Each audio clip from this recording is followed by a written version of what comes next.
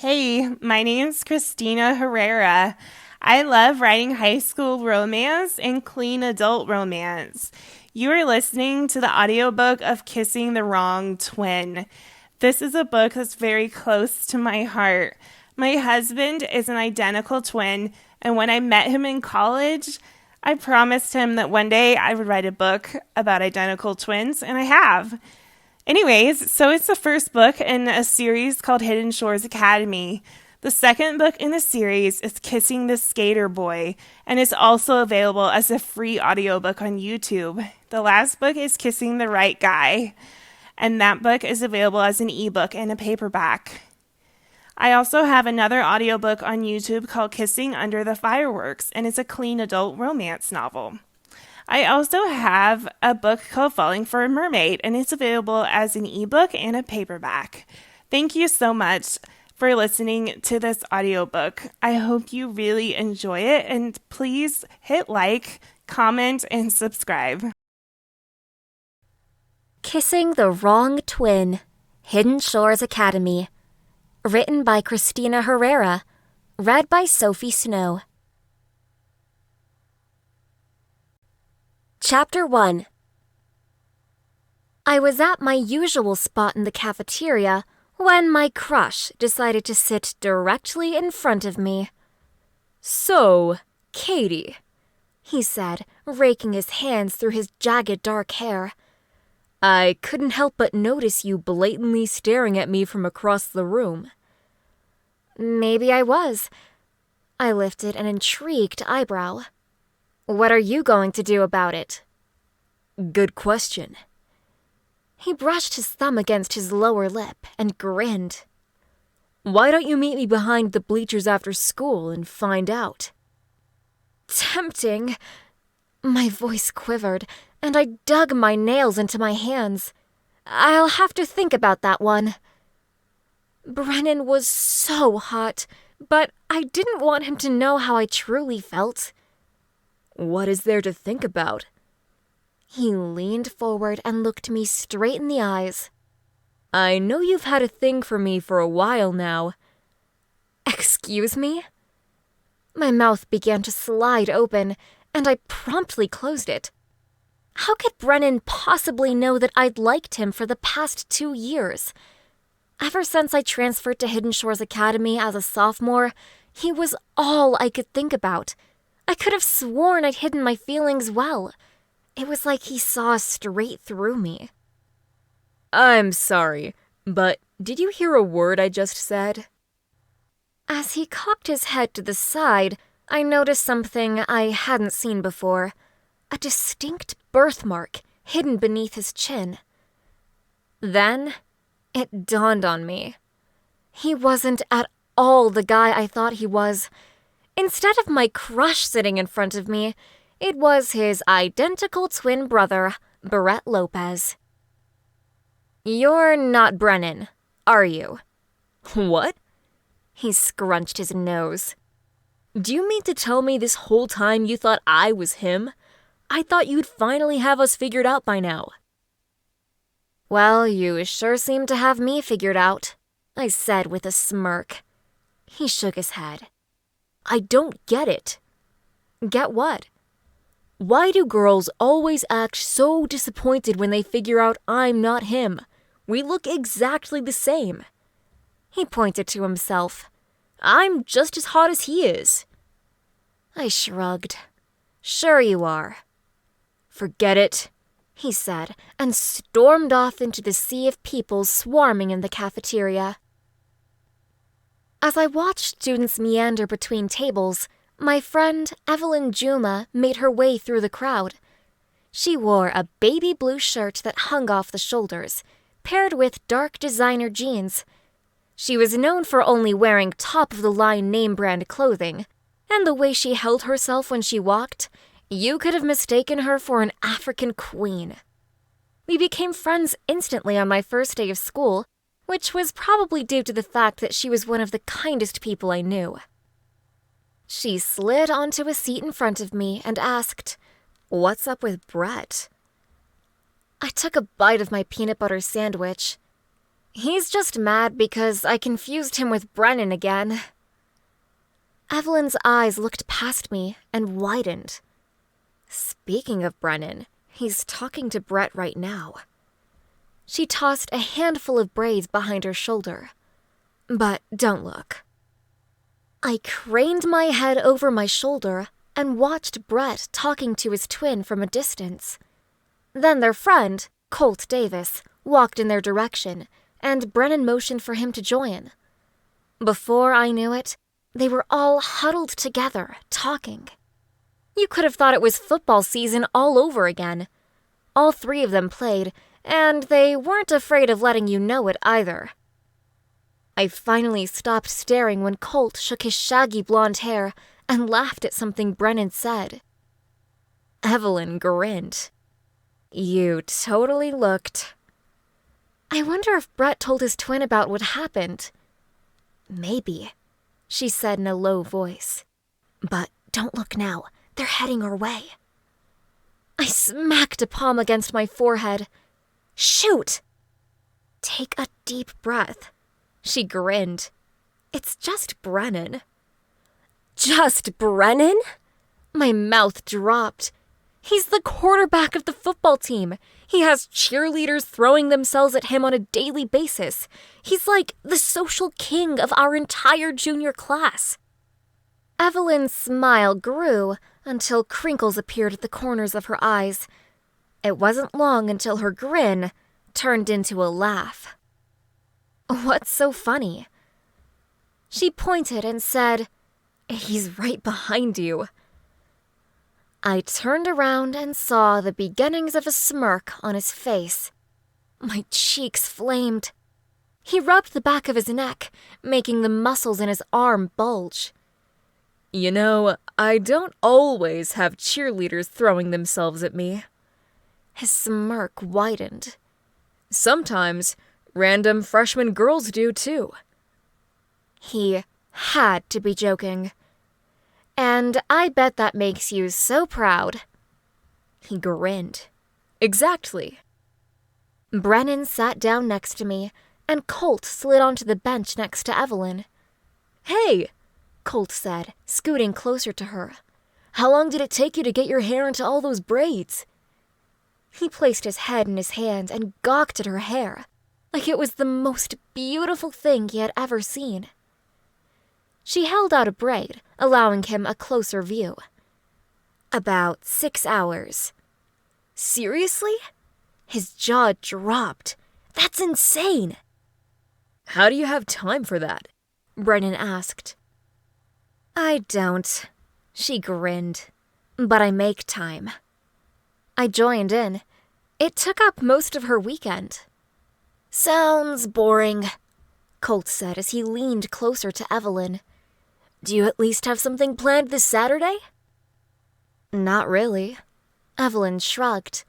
Just homework. Why don't we all do something then? He asked, with a twinge of hope in his eyes. My heart rate increased dramatically. Maybe if we did, I could finally get to know Brennan better. Evelyn's brows shot up in surprise. Like what? He cleared his throat. That's a good question. Any suggestions? Why don't we go up to Newport Beach? I asked. Nah, Brennan said. Too far. What about rock climbing? Evelyn suggested. That's a great idea. Colt grinned. I haven't been in forever. Okay, I'm game, Brennan said as he leaned back in his chair. He gripped the edges of the table, forcing his biceps to expand. Was it just me, or did his muscles get even bigger from the last time I saw him? I bit my lip and mumbled, So hot. What was that, Katie? Colt asked. I said. I paused and threw my hands up in the air. Let's go. Stilettos clicked from behind me, and a preppy voice asked, Where are we going? I turned around to see a familiar set of ice blue eyes and luscious red hair. Shannon McKell. She was the last person I wanted to see right now. After 2 years of waiting for the opportunity to hang out with Brennan, she was going to ruin it. Anytime anyone even looked at Brennan for too long, she found a way to make them pay for it. If Hidden Shores was Wonderland, then Shannon was the Queen of Hearts. She walked the halls like they were her own personal territory, and if you ever rubbed her wrong, you'd end up with a much worse fate than off with their heads. More like a slow, morbid social death. I would know. She'd been making my life miserable for the past 2 years, all because of a small misunderstanding. I was late to class at the time and rushed into a seat without a second thought. Turned out it wasn't just any old seat. Little did I know, this one was specifically reserved for one of the members of Shannon's entourage. By the time she turned around to acknowledge my presence, class had already started, and her friend Ashley had to sit elsewhere. Being new to Hidden Shores Academy at the time, I didn't know sitting near the Ice Queen would come with severe consequences. Not to mention, I came here because of a scholarship. I had no idea the type of drama that would come from a private school.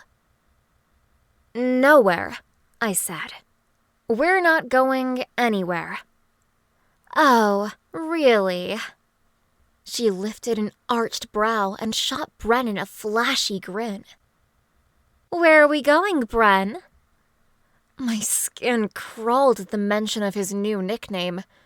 Why did she always act like she owned him? They'd never even dated. Although, if you told her that, she'd probably egg your house. He scratched the back of his neck. "I don't think we have any plans." He looked at Colt with hopeful eyes. "Right, Colt?" "Huh?" Colt looked confused until Evelyn nudged him and gave him a stern look. "Right. No plans. I'm definitely doing nothing because I have nothing to do, especially not this weekend." "Seriously?"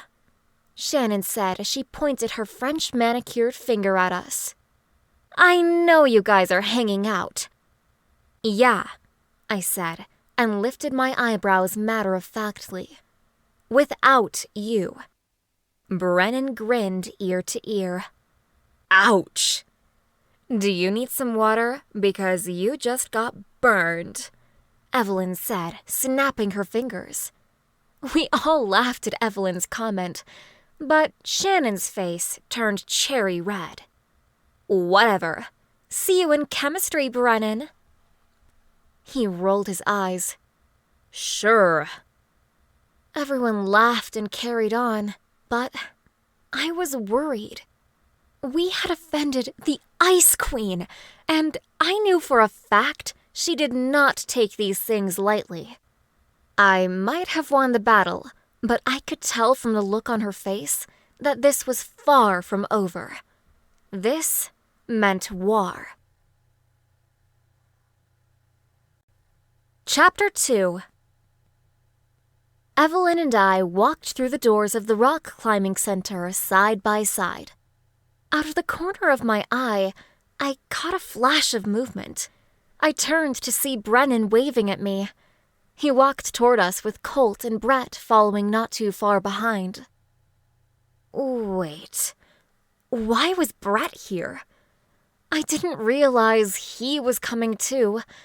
It made sense considering they were twins, but it wasn't good news either. Something about seeing them together again made my stomach squirm, especially with the mix-up that went down in the cafeteria. Colt walked up to Evelyn and pulled her into a side hug. He turned his head and caught my eye. "Hey, how are you?" I bit my lip and grinned. "Doing great." Brett walked up to me with his hands stuffed in his pockets. "Sup, Katie?" He went in for a hug, and I awkwardly patted him on the back. It felt so weird to hug someone who looked like Brennan, felt like Brennan, and was even starting to smell like him too. The actual Brennan was next. He wrapped his arms around mine and pulled me into a small embrace. I couldn't help but take in the intoxicating scent of his cologne. It had a distinct smell of pine wood mixed with blueberries. He lingered a little bit longer than was socially acceptable. I felt like I reached cloud 9 until I heard a feminine voice call out his name. There was no way I heard who I thought I heard. I turned around to see Shannon waving at Brennan with her entourage following close behind. Haley was to her left. She had dark hair that shimmered under the fluorescent lighting, standing out against her white trench coat. Ashley stood to her right. Her blonde curls bounced as she shifted her hips side to side. As her eyes met mine, her facial expression instantly turned sour. Next to Shannon, she was the meanest girl at school. The only nice one in their crew was Haley. I could never figure out why she wanted to hang out with them. I had to wonder if they'd blackmailed her into being their friend. Shannon sashayed over to Brennan and wrapped her arms around his neck. Her foot popped up, and she squealed. Brennan grimaced and pushed her away. "Nice to see you, too." "Whatever. You know you missed me," she said as she threw her silky maroon hair behind her shoulder. It wasn't fair the hair gods decided to give her the perfect shade of red. Mine was dirty blonde, and no matter what I did to it, my hair never held a candle to her outrageously gorgeous red locks. Colt broke the awkward silence. "Well, let's get started. Since there's not enough rope for us all to climb at once, who wants to go first?" "I will," Shannon said, placing a hand on her hip. "I have mad rock climbing skills." I scoffed under my breath. Sure she does. Evelyn volunteered as well. Since Brennan and I stood a safe distance away from the other girls, I asked him, "I thought Shannon wasn't invited?" "She wasn't." He shook his head. "I'm not sure who told her about it." A voice almost identical to Brennan's said, "I did." I turned around to see Brett, grinning like he had just won. It was ridiculous how much they sounded alike. Although, if you listened closely, you could tell Brennan's voice was deeper and more well-rounded.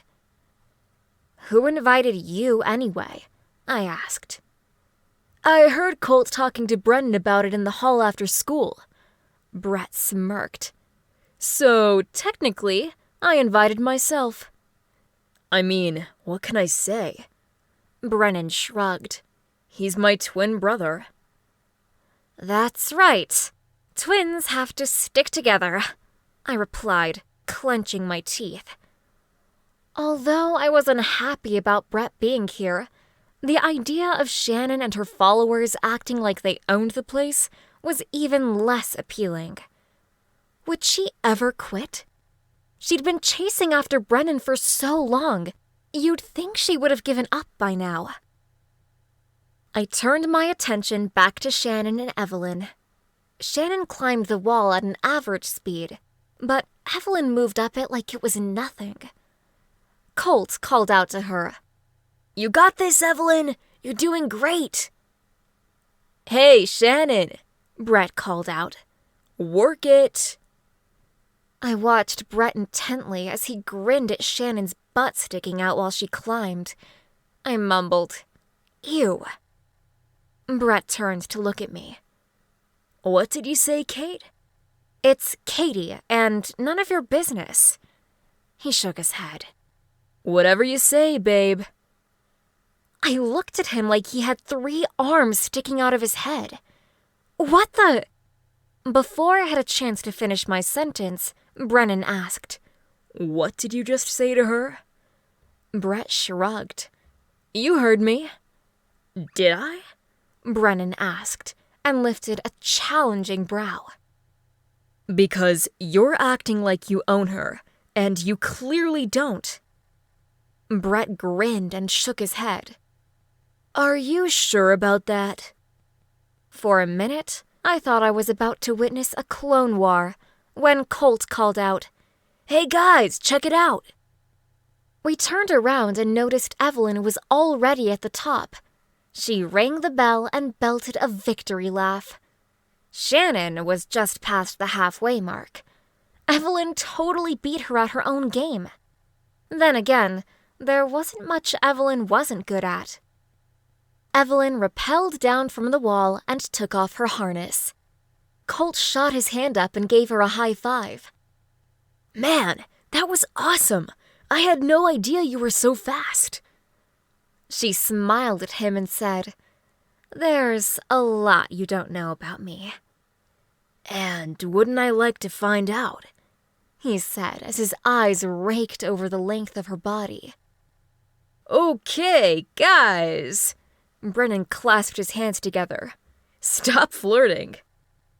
He paused and looked around the room. Who's next? Brett grabbed him by the shoulder. How about we give it a go? Yeah, I joined in. Clone against clone. Clones? Brett asked, lifting a brow. If we're clones, then which one of us is the original? I am. Brennan pointed to himself with ease. Duh. Yeah, right, Brett scoffed. Dude, I was born first. That makes you my clone. Whatever helps you sleep at night, Brennan said with a small smirk. In my opinion, Brett was always more of a clone than Brennan. It seemed like the entire time I'd known Brennan, he was always one step ahead. Not only was he better at sports, but he had Brett beat in the girl department as well. I hadn't known Brett and Brennan as long as some people, since I was still fairly new. But I'd heard through the grapevine that Brennan already had 2 or 3 girlfriends, before Brett could get a girl to give him the time of day. Hey guys! Shannon rang the bell with so much enthusiasm, it almost gave me a headache. Look who's at the top now! Yeah, like 15 minutes after Evelyn, I muttered. Shannon called out to get their attention again, and Brett said, Yeah, way to go. Now get your butt down here. It's time for me to show Brennan who's boss. Shannon rolled her eyes and rappelled down the rock climbing wall. Ashley and Haley crowded around her when she got down. Ashley smirked. Way to come in last place, Shan. Well, it's a lot harder than it looks, Shannon responded. Evelyn must have done this before or something. Ashley asked. What, and you haven't? Well, not exactly. I think you did great, Haley said. Thanks, Shannon huffed, failing to escape the harness. Now, can somebody help me get this thing off? Brett walked up to her with a sideways smirk. I'll help. Shannon's face lit up like a bonfire. Thanks, she said, touching his arm. I knew I could count on you. Her hand lingered on his bicep and gave it a tight squeeze. Ooh, it's firm. Brett grinned like he had just won the lottery. There's more where that came from. Oh, really? Shannon smiled. I'd love to find out. Will you guys get over yourselves? Ashley asked. Shannon shot her a look that could freeze her into an ice sculpture, then turned back to Brett. Just ignore her. She's just jealous. Brett's eyebrows shot up. Jealous? Of what? Of me. Duh. She cocked her head and grinned, making her super long hair cascade down her sides. He stood there, stunned, opening and closing his mouth. He finally stumbled out the words, yeah. He rocked back and forth on his feet. Here, let me get that for you, he said as he yanked on her harness. It came undone, and then he slipped his legs through the same one. Shannon said, "Thanks for the help." Anytime, he said with a promising grin. Brett and Brennan lined up and began climbing. I pulled out my phone to take a video. It definitely needed to go on my Snapchat story. They were about neck and neck the whole time. Shannon said from behind me, "Stock much?" "I'm not the one who came here uninvited." She let out a forced laugh. "That's funny." She bit her lip. "But you know what's actually funny? The idea that you think you have a shot with Brennan." "I don't know what you're talking about." "Don't act so innocent. I see you checking him out all the time." I grabbed my spare arm. "That must be all in your head." "Yeah, I seriously doubt that." She took a step closer, meeting my eye. "Do me a favor and stay far away from Brennan." "Why?" "Because if you don't," she said, pointing at me, "I'm going to make you wish you did." "Whatever," I said in a small voice. Before I knew it, Brennan was at the top of the rock wall ringing the bell. I called out, "Good work." He grinned and said thanks. Once he rappelled down, Brett told him good game and then stalked off. It wasn't long until Shannon walked up to Brennan, giving him a flirty grin. "That was so impressive," she said, and leaned in dangerously close. "I'd love to see you do it again." Thanks, Brennan said, and gently pushed her away. She was all over him, and I swore she was doing it in front of me just to drive me crazy. Part of me had to wonder if she actually had feelings for him, or if she just acted like that to get under my skin. I glanced up at the digital clock on the wall and realized it was later than I thought. I had to be at work in the next 10 minutes. With all the drama Shannon was causing, I had completely forgotten I had work today. I grabbed my things and tapped Brennan on the shoulder. He turned around and shot me a flirty grin. "Sup, Katie?" "It's been fun, but I'm going to head out." He raised his eyebrows. "So soon?" "Yeah," I said, shuffling my feet. "I have to get to work." Shannon snorted. "Good riddance." Brennan shot her an annoyed look. "Anyway," he said, breaking up the awkward tension hanging in the air. "I guess I'll see you around?" "Yeah, I guess so." Brennan took a step closer to me and pulled me into his warm embrace. Shannon recoiled like I had just slapped her in the face. I nuzzled my head into his shoulder and smiled at my small victory. Maybe I'd have a chance with Brennan after all. Chapter 3. Before I released my hold on him, I looked up into his eyes and secretly wished I didn't have to leave. If only I could remain in his embrace forever. But that wasn't reality. Speaking of reality, if I didn't get to work soon, I'd be toast. Glancing at the time once more, I said goodbye to the rest of the group before rushing off at full speed. I only had 5 minutes to get there, and it was a 15-minute drive. I was so screwed. Inside my car, I turned the key several times, but it wouldn't budge. I banged my head against the steering wheel a couple of times before I finally decided to ask somebody for a ride. Running back into the climbing center, I saw Brett leaning against the wall with his hand stuck in his pocket, smiling at Shannon like she was some kind of goddess. I shook my head.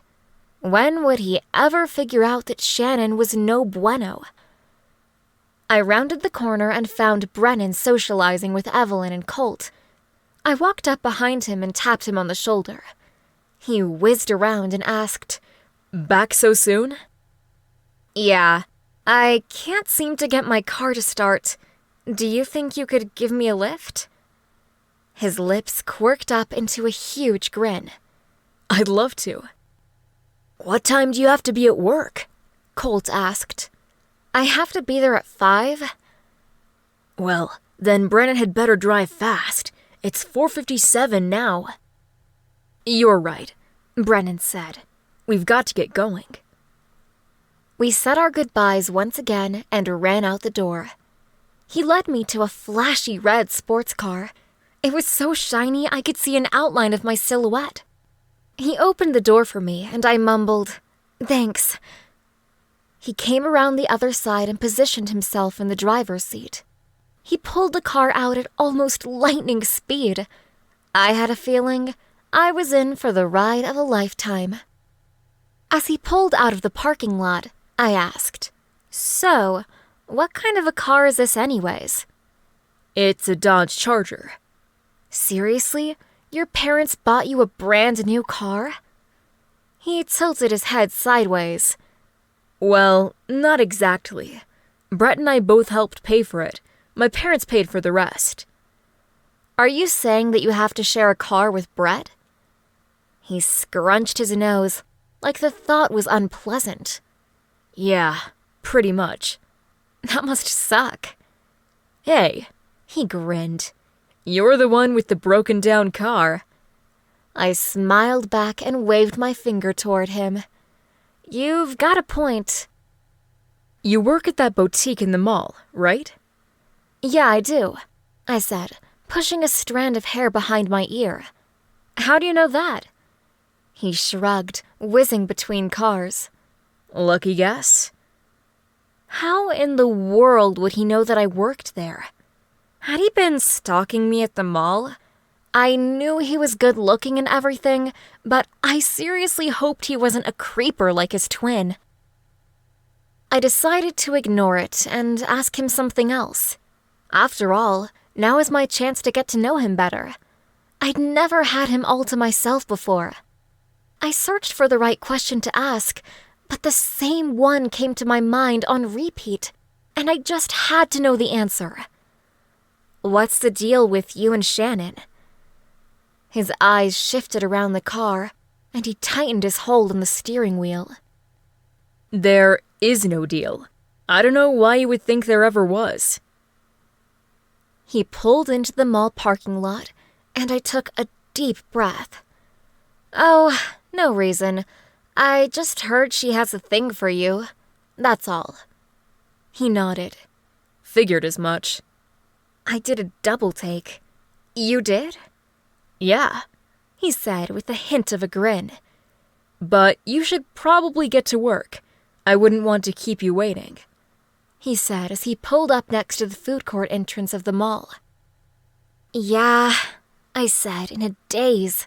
"I'd better." For a moment, I sat there, completely stunned. Something about Shannon's relationship with Brennan seemed off. There had to be a reason why she always acted like she owned him. If he wasn't willing to tell me, I had to find another way to find out. It wasn't until I glanced at the digital clock in his car that I remembered I was already late. I stepped out the door and said before shutting it behind me, "Well, thanks for the ride." I shot him a coy smile. "I appreciate it more than you know." He returned my grin, and his eyes met mine. "Take care," he said with a small wave. "You too," I said, gripping the edge of the door. I gave him one last smile and mumbled a faint goodbye. I turned on my heel and rushed through the food court. The aroma of teriyaki chicken filled my lungs, and my stomach rumbled, reminding me that I'd skipped dinner. Although there was no time for that now. I huffed and puffed my way up to the second floor. By the time I made it up the stairs, I was seriously considering a gym membership. I sauntered up to the store and glanced up at the sign that said, Trisha's. Mannequins dressed all in lavender caught my eye as I walked in. Every month our store sported a new color. This month happened to be purple. I glanced into the store, but I didn't see any customers. The clothes were so expensive that most of our customers only shopped there on occasion. In a way, I was grateful I worked at a more high-end store. Since clothes were more expensive at Trisha's, I got paid commission. And any commission I made, I got to keep for personal money. But everything else went straight to helping my mom pay the bills. As I headed into the back office, I noticed a girl with long, almost black hair combing her fingers through the file cabinet. She turned around, and I recognized her instantly. It was Selena, Brennan's sister. She smiled, and her baby blue eyes widened at the sudden realization of my presence. "Hey, Katie, how are you?" "Doing great," I said with a warm smile. "You work here now?" "Yeah, I do," she said as she returned my grin. "I just got hired as the style expert." Seriously? She wasn't that much older than me, and she was already the style expert? That meant she would be working more hours than me, get to help design the store, and she'd have the same authority as one of the managing positions. Although she would be able to boss me around here and there, she technically wasn't the main manager in charge. Part of me had to wonder if she had the higher position because she was 18, and I was still a minor. The head manager appeared out of the small office. Dressed in a denim dress and brown booties, her strawberry blonde hair descended down her back in a series of spirals. Crystal always looked fabulous, and I always found myself envious of her wardrobe. "Well, hello, girls," she grinned. "Katie, I assume you've met our newest employee?" "Yep," I nodded. "I sure did." "Selena told me you two go to high school together." "We do." "That's great. I'll have you two working in the front, and I'll be in the back making some phone calls." "Okay," I grinned. "Sounds great." I had bittersweet feelings about working with Selena. We were never quite in the same friend group. She usually hung out with all the snooty rich girls at our school, and I typically stayed with Evelyn. I mean, Evelyn had money too, but she never threw it in your face like some people did. On the other hand, getting to become better friends with Selena might be a good idea. She could be the gateway to getting to see Brennan more often. Selena shifted through a rack of clothes and organized them into the correct sizes. I joined her and resized a rack close by. "So, what are your brothers up to nowadays?" She laughed like what I had said was the funniest thing she heard all day. "Why do you ask?" I shrugged. "Just wondering." "Okay, I'll tell you the 411 on my brothers," she said with a wink. "Brett is trying to figure out a way he can become prom king." "Really?" I shook my head in disbelief. "Brett?" She smiled like the thought of him running was a joke. "Yeah, he's on this hype on how to one-up Brennan." She rolled her eyes. "It's ridiculous." I grinned. Sounds like we were on the same page. I agree. If anyone should be prom king, it should be Brennan. She smiled and tilted her head from side to side. "You're not into my brother, are you?" "No."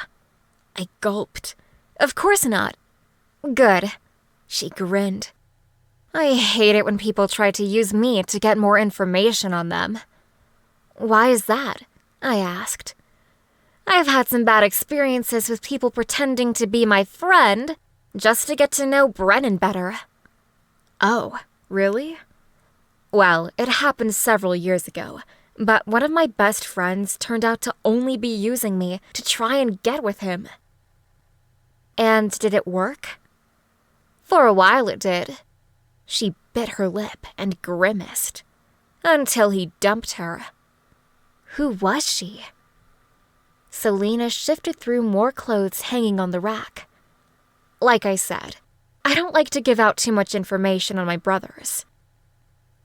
Something inside me was just dying to find out who this mystery girl was.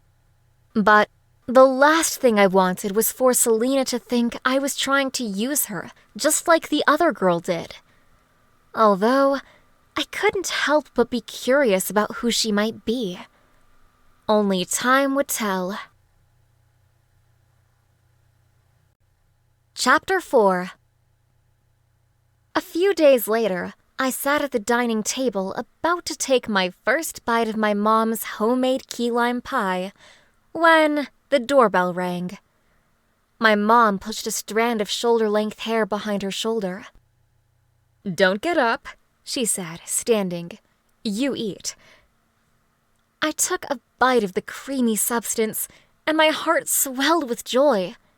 I was in a whole different world until she reappeared in the dining room with a dangerously handsome guest. My mouth fell open.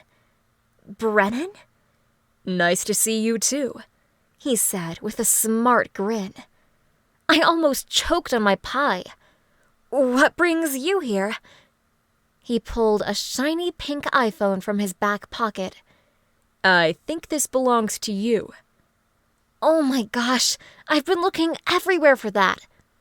I placed a palm on my forehead. "Did I leave it in your car?" He nodded. "Uh-huh." He handed me the phone. "Next time, be more careful," he teased, with a grin that made my heart melt like butter. For a moment, I sat and stared at him.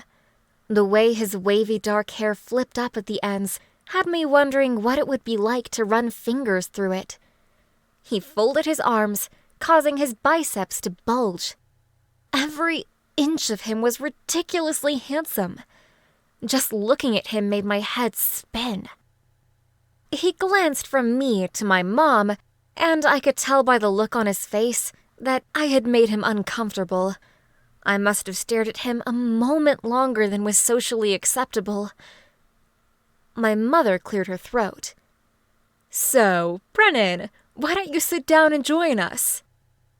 "Are you sure?" he asked with concerned brows. "Of course," she said with a wide grin. "I don't mind, and we all know Katie doesn't." Brennan let out a soft chuckle, and I turned to my mother to mouth, "Seriously?"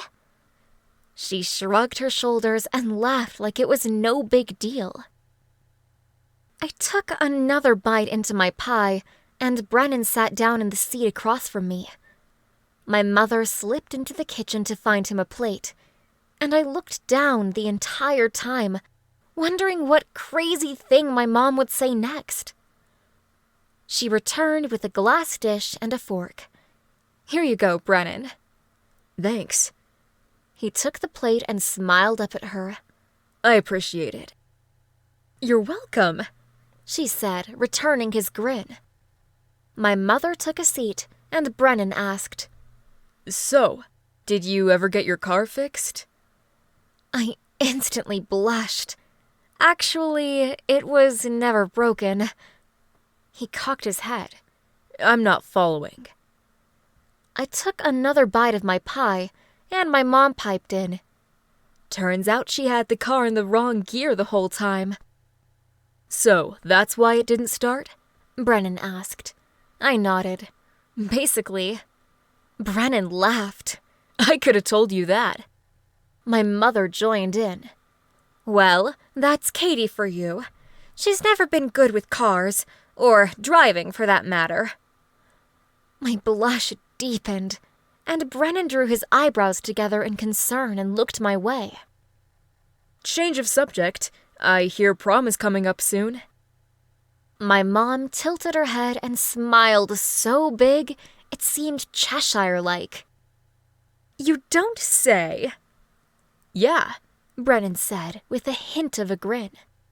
I'm thinking about running for prom king. How wonderful! My mom clasped her hands together. Have you found a date yet? I dropped my fork. There was no way my mother just asked him that. I couldn't imagine anything more embarrassing for her to say. He shook his head. Not yet. Just when I thought matters couldn't get worse, my mom said, Katie doesn't have a date either. I shot her a glare that could kill. Brennan placed a hand over his mouth, and a small laugh escaped his lips. My mom straightened in her seat. What's so funny? Nothing. He shook his head. It's just the look Katie gave you. He grinned. Priceless. Yes, I know, my mom said, cutting into the pie with her fork. Katie puts up with a lot with her poor old mother. I rolled my eyes. You have no idea. Brennan looked down at his phone and said, Oh, man, I just realized I was supposed to help Brett with his English homework. You help Brett with his homework? He nodded. Yeah, I usually do. My mother tilted her head to the side. Who's Brett? He's my twin brother, Brennan stated. Katie never told me that, my mom said with a questionable grin. I don't tell you a lot of things, I mumbled under my breath. And for good reason, too. Brennan stood up from his seat. You guys are too funny. Glad someone thinks so, my mom said through a hint of a grin. He walked around to my side of the table. Well, I should probably get going. I stood up to tell him goodbye, and he opened his arms, pulling me into a tight embrace. For a moment, the world stood still. We grasped onto each other for what felt like a solid minute, until he released his hold. I guess I'll see you around, he said with a grin that made my heart feel as if it were about to burst. See ya. Chapter 5. Evelyn and I strolled through the crowded hall, and I stood by as she waved at what seemed like every person in the entire student population. It seemed like Evelyn always said hi to other people, even if she wasn't ever in the same social circle as them. She always seemed more friendly than most people. We rounded the corner, and an idea came into my head that I couldn't stop thinking about. The more I considered the possibility, the more it all made sense. It only took me a minute before I blurted out, "You should run for prom queen." She furrowed her eyebrows together. What? That's crazy. I stopped in my tracks. No, I'm serious. You could totally win. She shook her head. But isn't Shannon running too? Probably, I said. But people like you. You have at least one friend in every clique. You could probably win prom queen with your eyes closed. Evelyn laughed like the idea sounded crazy. Yeah, right. I crossed my arms. Do you even want to be prom queen? Yes, she said, waving at another person. I just don't like the drama that's involved with it. Okay, I said. I guess you don't have to run. It would just be cool to see you beat Shannon. I swerved my way through a tight-knit group of people pushing their way to the gym. Once I finally got halfway through the crowd, I spotted Brennan and called out, "Hey, Brennan!" Could he hear me? He must have, because after a slight pause, he waved. I contemplated walking up to him to start a conversation, but Shannon cut in front of me, shoving me to the side, causing me to stumble. Thankfully, I caught my balance before I toppled over. She strutted up to Brennan and caressed his neck with her perfectly manicured hand. What on earth was happening? She tangled her hands into Brennan's dark hair and gave him a look that said it all. She whispered in his ear. Just the sight of it made me nauseous. Her mouth met his, and she kissed him like a cheetah going in for her prey. For a moment, I couldn't move. Watching them kiss was like witnessing a train crash. The sight was so hideous that I couldn't look away. They continued to kiss, and my whole body went numb. My knees locked, and for a moment, I thought I would faint. It wasn't until Evelyn tapped me on the shoulder that I was brought back to reality. It didn't take long until the waterworks came. I pushed through the crowd, wiping the tears already streaming down my face. Brennan had broken my heart, and I'd never forgive him for the damage that he had done. Didn't he tell me in the car that he didn't have a thing for her? Wasn't it just the other day that he stuck up for me in front of Brett, only to show up at my house the next day? None of it made any sense. Why would he make out with Shannon when he was actually interested in me? I didn't know what kind of game he was playing, but I didn't want to be part of it. Evelyn found me in the hallway with mascara running down my cheek. She wrapped an arm around the top of my back and said, "I'm so sorry, Katie." We walked a little bit further, and she said, "Let's go to the bathroom, and we'll talk." We turned the corner and entered the nearest bathroom. It was a one-seater, so no one else was there to overhear our conversation. I found a wad of toilet paper and began to wipe off the makeup streaks on my face. "Are you okay?" Evelyn asked, with sorrow in her eyes. "No," I said between sniffles. "I can't believe Brennan would do that. I mean, I actually thought I had a chance with him. I guess he didn't want me. Maybe I'm just not pretty enough." Evelyn furrowed her eyebrows together, like what I said frustrated her. "That's so not true. You are beautiful, and you know it. Besides, it shouldn't be about how you look." She pointed to me. "It's who you are inside that actually makes a difference." "Really?" I asked. "You believe that?" "Of course I do."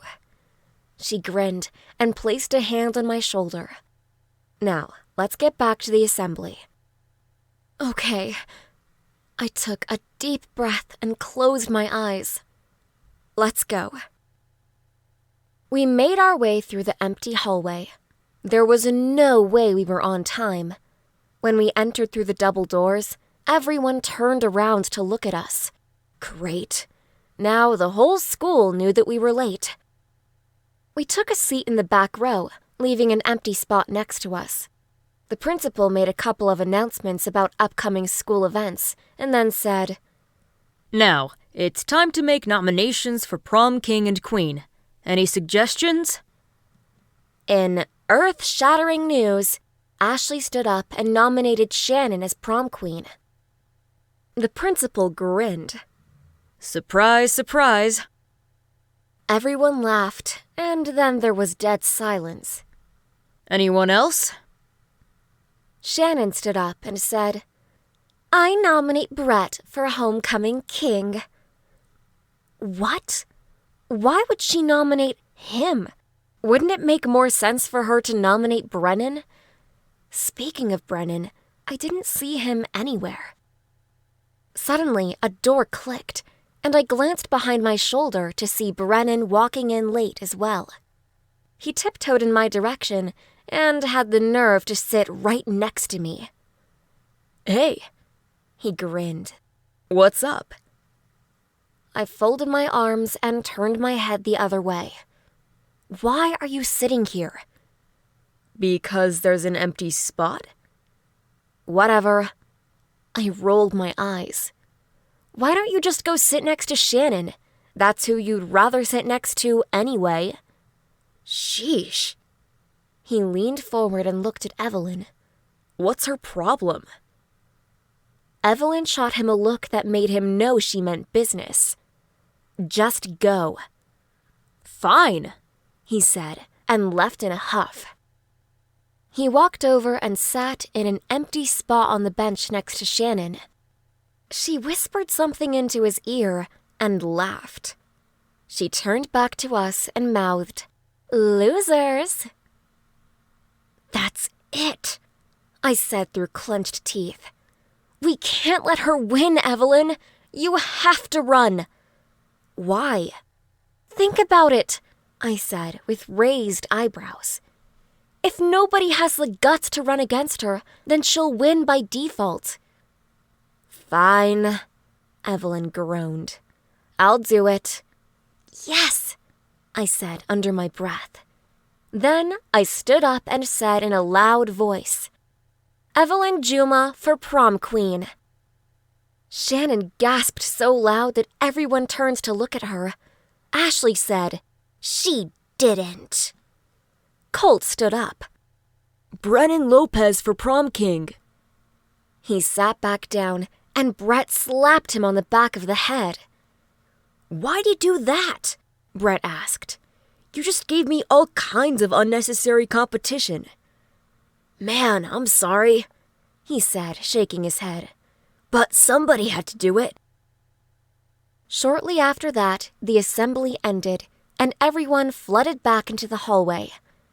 I walked to my locker and was about to pull out my lunch when I caught a glimpse of fiery red hair. I shut my locker door only to see the one and only Shannon McKell. "I don't know what kind of game you're playing, but it's not going to end well for you." "What?" I smirked. "Are you afraid Evelyn might win? Because, trust me, she will." "That's ridiculous," she said, glowering. "Let's face it." I shrugged one shoulder. "Evelyn has more friends than you."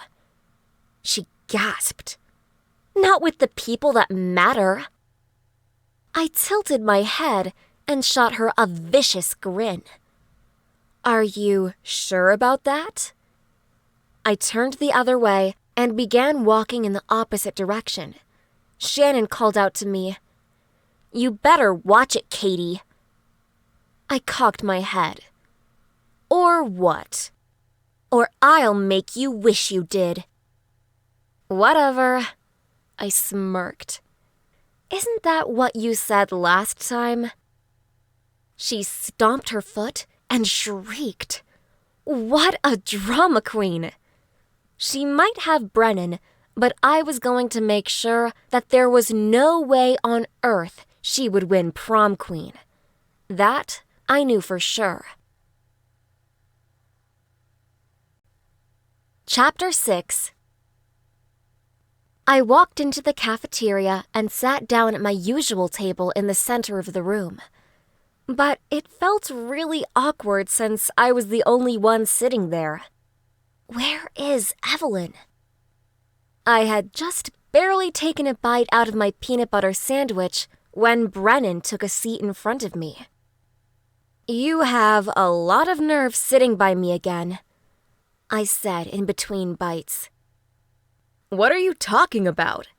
he asked, as if he was sincerely confused.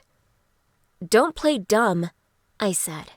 "Evelyn and I saw you making out with Shannon. Smooth one, Brennan." He grinned and tilted his head, revealing the birthmark that always helped give him away. "Oh my gosh!" I gasped. "You're not even him!" "You got that right," he said, and his cocky grin only doubled. He paused for a moment.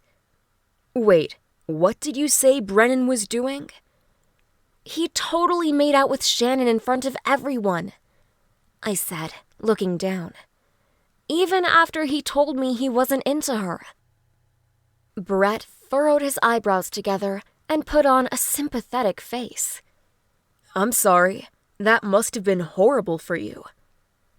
I hung my head. It was. "But hey," he said in a cheerful tone. "At least you still have me." "Wow," I said, looking up at the ceiling. "I'm so lucky." "I know, right?" he said with a smirk. Out of the corner of my eye, I saw Brennan, Colt, and Evelyn walking our way. When they approached our table, Brett said to Brennan, "Sorry, man, but I think you need to find a new place to sit." He nudged his head in my direction. "She doesn't want you here." "Why?" Brennan asked, looking concerned. "What did you do?" Brett grinned like he knew something Brennan didn't. "Oh, it's nothing that I did," he said, pointing a finger at Brennan. "It's what you did." "What the heck?" Brennan's face turned red, and he looked more upset than I'd ever seen him before. He must have not realized that I'd seen him making out with Shannon. Oh well, I didn't want to bring it up again. I had already brought it up once. It was time to drop the subject.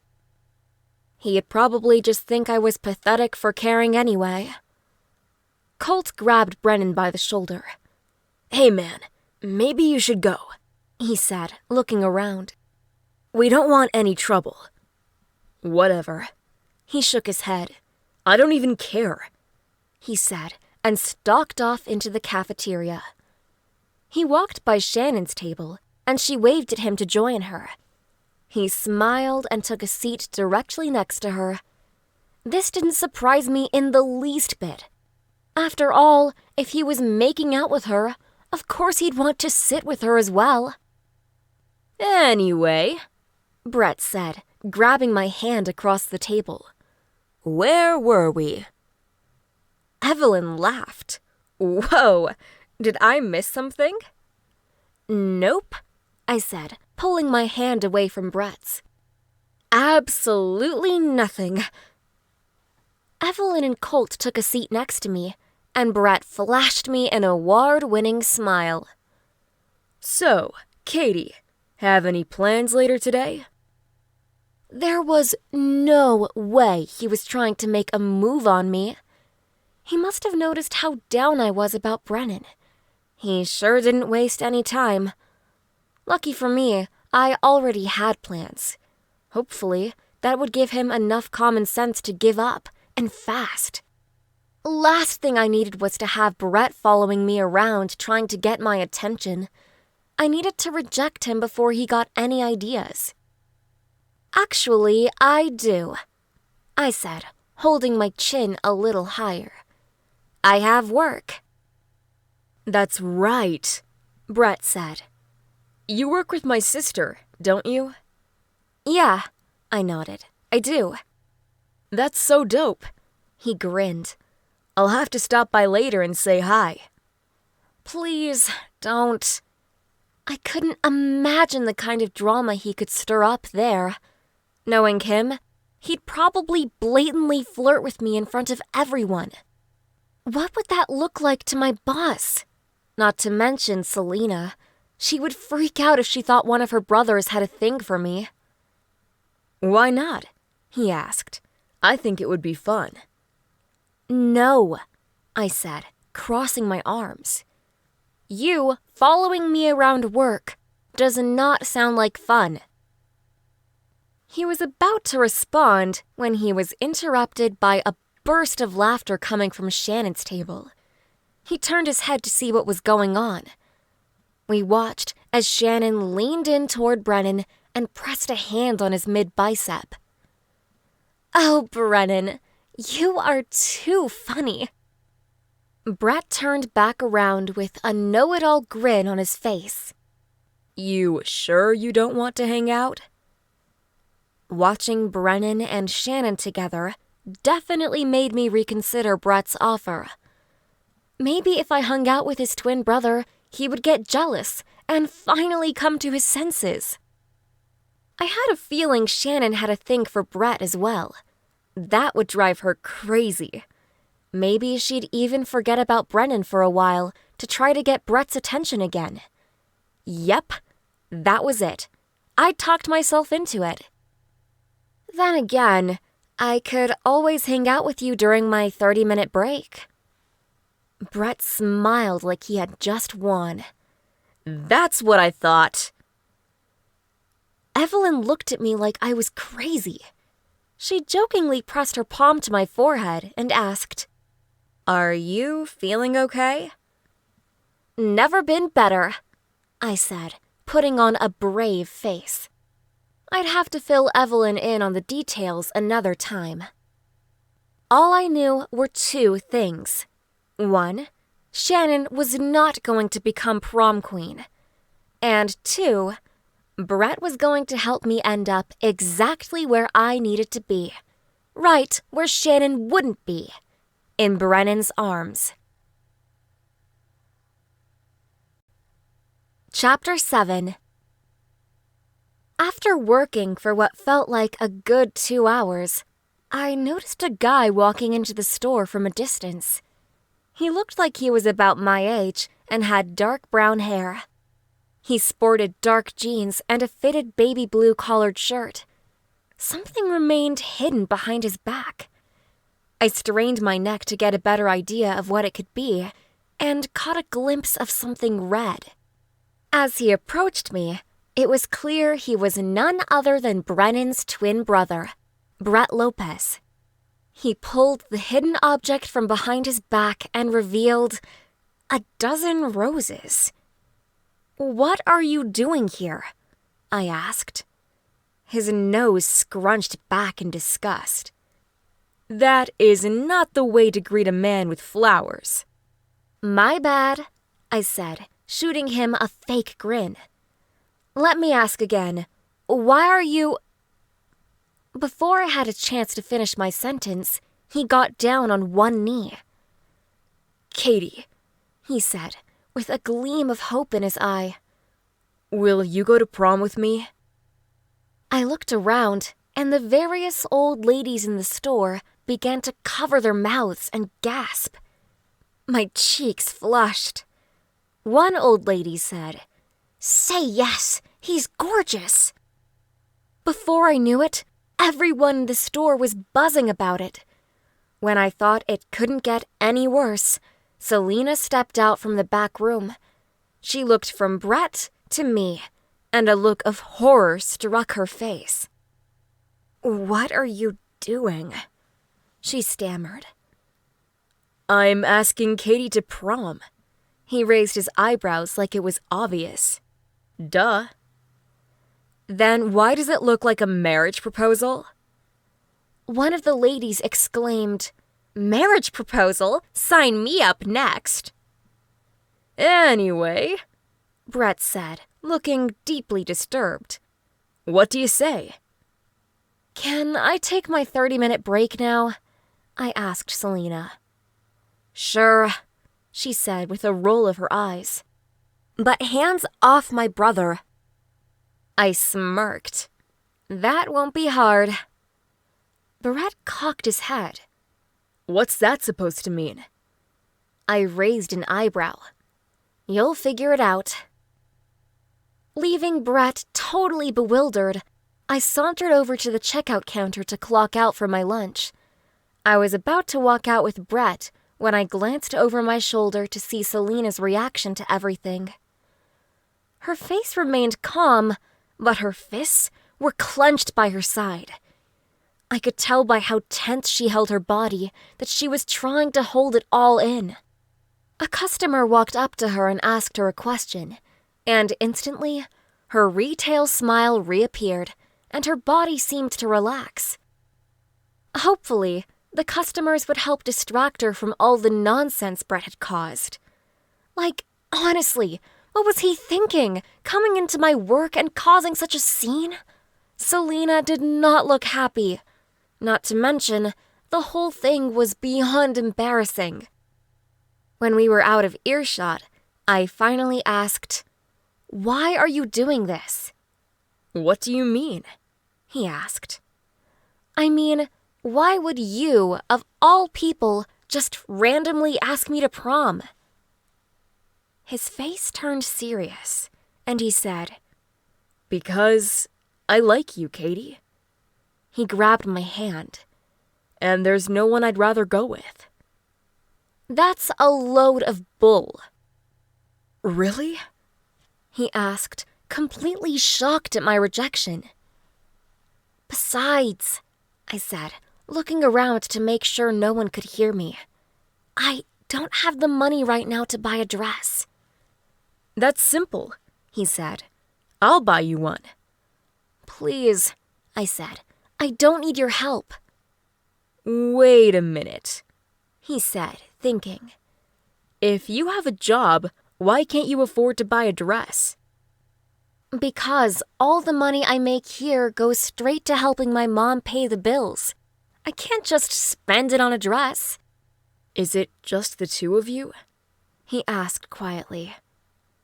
Yeah, my dad left us when I was little. I'm so sorry, He said in a rush. I didn't know. It's okay. I shrugged and pretended it didn't bother me. I don't remember him. We shuffled a few steps forward, and I asked, So, what are you hungry for? I'm thinking Chinese. He raised his eyebrows in concern. You good with that? That's so expensive, I said, scrunching my nose. What about Chick-fil-A? Nah, He said, walking down the stairs. I don't mind paying for it. I feel bad, though, I said, gripping my mid-arm. I could probably make that stuff myself. He shot me a look like he thought I was a complete nut job. But he didn't grow up the way I did. In my family, we cooked our own meals, even if it meant doing it from scratch because we didn't have the money. Takeout was a luxury that I never could afford. And how would you do that? I'd boil up some rice and bake some chicken, then slice up the chicken, mix it in, and put some soy sauce or ranch on top. I'm sorry. His eyebrows shot up. But did you say ranch? Of course, I said, grinning. It's actually quite good. I should make it for you sometime. We got to the bottom of the stairs, and Brett said, I'd rather not. I enjoy living. Gosh, I said, giving him a playful nudge and grinning. You're such a jerk. I know, he said with a cocky grin. But you know you want me. No, I said, shaking my head. Not really. Ouch, he said, placing a hand on his chest. That hurts. We got in line at the Chinese place, and I said, Don't worry, it's good for you. Healthy, even. We stepped forward in line, and he asked, So, you rejecting me is supposed to help me how? I grinned, knowing that I was messing with his head. It builds great character. Plus, it'll help you understand how all those freshman girls feel when you turn them down. He furrowed his eyebrows together, clearly confused. I'm not following. Oh, I said, placing a palm to my forehead. My bad. That wasn't you I was thinking of, it was Brennan. Oh well. I couldn't help but laugh. Same difference. Same difference? He said, with an all-knowing smile. Does that put me on the same level as Brennan? No, I wouldn't take it that far, I said, moving forward in line. You pretty much look the same, but let's face it, Brennan is much nicer than you. I thought you didn't like Brennan. I don't. Then why?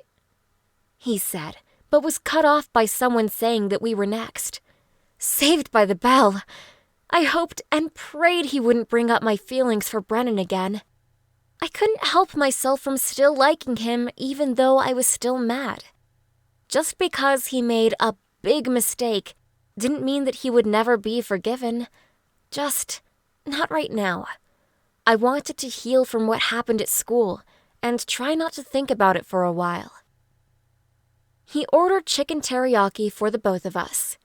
We got our food and found a table in the middle of the food court. As I started eating the chicken, it practically dissolved in my mouth. I'd forgotten how good it tasted.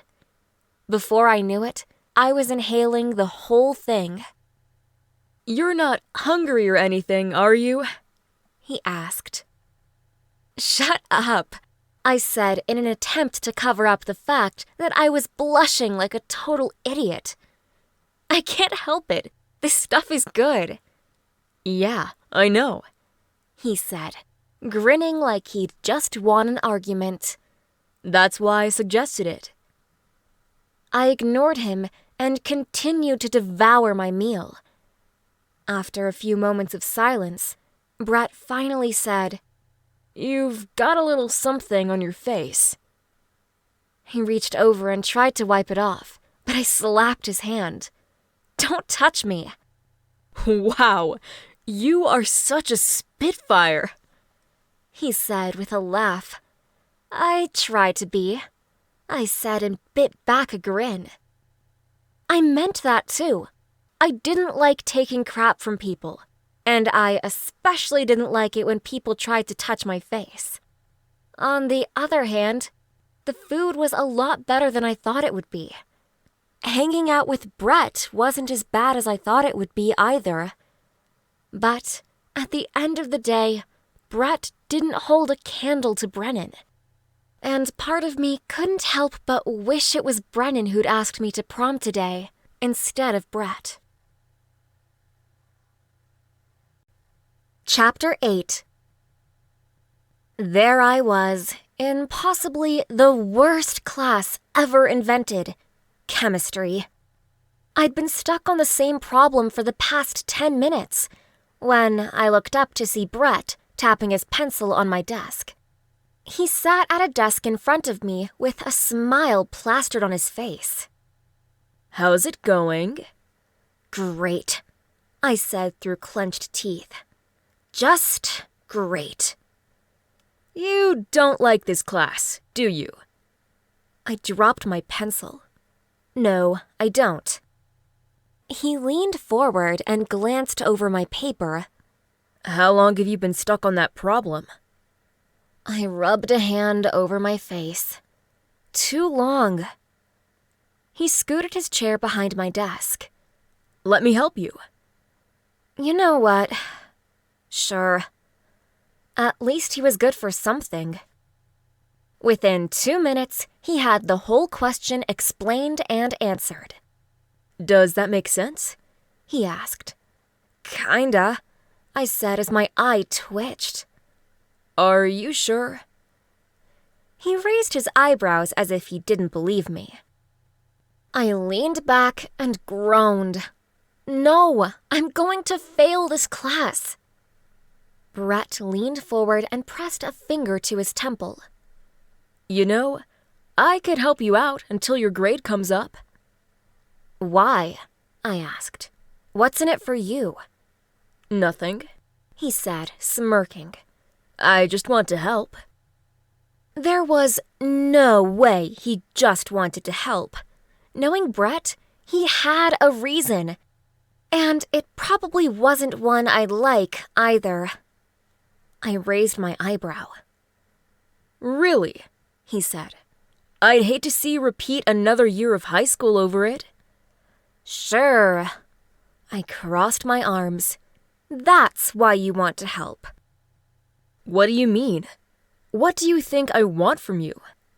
"I don't know," I said with a sigh. "Probably to get me in a dark room and try to make out with me or something." "You would like that, wouldn't you?" "No." I waved my finger. "You would." "Would I?" "What did you say he'd like?" Brennan asked, turning around from his table. "Don't worry about it," Brett said, grinning. "I just set up a tutoring date with Katie." "It's not a date," I blurted out. Brennan smirked. "Clearly." We could make it one, Brett said. That's not necessary, Brennan said as he clenched his jaw. Why would you care? I asked. Brennan turned around in his chair. Because I don't trust him. You don't trust your own twin? I asked. Not with you, he said, and my heart skipped a billion paces. Could it be possible that Brennan actually had feelings for me? No, there was no way. That sounded too good to be true. Just when I thought things couldn't have gotten any better, Shannon walked into the room. She must have gone to the bathroom to brush her ridiculously perfect hair. Brennan, what are you doing? Shannon demanded. What? He asked. Get back to work, she said, glaring. I thought you'd be finished doing my homework by now. What the heck? Why would he do her homework for her? That seemed so messed up. I mean, this class wasn't my best subject either, but I didn't ask someone to do all the work for me. I'll admit, sometimes I'd ask for help, but I didn't dare cheat. What did you do? I asked. Blackmail him? No. She grinned devilishly. I reward him. Reward him? I didn't even want to know what that meant. The longer I knew her, the more twisted she became. I'd have to ask Brennan about that later. Something about it seemed off. He didn't seem like the type of guy who took bribes. She had to have some sort of leverage on him, and I intended to find out what it was. Hey, Katie, Brett said, giving me the nod. When are you going to start rewarding me? Not in your lifetime, I said, and shot him a glare that could kill. Careful what you wish for, he said with a wink. Did he ever give up? I kept rejecting him over and over, but nothing I did scared him off. Part of the time, his efforts were sweet, but the other half aggravated me more than I could say. For a while, I ignored him and tried to finish up my homework. Before I knew it, the bell rang, and I still had 15 problems left. I scanned over them and noticed they were long and wordy. I never did well with those kinds of problems. It would probably take me a solid hour or more to do them on my own. Brett stood up and was about to head for the door when I said, Wait. I paused, waiting for his attention. Can you help me with the homework after school? His grin increased 3 times the normal size. I'd love to. Meet me at my place tonight at 7. Why 7? Because I have football practice after school. Come on, you knew that. No, I didn't. I thought it was the wrong season for that, I said. Besides, it's not like I memorized the football team's schedule. Why wouldn't you? Brett asked. Because I'm not throwing pom-poms in people's faces. I raised my eyebrows. It doesn't affect me. Then you're doing our high school a disservice, Brennan interrupted, looking me up and down. You'd look good in one of their cheerleading outfits. I shook my head and blushed. I definitely can't see that. Really? Brennan grinned. Because I can. I'm gonna go now, I said, backing away. Why was Brennan flirting with me? I thought he liked Shannon. Wait, Brett asked. Aren't you going to ask why we're playing football in the off-season? Not really, I shrugged. I couldn't care less. I'll tell you anyway, Brett said with a smirk. He continued to ramble on about how they practice year-long because they want the team to be the best. and how they are going to have a hard time replacing his spot on the team when he graduates. I yawned. Are you done yet? I am if you are, he said.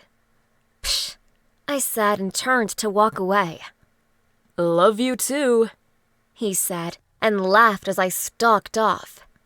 Man, he could be so obnoxious sometimes. As I walked to my locker, I couldn't help but think how outrageously full of himself he was. He seriously needed a lesson or two in humility. Chapter 9. I walked into English class, and Brennan shot me a smile and a small wave. Seeing him made my heart rate increase. Everything about that boy got me wound up. I returned his grin and slid into the seat next to him. Excited for English? He said in a sarcastic tone. Actually, I don't mind it much. Really? He asked. This is my worst subject. That's too bad, I said. It's actually one of my best subjects. I wouldn't mind helping you out if you ever need it. I'll keep that in mind, he said, pointing his pencil at me. He smiled at me, and I felt my heart beat violently against my ribcage. I couldn't help but notice how his dark brown eyes lit up when he looked at me. His eyes were always bright and hopeful. They were like a pool of chocolate I wanted to fall into. Right when I was getting lost in thought over his gorgeous eyes, the door clicked open, and Shannon came in. What was she doing here? She wasn't even in our class. Hey, Brennan, I'm back, she said, and tossed a curly red lock of hair behind her back.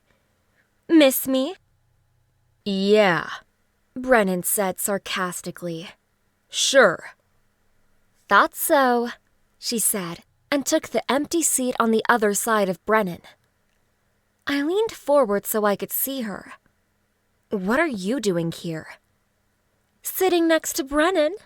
She rolled her eyes. Duh. But you're not in this section, I said, with fists curled up by my side. I switched teachers, she said with an edge of nonchalance in her voice. You can do that? You can if your daddy donates enough money to the school. She grinned, looking at her nails. Then you can do anything. I slumped down in my seat. Brennan turned to Shannon and asked, Did you really switch classes just so you could stalk me? Shannon scoffed like what he said was the most ridiculous thing she'd heard all day. No, she said. That's definitely not why. Then why did you? He asked, challenging her. Because the other class was full, she said. I couldn't get a good seat in the front, so I needed to switch to this one. You know how bad my eyesight is. I don't believe that for a second, Brennan said. Stalker? Careful, Brennan, Shannon said, grabbing his arm. Remember our deal. Fine, he said under his breath. What deal? What kind of horrible deal did Shannon trick him into this time? Why did she always come up with some conniving plan to get everyone to do what she wanted? It was like she could do anything because she was rich and popular. Everything about it seemed so wrong. I was about to make a comment, but then our teacher, Mr. White, stood up to start class. Welcome, welcome.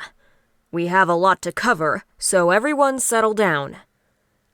He paced back and forth in front of the class and said, Today, you guys are lucky. One scrawny kid in the back asked, And why is that? Because instead of a 3,000-word research paper, you guys are going to write a 2,000-word paper. Now, who's excited? A chorus of moans, groans, and cuss words escaped from a few of the students. I had a feeling people would be complaining about this paper for a while. Although, I didn't think it sounded too hard.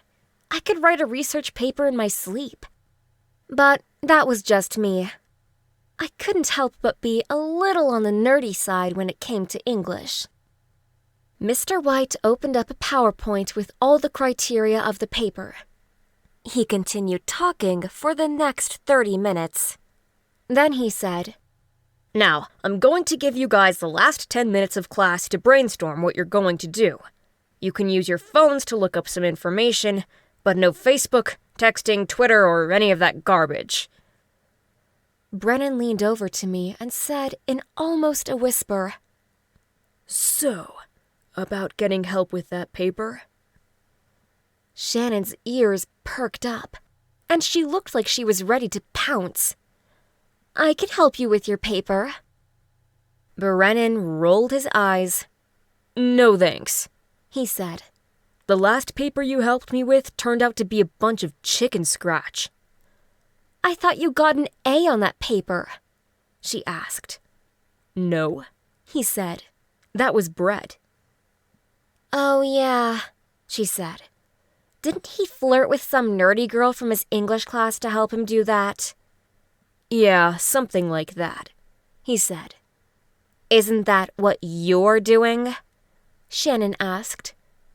Brennan looked over at me in sympathy. Was I just some nerd he wanted to help him?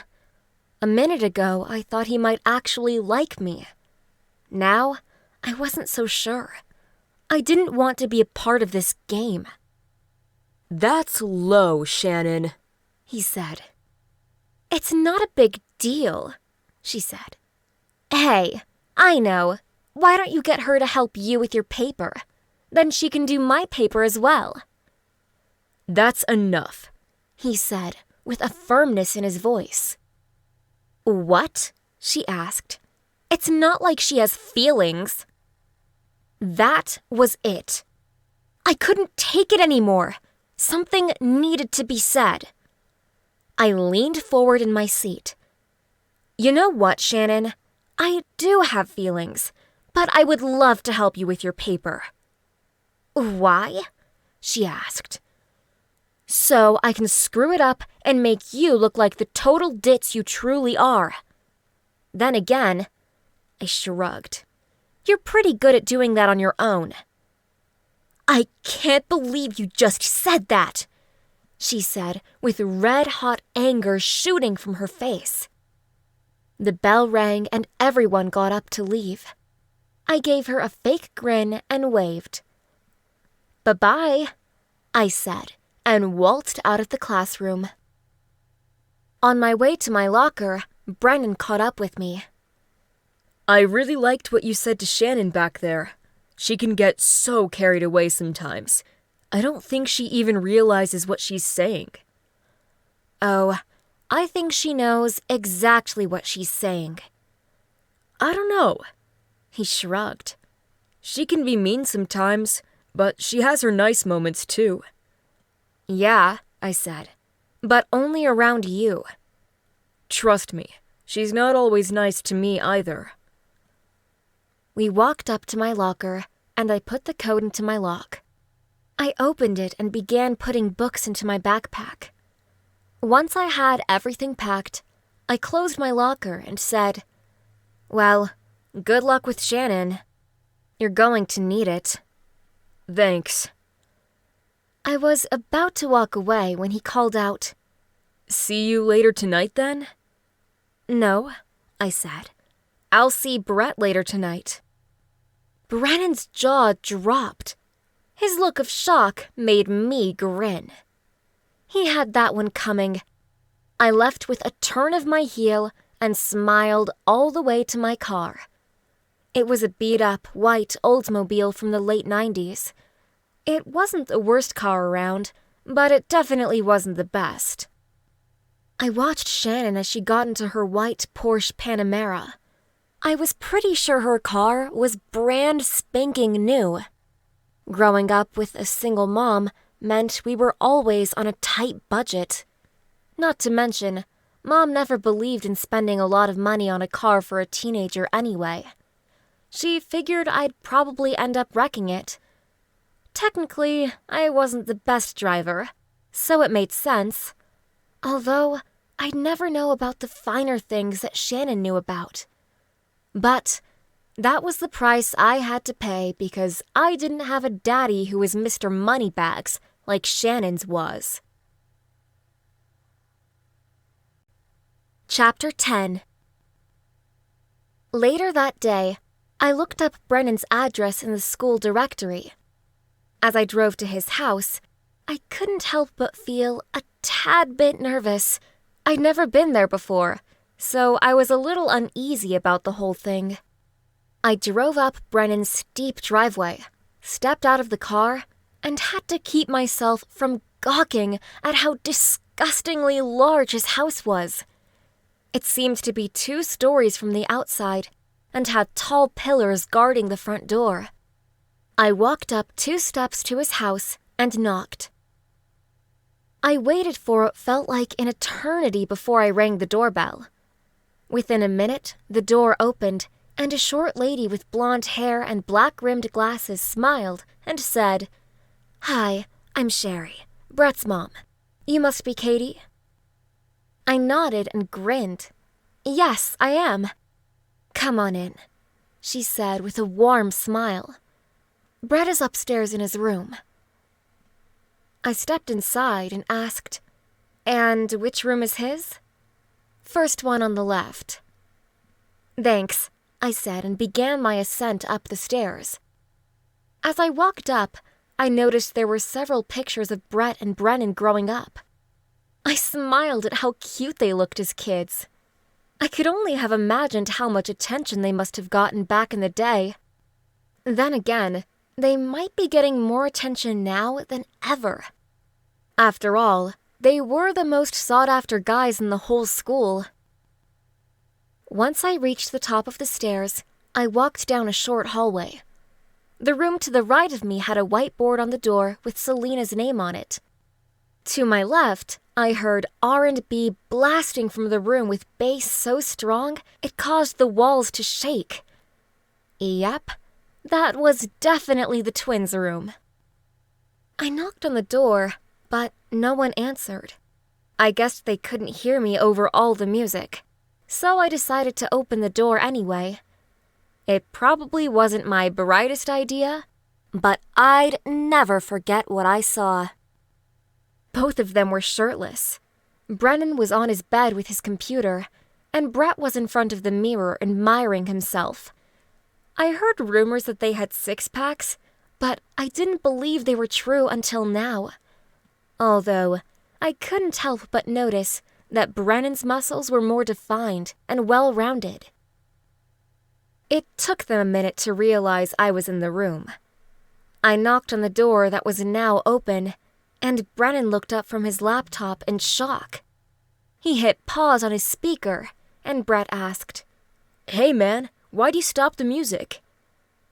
My cheeks flamed, and my heart beat out of control. "Because someone just came barging into our room," he said, and gestured in my direction. Brett turned around, and his face immediately turned into a smile when he saw me. "Sup, Katie?" he said with a nod. "Is this a bad time?"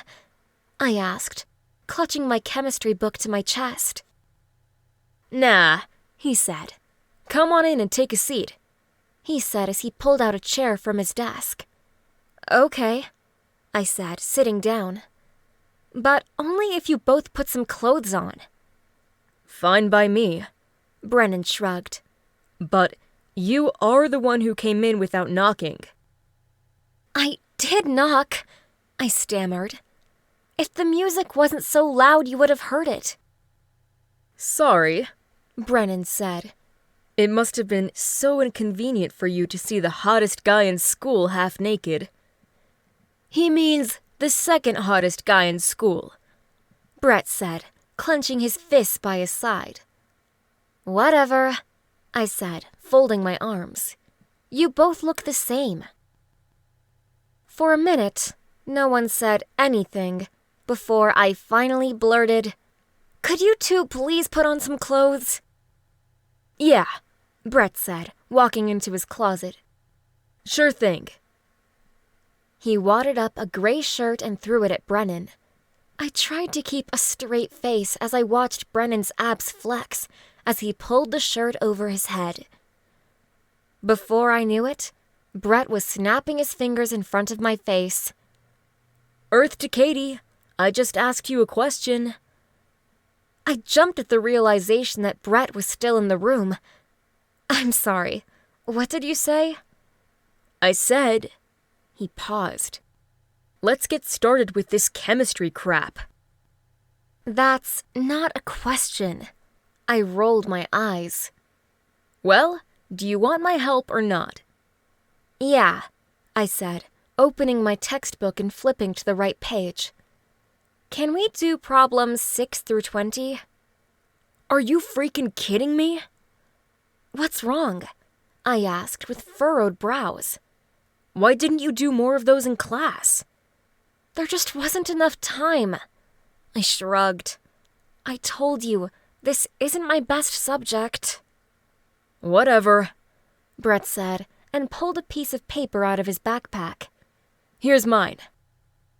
I looked over the piece of paper and realized he had already done all the work.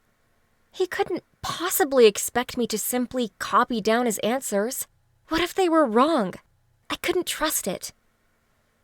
"Do you seriously expect me to copy all your answers?" "Yeah," he said, raising his eyebrows and looking at me like I was a complete idiot. "I'm not going to do that," I said, folding my arms. "And why not?" "Because I won't learn anything that way." I threw his paper to the floor. Anger fumed throughout my features. I need to be able to learn these problems so I can do well in the test. "You can't just throw my homework around like that," he said. "I worked hard on it." "I know," I said, "and I'd like to work hard on mine too." "Well, I'm out," Brett said, shaking his head. "Sorry." "For real?" I said. "Yeah," he said. "What am I supposed to do now?" "Maybe you should ask Brennan for help," he said, stepping out of the room. "That way you can keep gawking at him without me getting in the way." He shut the door behind him with a loud thud. "Gosh," I said. "What's his problem?"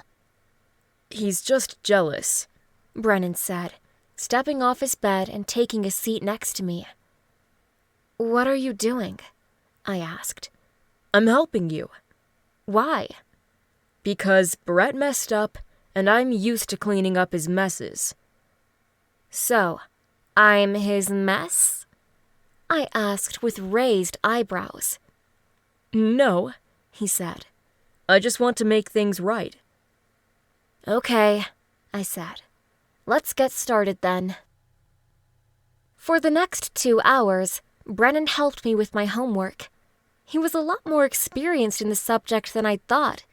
It was like he knew exactly how to explain the problems in a way I could understand. He totally got me. The more he talked, the more I wished he was more than just my tutor. Chapter 11. The following Friday afternoon, I was lounging around in my room when I heard a buzzing coming from under my bed. The last thing I expected was for my phone to be under there. But then again, my room was such a mess it was hard to keep track. I picked it up, and a number outside of my contacts crossed the screen. "Hello?" "Hey, what's up?" "Who is this?" His voice sounded familiar. Could it be Brennan? If it was Brennan, I'd probably fall off the bed out of pure shock. "It's Brett." My stomach tightened at the mention of his name. and all previous excitement escaped through my fingertips. "What do you want?" I asked with an edge in my voice. "I want to make things up to you." "How do you plan on doing that?"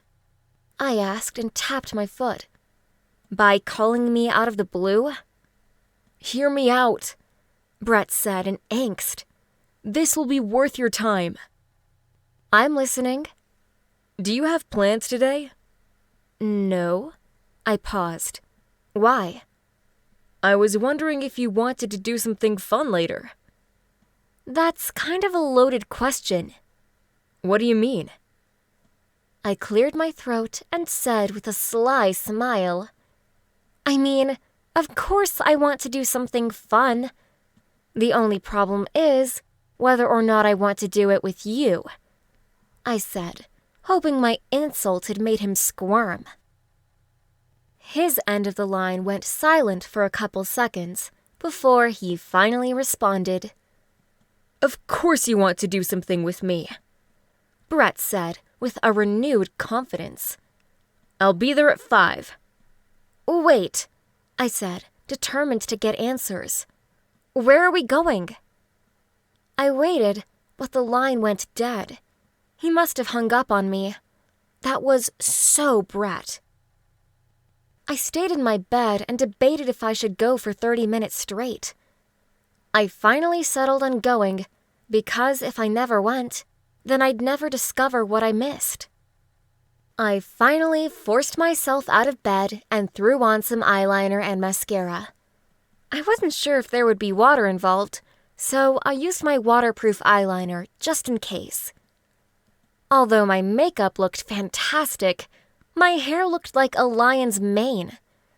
I pulled out a curling iron and added some loose curls to the end of my hair. I smiled at my reflection. My dirty blonde hair glimmered in the fluorescent lighting. Not half bad for someone who had rolled out of bed 15 minutes ago. Before I knew it, I heard a knock. My mom got to the door before I could. She answered it and said, "Brennan, what a pleasant surprise. Are you here to see my daughter?" "I'm actually not Brennan," Brett said, rustling his hands through his jagged dark hair. "But I am here to see your daughter." "I'm sorry." She placed a hand over her heart. "You must be Brett." She looked from me to Brett, and her eyes widened. "You're dating this twin now?" "Something like that," Brett said with a small smirk. I ran a hand over my face and groaned. This could not be happening to me. My mom grinned so big, you could have thought she'd just won the lottery. "Where are you two going?" I stepped closer to the door and gave Brett a short wave. He hasn't told me where we're going yet. I hurried out the door and tried to pull it shut, but I wasn't fast enough. She caught it midway and gave us her classic mom grin. "Okay, well, have fun." "Sure thing, Mom," I said, rolling my eyes as I walked away. Once we were out of earshot, I said, "Sorry about my mom. She gets kind of crazy any time I bring a guy around." "Don't worry," he said with a sincere grin. "It's already forgotten." When we reached the foot of the hill, my heart stopped at the sight of Brett's red sports car parked at the end of my driveway. It instantly made me think of Brennan and how he gave me a ride in it. I almost forgot they both shared a car. I was about to open the door when Brett jumped in front of me. He opened it with a $1 million grin on his face. "After you," he said, leaving me wondering if he was actually a gentleman or if he was just putting on a show. I climbed into the front seat, and a familiar smell of sandalwood and blueberries filled my nose. "Your car smells so good." "Thanks," Brett said, reaching into the compartment between the seats. He pulled out a bottle of cologne that said, "Burberry Touch for Men." He grinned. You're probably smelling this. Yeah, I was, I said, returning his grin. It smells just like Brennan. Like Brennan? He ran a hand across his face and let out a sigh of frustration. He must have used it again. He wears your cologne? I asked and pursed my lips. Yeah, he said, balling his hands into a fist. And my shirts, my pants, my jacket, not to mention my car. I knew Brett got annoyed with Brennan a lot of the time, but I had no idea that he had to share so much of his stuff with him. Although, it did make me smile to think of Brennan borrowing his things. It was cute they had wardrobe problems. Your car? I asked, with raised eyebrows. Brennan said you bought it together. He would say that. What do you mean? Nothing, Brett said. Only that I pitched in a lot more money for the car than he did, but he still thinks he has the right to call it his car. But it's whatever. At least he got a ride with a friend of a friend. That way he doesn't have to be here at least. Sorry I asked, I mumbled. Wait, did he say Brennan would be there? For the next 15 minutes, all I could think about was the idea of talking to Brennan at a party. After a while, I realized it was getting kinda quiet, so I figured I should start a conversation. So, I started as my mind searched for something to say. The only common interest we shared was Brennan, and something told me that subject was already worn out. I finally settled with, "What did you do earlier today?" Nothing much, he said, as he stared at the road in front of him. The rest of the car ride seemed never-ending. I flipped through my newsfeed until I saw a couple of selfies from Shannon. I put my phone down. How much longer till we get to this mystery destination? We're practically there now, he said as he loosened his grip on the wheel. As he pulled into a long driveway, I gawked at how beautiful the sunset looked, peeking between the palm trees. We continued down the long cement road until we saw a breathtaking 3-story beach house. We stepped out of the car, and as we walked up the sidewalk, my eyes grew large as the size of the oranges growing on one of the nearby trees. I twirled around and breathed in the salty air. Brett knocked on the door, and Ashley opened it. "Hey, guys," she said with a grin. "Come on in." Brett smiled at her. "Sup, Ash? Where is everyone?" he asked as we followed her inside. "They're all out back." We followed her through the kitchen. I couldn't remember the last time I'd seen that much granite in one place. When we reached the outside, I realized we were right on the edge of the beach. There was a pool with a black metal fence surrounding it. Behind it was an endless sea of crashing waves. Music roared from a DJ nearby. Next to it was a Smoothie King stand. And near the pool was the one girl who always got my attention. Her long red hair was in spirals down her back, and she smiled at some guy who was waving at her from the pool. I really hated her. Brett grabbed me by the hand and led me to a bar with a bunch of people sitting around it. One of the guys said, "Sup, Brett?" He tilted his head in my direction. "Who's your friend?" "This is my girl, Katie." I jerked my head in his direction. What did he just say? "Your girl?" asked another guy with defined abs. "Yeah, that's right," Brett said with a nod. "You could say that." I opened my mouth to protest when Shannon came my way. With every step she took, her hips swayed side to side, and Brett gave her a sideways smirk I'd never forget. I had to admit, She looked like a goddess in her swimsuit. It was completely unfair. She quickened her pace and stepped beside me. As her hair grazed my face, the edge of her hip smacked into my waistline. I stepped backward, blinking her hair out of my eye.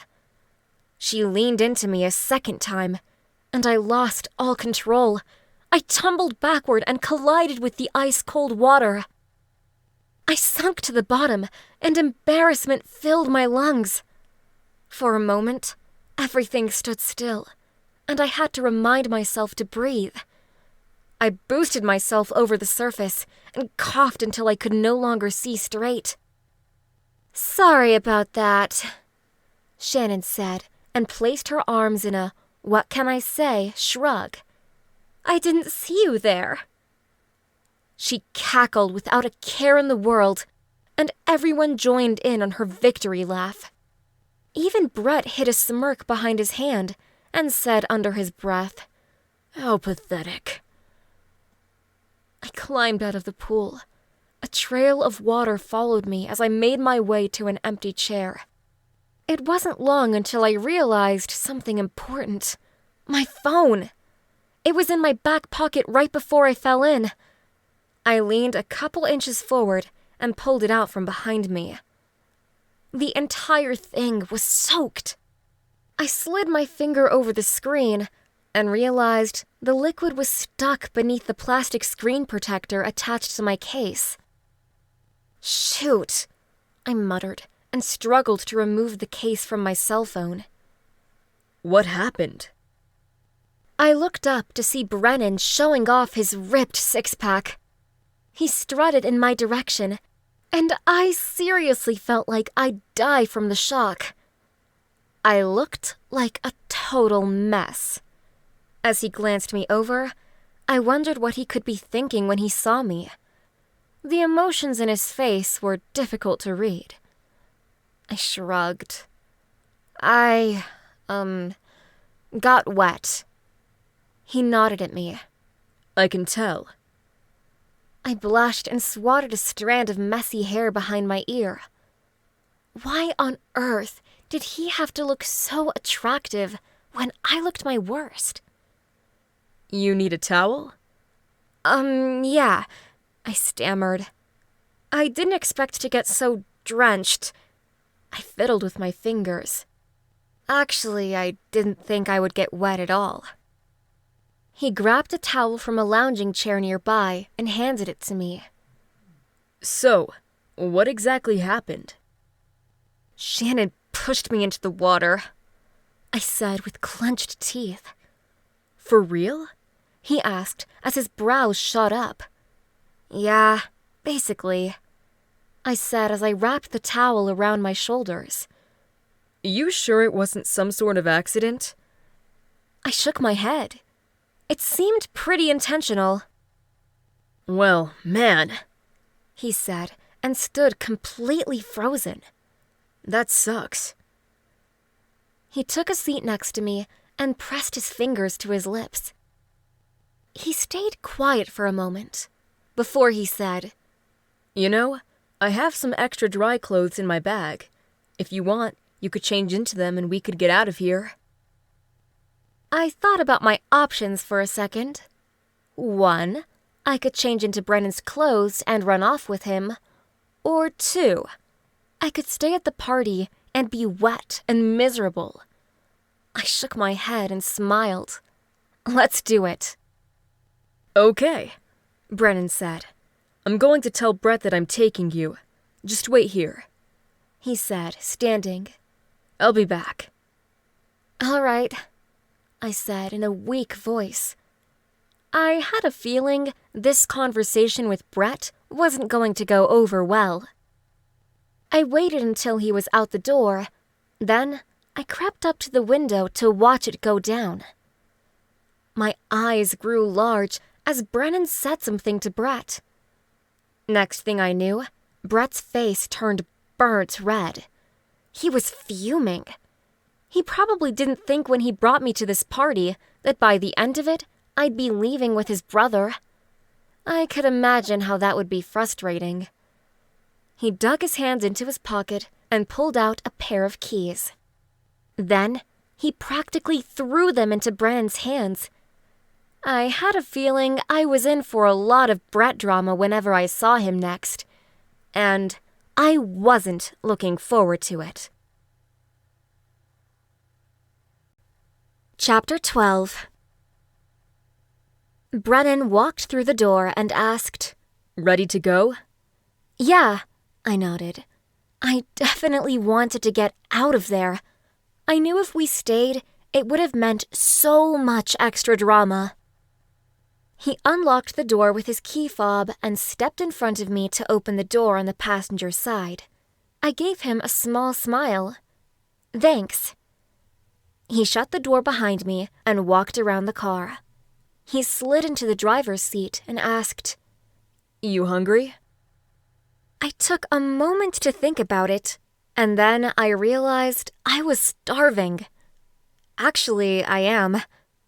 Perfect, He said with a grin. Where to? Taking in my surroundings, I realized there were a lot of seafood restaurants in this town, but there was also some fast food as well. I didn't want to spend a lot of money, not to mention I never was into eating fish. "Why don't we look for a Taco Bell?" Taco Bell? He asked with a hint of shock in his voice. Why there? I figured it's cheap and, I don't know. I shrugged. I like burritos. He pulled out the car and started driving down the long driveway. Wouldn't you rather get some seafood? I actually don't do that well with fish. Why not? He asked. It's kind of a ridiculous story, actually. Try me, he said with a wink. Okay, I said. It was at my mom's birthday party a couple of years ago. We had recently caught a bunch of fish and finally sat down at the table to eat it. I wasn't quite sure how to eat fish with bones in it, but I was so hungry I just went for it. And? He asked. And, I said. Then I accidentally swallowed a fish bone, and my mom started freaking out and called 911. Some firemen showed up, pried my mouth open, and dug out the bone. It was quite the event. Wow, he said, and stifled a laugh. Sounds like a great bonding moment for you and your mom. Something like that, I said and shook my head and grinned. She can be pretty humiliating sometimes. Brennan smiled from ear to ear. You mean like the time I dropped by your house and we ate pie? A slight blush crept over my face at the mention of that moment. My mother never knew how to keep her thoughts to herself. She made it so obvious that I liked him, and the fact that he still remembered sent my self-consciousness into overdrive. Brennan drove down the main road and turned into a nearby Taco Bell. He parked the car and rushed over to open my door. He grinned at me as he opened it. Thanks, Brennan. I didn't know you were such a gentleman, I said, and his smile broadened. He took my arm and led me into the restaurant. Luckily, we were the only ones there, so there wasn't any line. I walked right up to the cashier to place my order. I'd like a bean burrito and a water. The lady told me my total, and I reached into my purse to pull out my wallet. I was about to pull out some change when Brennan said, Wait, I got this. Then he pulled out a shiny red card and handed it to the cashier. You didn't have to do that, I said, blushing. Yes, I did, he said. It's the least I can do after all the trouble you went through today. His words were a reminder of my previous humiliation. Shannon's prideful cackle ran through my mind, and part of me wished I never went. But, at the very least, it helped me land a date with Brennan, and I never saw that one coming. Brennan placed his order and then turned to me and asked, "Are you okay?" "Yeah." I shook my head, trying to snap myself out of it. "I'm fine." "Good," he said. "Glad to hear it." Within the next minute, they had our food ready. "Wow," I said. "I can't believe they had our food ready that fast." "I know, right? It's almost like they should call it fast food," Brennan said with a small hint of a smile that made my heart flip over. He was so cute when he teased me. He grabbed the tray with our food on it. "Let's go find a place to sit." "Okay," I said, looking around the room. "Why not the booth over in the corner?" I said, pointing. "All right, after you," he said, and gestured his hands in a forward motion. I absolutely loved that he offered for me to walk in front of him. The more I got to know him, the more interested I became. But I couldn't help but wonder whatever happened between him and Shannon. Now that I thought about it, why would he suddenly stop spending all his time with her and just randomly decide to take me on a date? Or did this even count as one? Maybe he just felt sorry for me because I was crying. I walked over to the booth and slid in toward the middle. He slid in on the other side, so he was sitting so close our legs almost touched. I wasn't sure if I should be grateful that he wanted to sit so close to me, or wonder if the entire thing was part of his game. After all, he did kiss Shannon. I scooted an inch away from him. "Is something on your mind?" he asked. "It's nothing, really." "No," he said. "Tell me what's going on." He grabbed my hand, and his eyes locked with mine. "It's just," I said, taking a deep breath. "You've spent so much time with Shannon. Seems like you're always with her. Now you've started hanging out with me, and I have to wonder." "Wonder what?" he asked on the edge of his seat. "Did you just take me here because you felt sorry for me?" "No," he said. "I took you here because I was hungry." "Shut up," I said, giving him a playful nudge. "Give me a real answer." "The truth is," he said, "I've always wanted to get to know you better. When I saw you earlier, completely drenched, I knew you needed a friend." he said with a warm smile. "So, here I am." That wasn't exactly the answer I was hoping for. I mean, did he actually use the word friend? Don't get me wrong, his response was sweet. But I was hoping he'd say something along the lines that I was beautiful and that he wanted to take it to the next level. Although he had just barely started spending time with me, I wouldn't want to jump to any crazy conclusions or get my hopes up for something that might never happen. I was lost in thought when I remembered he was looking at me, waiting for me to respond. "That's really sweet of you to say," I said, rubbing the back of my neck. "Thanks." "No problem," he said. "Now, are we going to eat or what?" "By all means," I said. "Go ahead and eat." He took the first bite of his burrito, and then I dug into mine. I had forgotten how good their burritos were. It was like I had sent my taste buds into a whirlwind of bean burrito madness. I couldn't get over how amazing it tasted. "Man, this is so good," I said, taking another bite. "All you got was a bean burrito," he said. "You should have gotten one of these." He held up his burrito stuffed with steak, cheese, tomatoes, and lettuce. "That looks good, too." "It is," he said, pointing the burrito in my direction. "Want a bite?" "Sure," I said, taking his burrito from him. I bit into the burrito and was stunned that the combination of flavors tasted so good together. "Actually," I said, and my eyes enlarged about 3 sizes, "this is even better." Told you, he said with a know-it-all grin. "You still never answered my question." He raised his eyebrows. I thought I did.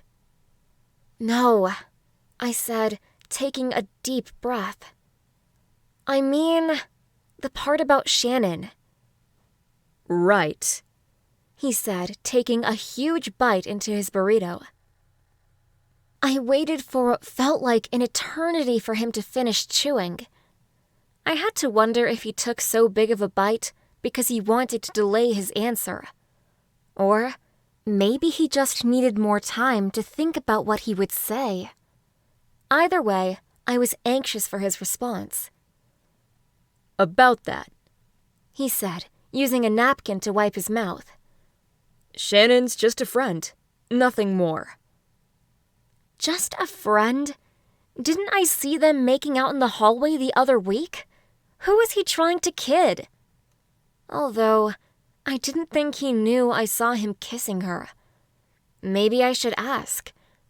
But I didn't want to cause any awkward tension between us. What if I was wrong, and then he thought I was a total jerk for thinking that? Maybe I could forget about it. Pretend the whole thing never happened. After all, he was super sweet today. Chapter 13. The day after next was a Sunday. I rolled out of bed and checked my new phone. My mom wasn't super thrilled about buying me a new one, but since my old phone was totally destroyed, there wasn't any other choice. I thought my eyes were about to fall out of my head when I saw I had 2 missed calls from Brennan. I called him back, and he answered on the second ring. Hey, what's up? I saw I missed a call from you. Right, he said, almost at a loss for words. I was wondering if you had any plans today? Actually, I do. Really? What are you going to be doing? I'm going to visit the cat shelter. You know, the one that's an open house and has cats roaming around out of their cages. For real? He asked. I didn't know you were into cats. I am, but I also go there to earn more community service hours, I said, twirling my hair around my finger. It looks good on a college application. Hey, that's not a bad idea, Brennan said, and I could practically hear the wheels turning in his head. Mind if I join? Are you sure you want to come? Those cats can be pretty wild. Of course I want to come, he said with a smile. Who wouldn't want to spend the day with a bunch of cats? I was about to respond to him, but I heard someone talking to him in the background. Hello? I tapped my foot. Oh, sorry, Brennan said. Brett asked me something. What does he want? He overheard part of the conversation, and he wants to come too. He says he needs the service hours for college as well. Is that okay? He asked, and I took a moment to breathe. I wasn't sure if I wanted Brett to come, but if I wanted to get with Brennan, it was probably best I got along with his twin brother too. I totally understand if you don't want him to. No, I said, backtracking. That's totally fine. I took a moment to close my eyes and then reopen them. He can come. Sweet, Brennan said. Do you want us to pick you up? Pick me up? Did he mean both of them at the same time? Now, that would be interesting. Minus the fact that part of me was still fuming at how Brett treated me at the party. But at the same time, he was Brennan's twin brother. and I had a feeling that if I wanted to get with Brennan, Brett was going to be part of the package. "Yeah," I said. "Pick me up at 11. "Sounds good," Brennan said. "See you then." "Yeah," I said. "See ya." I hung up the phone and looked in the mirror. I grimaced in horror at the 2 black streaks that rolled down my cheeks. I must have forgotten to take my makeup off last night. Before I did anything else, I grabbed a facial wipe and began to repair some damage. Once my face was clean, I grabbed my eyeliner and gave myself a winged eye. It seemed fitting to have cat eyes when I was about to go to the cat shelter. Then I put on a basic green tee with jeans. About an hour later, I heard the doorbell ring. I stepped into the living room and saw Brennan and Brett through the glass door, tapping their feet and looking bored. I opened the door, and both of their faces lit up. "Hey, guys," I said with a welcoming grin. Before they had a chance to respond, my mom came out from behind the kitchen door. "Who's here, Katie?" I whizzed my head around and said, "Just some friends from school. We're going to the cat shelter." My mom stepped closer to where we stood at the door, and her face lit up when she realized who was there. She clasped her hands together. "Are you dating both of them now?" Brett and Brennan burst out into laughter, and I felt my face turn a shade of red. I could not believe my mother had just said that. "Okay," I said. "I think it's time for us to go now." Brennan rocked back and forth on his feet. "Well, it was nice seeing you again, Mrs. Wright." My mom winked at him, and I groaned. "Right back at you." Could this situation possibly get worse? I'd never understand why my mom always thought it was funny to flirt with the guys I liked. She was beyond crazy. We walked to their car, and Brennan opened the passenger door for me. "After you." I was about to climb into the seat when Brett stepped in front of me and slid into the seat. "Thanks, man." "I didn't mean you, Brett," Brennan said as he rolled his eyes and muttered, "Unbelievable." "Sorry," Brennan said with a shrug. "I guess you'll have to sit in the back." "No worries," I said. "I wouldn't want to break up your bromance." "Anyways," Brennan said, cracking a smile. "let me at least open the back door for you." "Okay."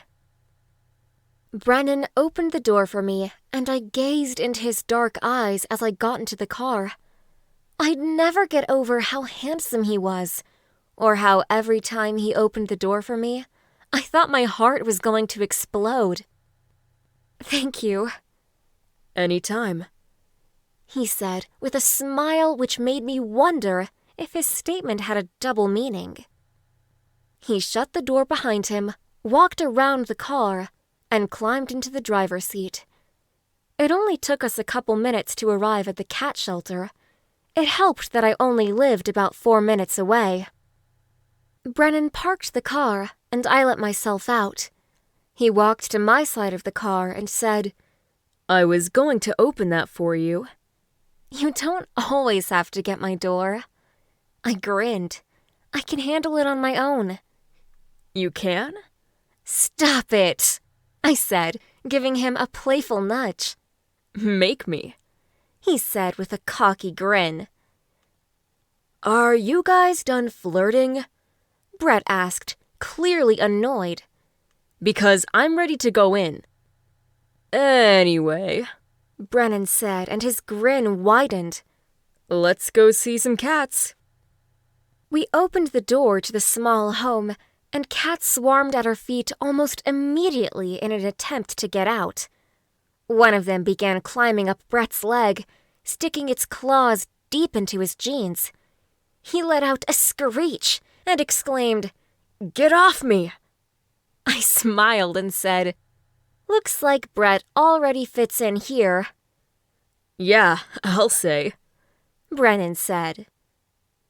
I had no idea he liked cats so much, I know, right? Brennan said with a devious grin. He's a natural. Could I get a little help? Brett asked. We turned to look at him and saw he was bent over and a tabby cat stood on his back. Brennan started laughing at him, and I pulled out my phone to take his picture. That one was going on my Snapchat story for sure. Stop laughing, Brett said. Help get this cat off me. Fine, Brennan said, and grabbed the cat from off Brett's back. I didn't realize you were so popular in the cat department, I said with a smirk. Brett brushed off a layer of cat hair on his jeans. I didn't either. We walked into the small den where there were numerous sets of cat beds spread out and a few chairs open. The room had what felt like 20 cats in it roaming free. It was every cat lover's dream, and Brett's nightmare.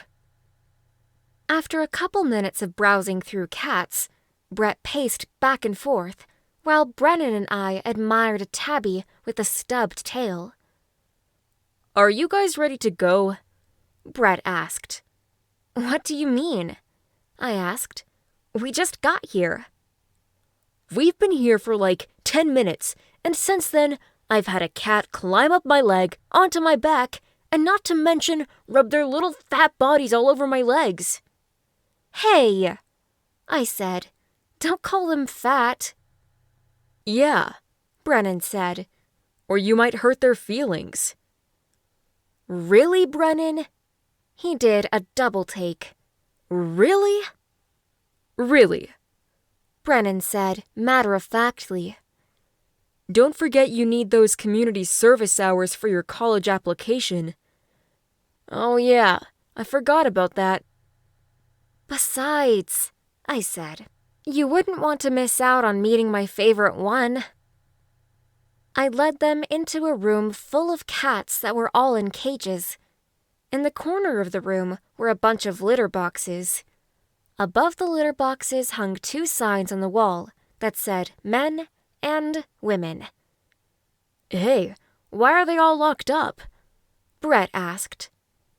Because some of them have diseases or don't get along well with the other cats. Diseases? Brett asked and grimaced like he was about to throw up. Then why are we in here? Calm down, I said. We can't catch anything from them. It's only dangerous to the other cats, not us. Brett let out a deep breath and placed a hand on his chest. Thank goodness. I walked over to one of the large cages and pointed at a cat with half of its shaggy dark hair missing. That one's my favorite. What's its name? Brennan asked.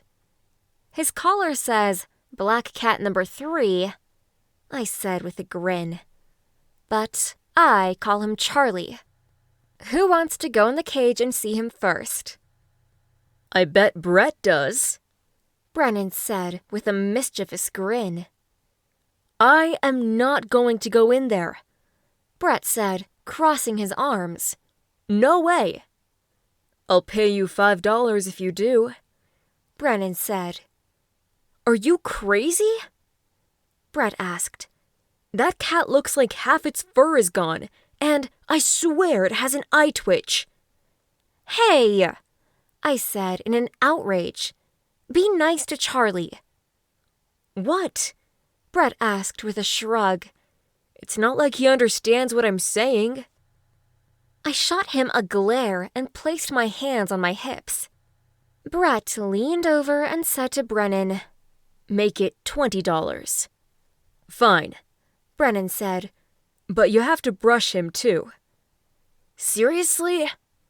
Brett asked and gave Brennan a death glare. I grabbed a brush from a nearby closet and handed it to Brett. There you go, I said. You're all set.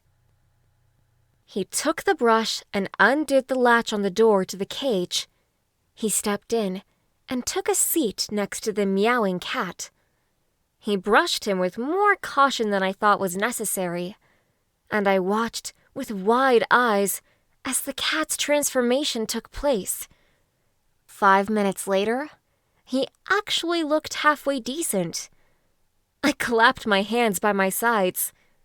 Well done. Thanks, Brett said as he put the brush down. It actually wasn't so bad. Next thing we knew, the cat had climbed in his lap and began to purr so loud we could hear him from where we were standing. Aw, I think he likes you, I'll say, Brett said. he won't stop licking me. I shot him a big grin. But isn't it cute? That's part of the reason I like Charlie so much. He's not afraid to show his love. Something is seriously wrong with you. Maybe, I said, shrugging. But you can't tell me that didn't feel good to help out a sick kitty. Whatever you say, Brett said, with a hint of a smile. Even though Brett acted like he didn't like cats, I knew deep down he enjoyed helping out Charlie. Before the cat licked him, I could see it in his face that he was proud to make a difference. Maybe Brett wasn't so bad after all. He at least had his moments. Chapter 14. I walked into work after school. I wore a black shirt and a long pearl necklace. I always enjoyed getting to dress up for work and feel beautiful in my business casual clothes. Selena spotted me and gave a short wave. "Hey, Katie," she said with a welcoming smile. "How was the cat shelter yesterday?" "It was interesting," I said. "I bet," she said, placing her hands on her hips. "Brett told me about it." "Oh, he did he?" "Yeah," she said as she hung up clothes onto a nearby rack. "He said he has cat scratches over 90% of his body now." "That's hardly true," I said. "He was barely even there." "Well, you know how Brett is," she said. "He loves to exaggerate." "Has he always been like that?" "It's kind of a more recent thing, actually." "Really?" I asked, leaning over the checkout counter. "Why is that?" Selena shifted her eyes around the room. "I probably shouldn't say." "Go ahead," I said with hopeful eyes. "I won't tell anyone." "Well, ever since Brennan started doing so well on the football team, he gained a lot of popularity." "What does that have to do with Brett?" I asked, tilting my head to the side. "Just about everything." "I'm not following." "You have to understand that Brett is a very competitive guy, and having a twin brother doesn't help much." "So, he's jealous of Brennan?" I asked, grimacing. "Isn't that kind of immature?" "That's Brett for you," Selena said with a shrug of the shoulder. "He likes to be number one." "Looks like that's not working out for him." "Exactly," she said with a grin. "And he can't stand that." Who can't stand what? I whizzed around to see Brennan standing behind me. I gasped at the sight of him and placed a hand over my heart. "Gosh, Brennan," I said, breathing heavily. "You shouldn't sneak up on people like that." Brennan lifted his hands up in defense. "Sorry, I thought Selena saw me." "With all these clothes piled everywhere, it's amazing we can see anything," I said. Brennan looked around at the messy condition our store was in. We had several racks of clothing in the aisles, and a few stray shirts were draped on top. Behind the register were a couple of boxes full of clothes that were overflowing and needed to be hung up. The whole store was in a state of disarray. I see what you mean, he said. Why is it like this? Because somebody hasn't been doing their job, Selena said, nudging her head in my direction. Hey, don't look at me, I said with a grin. I haven't worked all weekend. That's exactly our problem, Selena said with a small smile. We've been so behind on stocking, we've been lost without you. Aw, that's sweet, I said with a thankful grin. I was available last night. I could have come in to help. Maybe. Next time let me know, and I'll see if I can come in. Okay, I'll pass that on to Crystal, and we'll see what we can do. That little bit of information gave me a sliver of hope. Lately, I hadn't been working a lot of hours, and my mom desperately needed the money to help pay some of our bills. It wasn't easy working and going to school at the same time. Not to mention, I had to deal with boy drama on top of it. I turned my attention back to Brennan. What brings you here? My mom's birthday is in a couple days, and I wanted to make sure I got her something.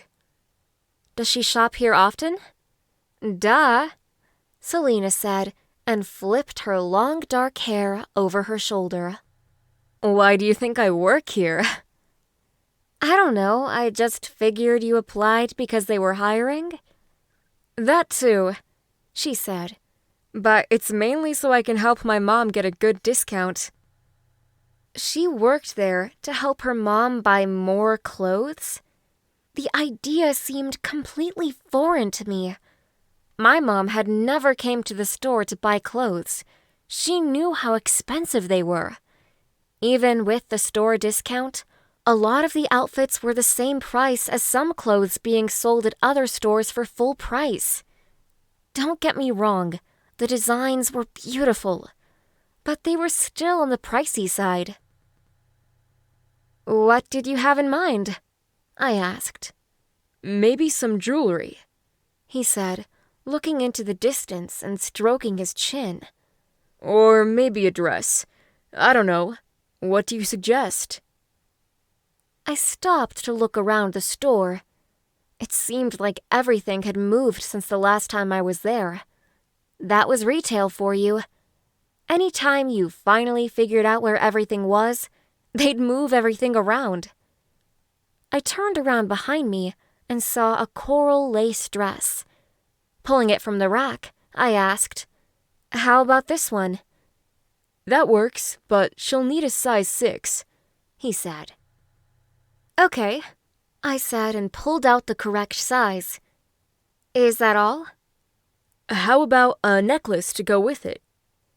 Necklace? Was he seriously going to buy one of those too? The dress alone was $170. Either he was loaded, or he had no idea how much the items actually cost. But he was the customer, and we had a rule in our company that we treated every customer equally. So, I guess if he wanted the dress and necklace, he was going to get it. I pulled out one with a long chain and a coral-colored stone embedded with gold. What about this one? Perfect, he said with a grin. I placed the dress and the necklace on the counter by the cash register and began ringing up the items. You know, you're really good at this, Brennan said, leaning over the counter with a closed-mouth smile. Good at what? Your job, he said with an encouraging smile. Really? Yeah, I would never have picked out that outfit on my own, he said, running his fingers through his thick, dark hair. He looked straight into my eyes, and I felt like my heart would jump out of its chest when he said, You're amazing. For a moment, I just gawked at the fact that my all-time favorite crush had just told me I was amazing. I felt like I'd lost all grip on reality. Until Selena let out a low cough. "Oh, right," I said and turned my attention back to the computer screen. "Your total is $201. I waited a moment. "Go ahead and swipe." "That won't be necessary," he said and whipped out 2 $100 bills. "You just carry those around?" "Yeah, why not? "Aren't you afraid of getting robbed?" The mall has good security, doesn't it?" "I guess so," I said, shaking my head. As I handed him his change, the edges of my fingertips brushed the palm of his hand. It was amazing how such a simple touch from him could light my insides on fire. Then he gave me another one of his heartwarming smiles. He looked so handsome when he smiled. Sometimes it was hard to even find the right words to say. "Thanks for the help. I guess I'll see you around?" "Yeah," I said in a daze. "I guess you will." Chapter 15. I walked to my locker and noticed Evelyn putting her books away. She hung her head low and stared at the ground. Something seemed off. "Is everything okay?" I asked. She looked up at me with a solemn expression. "It's cold." "What did he do?" "He's been avoiding me lately." "Really? Why?" She twisted one of her braids around her fingers and continued to focus her attention on the tiled floor below us. "It's kind of a long story." "Try me." "Okay," she said, looking around. "but not here." "All right, then where?" "Let's go outside near the cafeteria."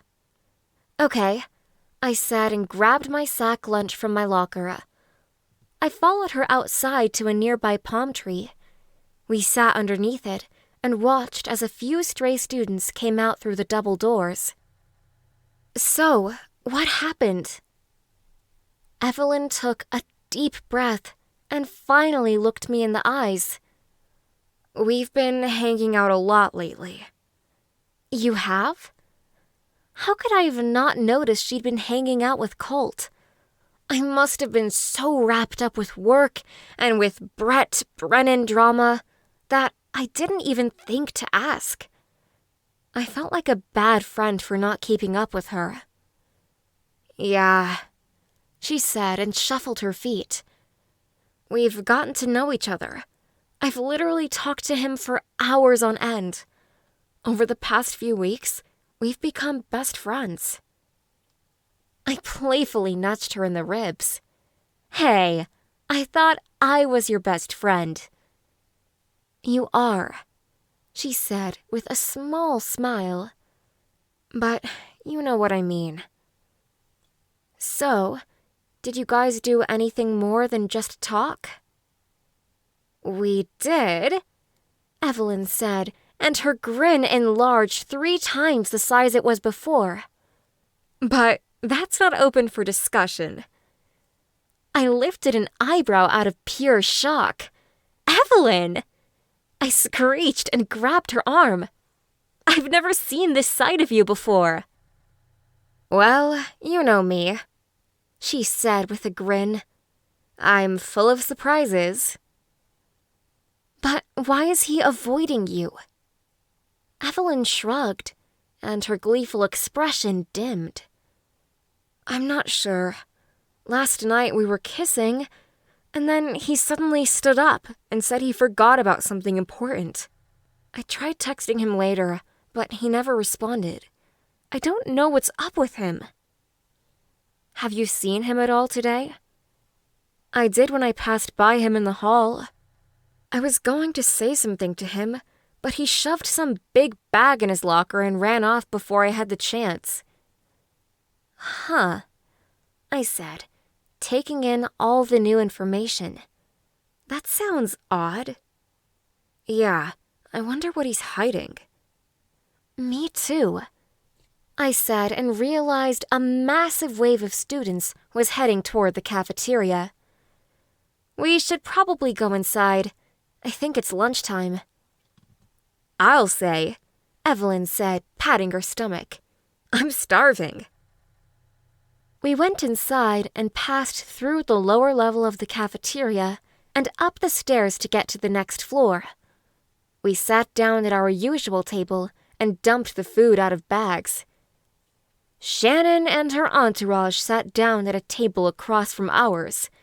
She usually ate downstairs, so I was a little confused about why all of a sudden she sat so close to us. Was she trying to spy on me or something? She was close enough that I could listen in on her conversation. I heard someone is going to get asked to prom today. She flipped her long red hair over her shoulder. Who wants to bet it's going to be me? Ashley flashed her a fake smile. Of course it's going to be you. Shannon lifted her eyebrows matter-of-factly. That's a given. Haley looked up through her long dark hair covering her eyes. I don't know. Literally anyone could get asked to prom today. I wouldn't trust what you hear in the halls. Wrong answer, she said as she shot Haley a spiteful grin. Sorry, Haley said and popped a sushi roll in her mouth. I felt bad for her. It seemed like Shannon never seemed to treat her right. I had to wonder why she even bothered to be friends with Shannon. It almost made me wish I had invited her to sit next to me. There's no way she could be happy waiting on Shannon's every command and following her around all day like a lost puppy. Shannon's piercing voice snapped me away from thoughts. We need to strategize on how I'll become prom queen. Why do anything? You're already so popular. Haley shrugged. You'll probably win by default. Wrong again, Haley, Shannon said through a conceited smirk. Although I am the most popular person in this school, there's no way I'm leaving my crown up to fate. Okay, Haley said in a small voice. Then why not make some cupcakes or something? Please, she said with a hair whip and a roll of the eyes. There's no sense in using carbs to trick people into voting for you. Ashley wiggled her eyebrows. What about a kissing booth? Shannon lifted a manicured finger into the air. Now, that's what I'm talking about. She couldn't be serious. A kissing booth? She was already kissing practically half the guys in our junior class. It wasn't like she needed any kind of extra motivation. I leaned forward and said in a hushed voice, Psst, Evelyn. She looked up at me through her deep brown eyes. Yeah? Are you hearing all of this? Evelyn said in a more than loud enough voice, Hearing what? Shh, I said, and motioned my head toward Shannon's table. Oh, Evelyn said with a loud gasp and placed a hand over her mouth. She leaned forward and asked in a quieter tone, What did she say? Shannon's going to make a kissing booth so she can steal some votes and become prom queen. What? I cringed. Did she really need to say it that loud? Shannon stood up from her table and said in a snappy tone, Let's go. She glared at me through squinted eyes. Looks like the walls have ears here. But the wall is way over there. Ashley said, pointing at a wall about 100 feet away. Shannon scoffed and let out a frustrated puff of air. It's just an expression. Well? She said, glaring at Haley and Ashley sitting there with blank looks on their faces. Come on! Gosh, I couldn't believe she talks to them like that. She ordered them around like they were her personal servants. Ashley and Haley rose from their seats and sheepishly followed behind Shannon. I watched from a distance as Shannon practically walked into Colt and Brennan. She scoffed so loud you could have thought he had personally offended her. I wondered what her deal was. Then again, it didn't take much to get Shannon upset. If you just looked at her funny, she'd fly off the handle. As Colt walked closer to us, I noticed he held something round and pink in his hands. Was it a cake? I craned my neck and squinted to get a better look. It was a cake. What would he be doing with one of those? Last time I checked, it wasn't anybody's birthday. He approached our table with a small grin on his face. He tapped Evelyn on the back of the shoulder. She turned around and gasped so loud the surrounding tables turned to see what all the excitement was about. "Hey, Evelyn," he said, shifting his weight from foot to foot. "Will you go to prom with me?" He tilted the cake down, and we saw "Prom?" written with M&Ms. Evelyn lifted an eyebrow and gave him a long, hard stare. For a moment, it felt like the world stood still, and I had to wonder if she would give him a second chance. He had been acting strange lately. "That depends," she said, eyeing him from head to toe. "Did you make that cake yourself?"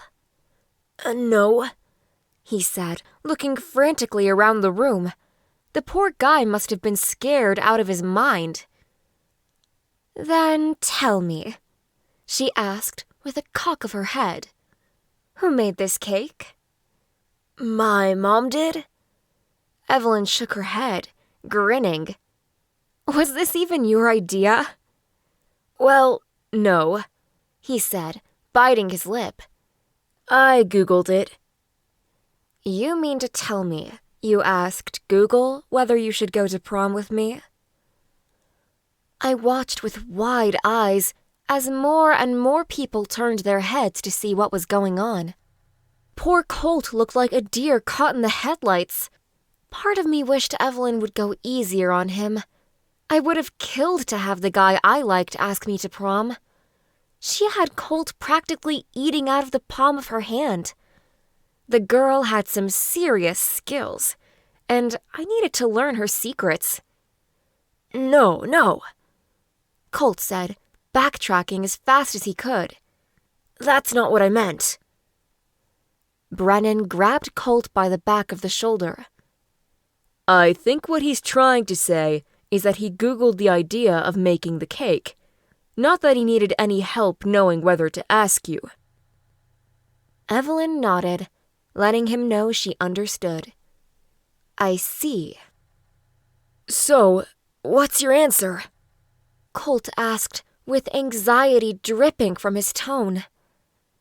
A broad grin spread across Evelyn's face. "Yes, I'll go to prom with you." "Really?" Colt asked, and his face burst into the biggest smile I'd ever seen on his face. "Thank you." "No problem," she said, standing up. She wrapped her arms around his neck, and I heard her whisper, "But no funny business." "You got it," he said, and gave her a small kiss on the cheek. Chapter 16. The following afternoon, I was in a dress boutique with Evelyn. I waited outside the dressing room for her to come out. It seemed like we had been looking for prom dresses for the past hour. Personally, I thought everything looked amazing on her because she was a size 2 and had a flawless complexion. There was nothing this girl couldn't pull off. This time, Evelyn came out wearing a short, off-the-shoulder dress that hugged her curves and matched the crimson-red lipstick she wore. "Evelyn!" I gasped at the sight of her. "You look amazing!" She stepped out in front of the large mirrors and turned from side to side. "I don't know," she said with a shrug. "It's nice and all, but I'm not sure it's the one." "Why on earth not?" "I think I envisioned something longer. This feels like it's too casual for prom." I nodded. "I can see that." "Let me try on one more," she said and disappeared into the dressing room. I waited for a couple more minutes, and she came out of the dressing room looking so radiant, you would have thought Cinderella was on her way to meet her prince. "Wow," I said, my jaw dropping. "I'm speechless. It's absolutely breathtaking." "Thanks." She stepped in front of the full-length mirror once more. She twirled around in a circle. Her dress fanned out, and sequins glittered in the fluorescent lighting. "You have to get this dress. You'd be crazy not to." She tilted her head and grinned. "You think so?" "Of course," I said, standing up. "Colt isn't going to know what to do with himself when he sees you. You're absolutely beautiful."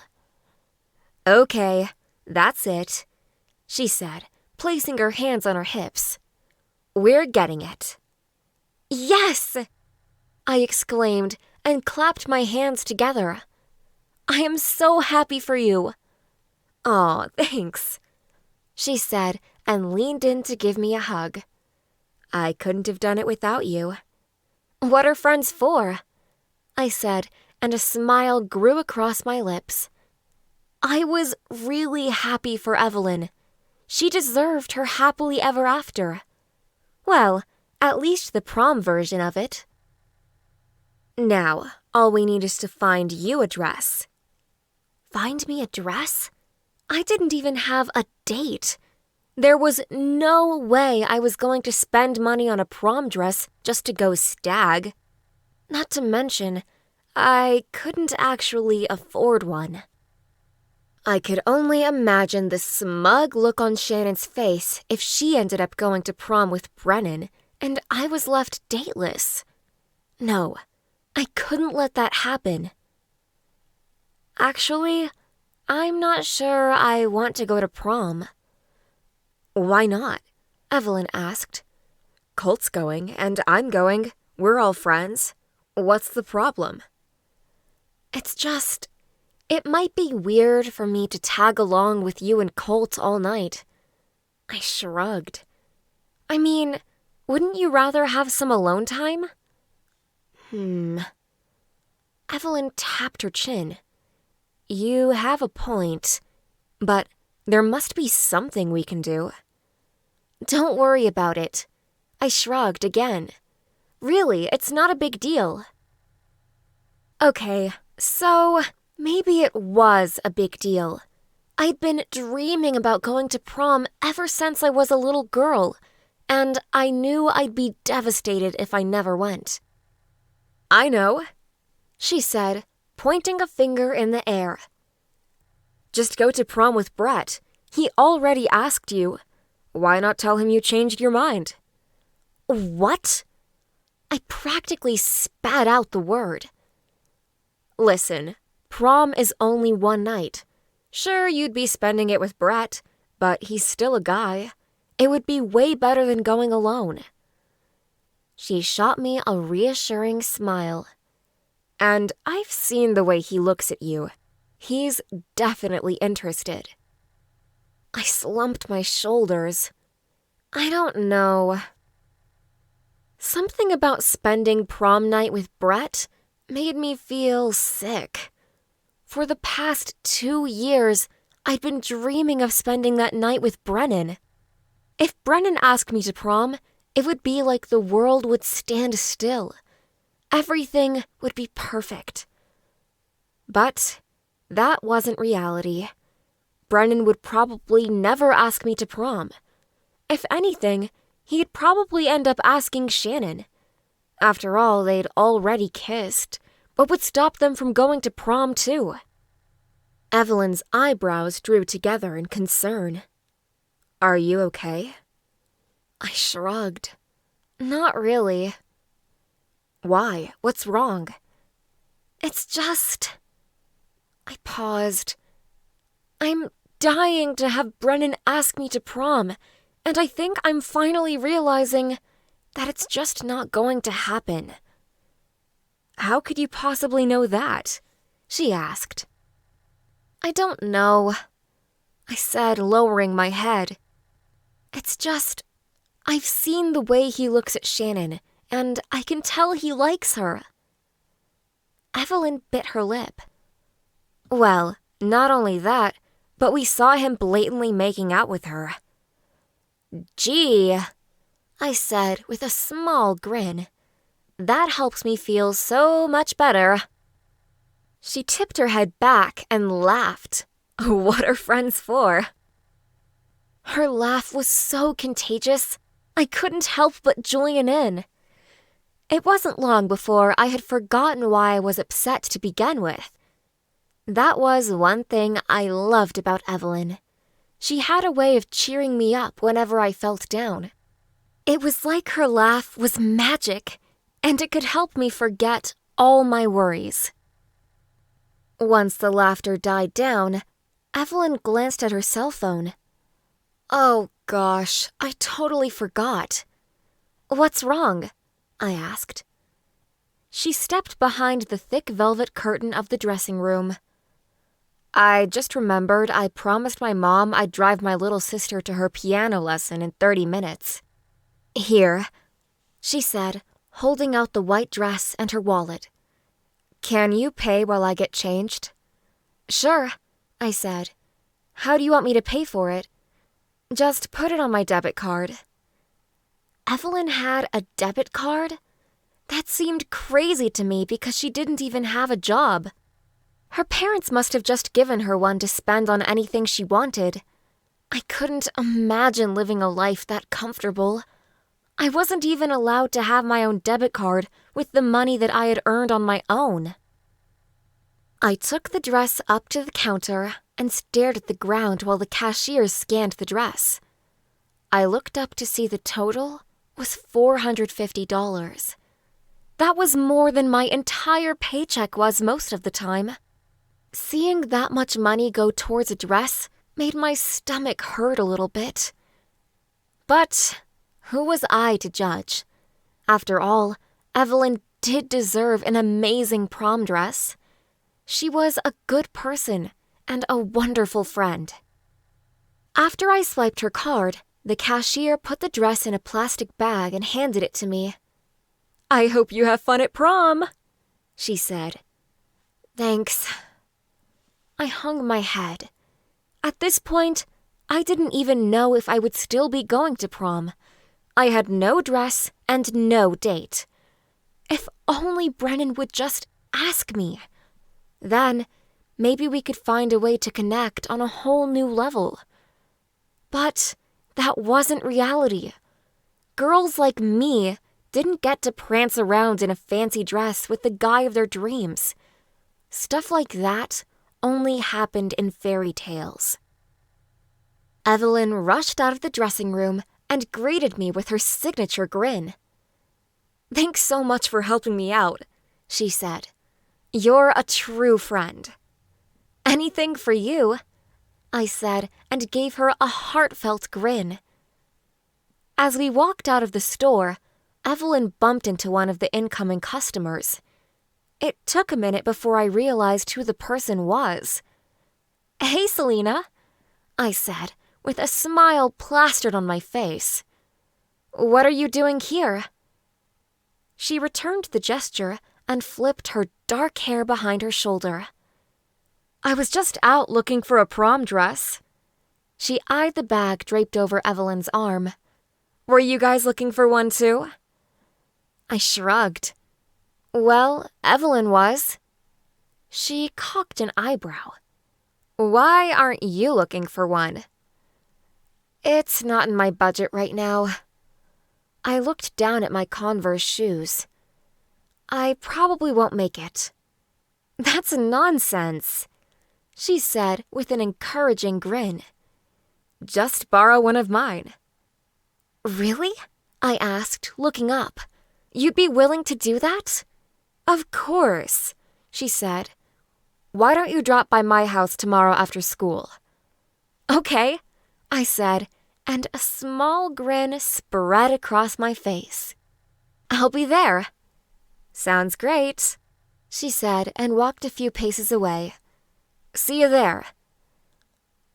I waved goodbye and we continued walking in silence until I blurted out, Is it just me, or does it seem kinda crazy that Selena just invited me to her house? Well, why not? Evelyn asked. I mean, you guys are coworkers. That's true, I said, taking it all in. We always get along at work. Then it's no big deal. But it was a big deal. I'd looked up to Selena for as long as I could remember. She always seemed so stylish and well put together. The fact that she wanted to hang out with me went way over my head. Chapter 17. Walking through the halls, I noticed people were talking in hushed tones. It seemed like everywhere I went, somebody was whispering about something, and I intended to find out what everyone was talking about. I had just reached my locker when Evelyn rushed up behind me and asked, Have you heard? I lifted both brows. About what? You know, she said, looking around. Shannon's kissing booth. You can't be serious, I said, lowering my voice. Did she actually go through with it?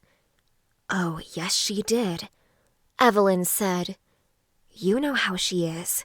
When she sets her mind to something, she always finds a way to make it happen. I know, I said, biting my lip. But is anyone buying into it? Buying into what? We both turned around at the same time to see Colt standing with a stack of books in his hand, smiling. Shh, Evelyn said and pulled him into our little huddle. Come here. What's wrong? Colt asked, clearly confused. We're talking about Shannon's latest scheme. Oh, you mean the kissing booth? Colt asked. Yeah, Evelyn said. But, like I said, keep it down. Why do we have to keep it down again? He asked in a softer tone.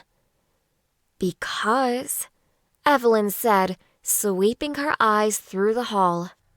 I'm technically Shannon's competition for prom queen. I don't want her to know that I'm talking about her. And how would she find out?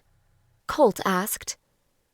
Ashley has been walking up and down this hallway for the past 5 minutes. Evelyn looked down. It's like she's been watching me. That's beyond strange, I said. Why would she care what you're doing? I'm not sure, Evelyn said.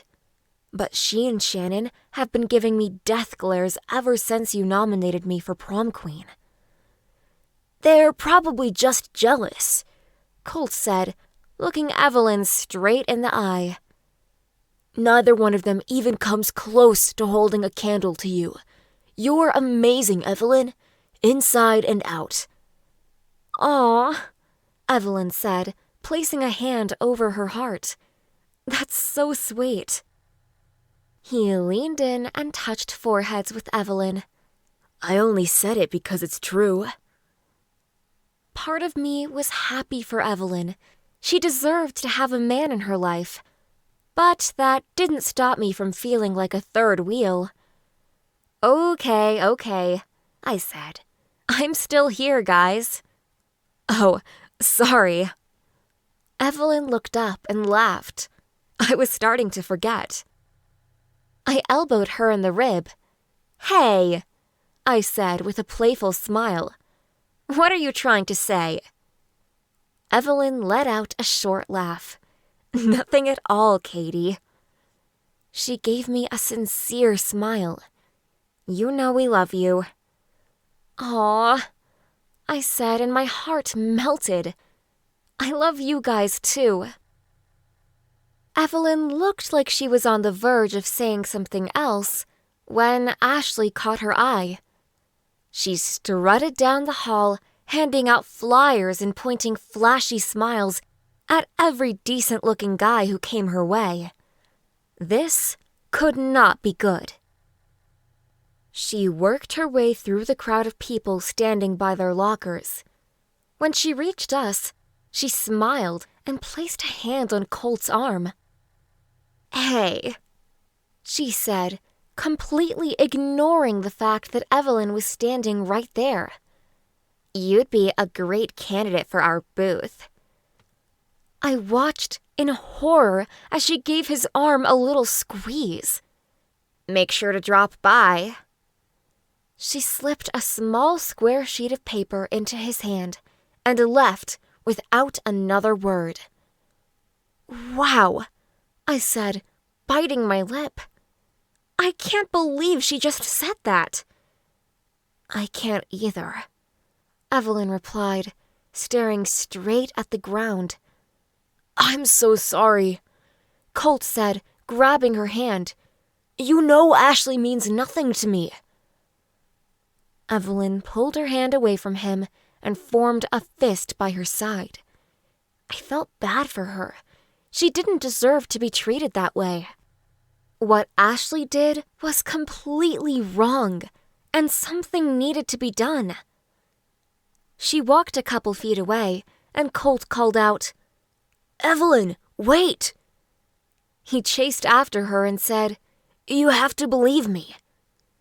I don't care what you said. I saw the way she was looking at you. Colt grabbed her by the hand and whispered something into her ear. I couldn't make out what they were saying anymore, and I figured they needed some alone time. After all, if I was in their shoes, I'd want some privacy too. High school relationships always seemed so complicated. It seemed like the general rule was, no one could be trusted. Which reminded me, if they were moving in on Evelyn's crush, who was to say they wouldn't be moving in on mine?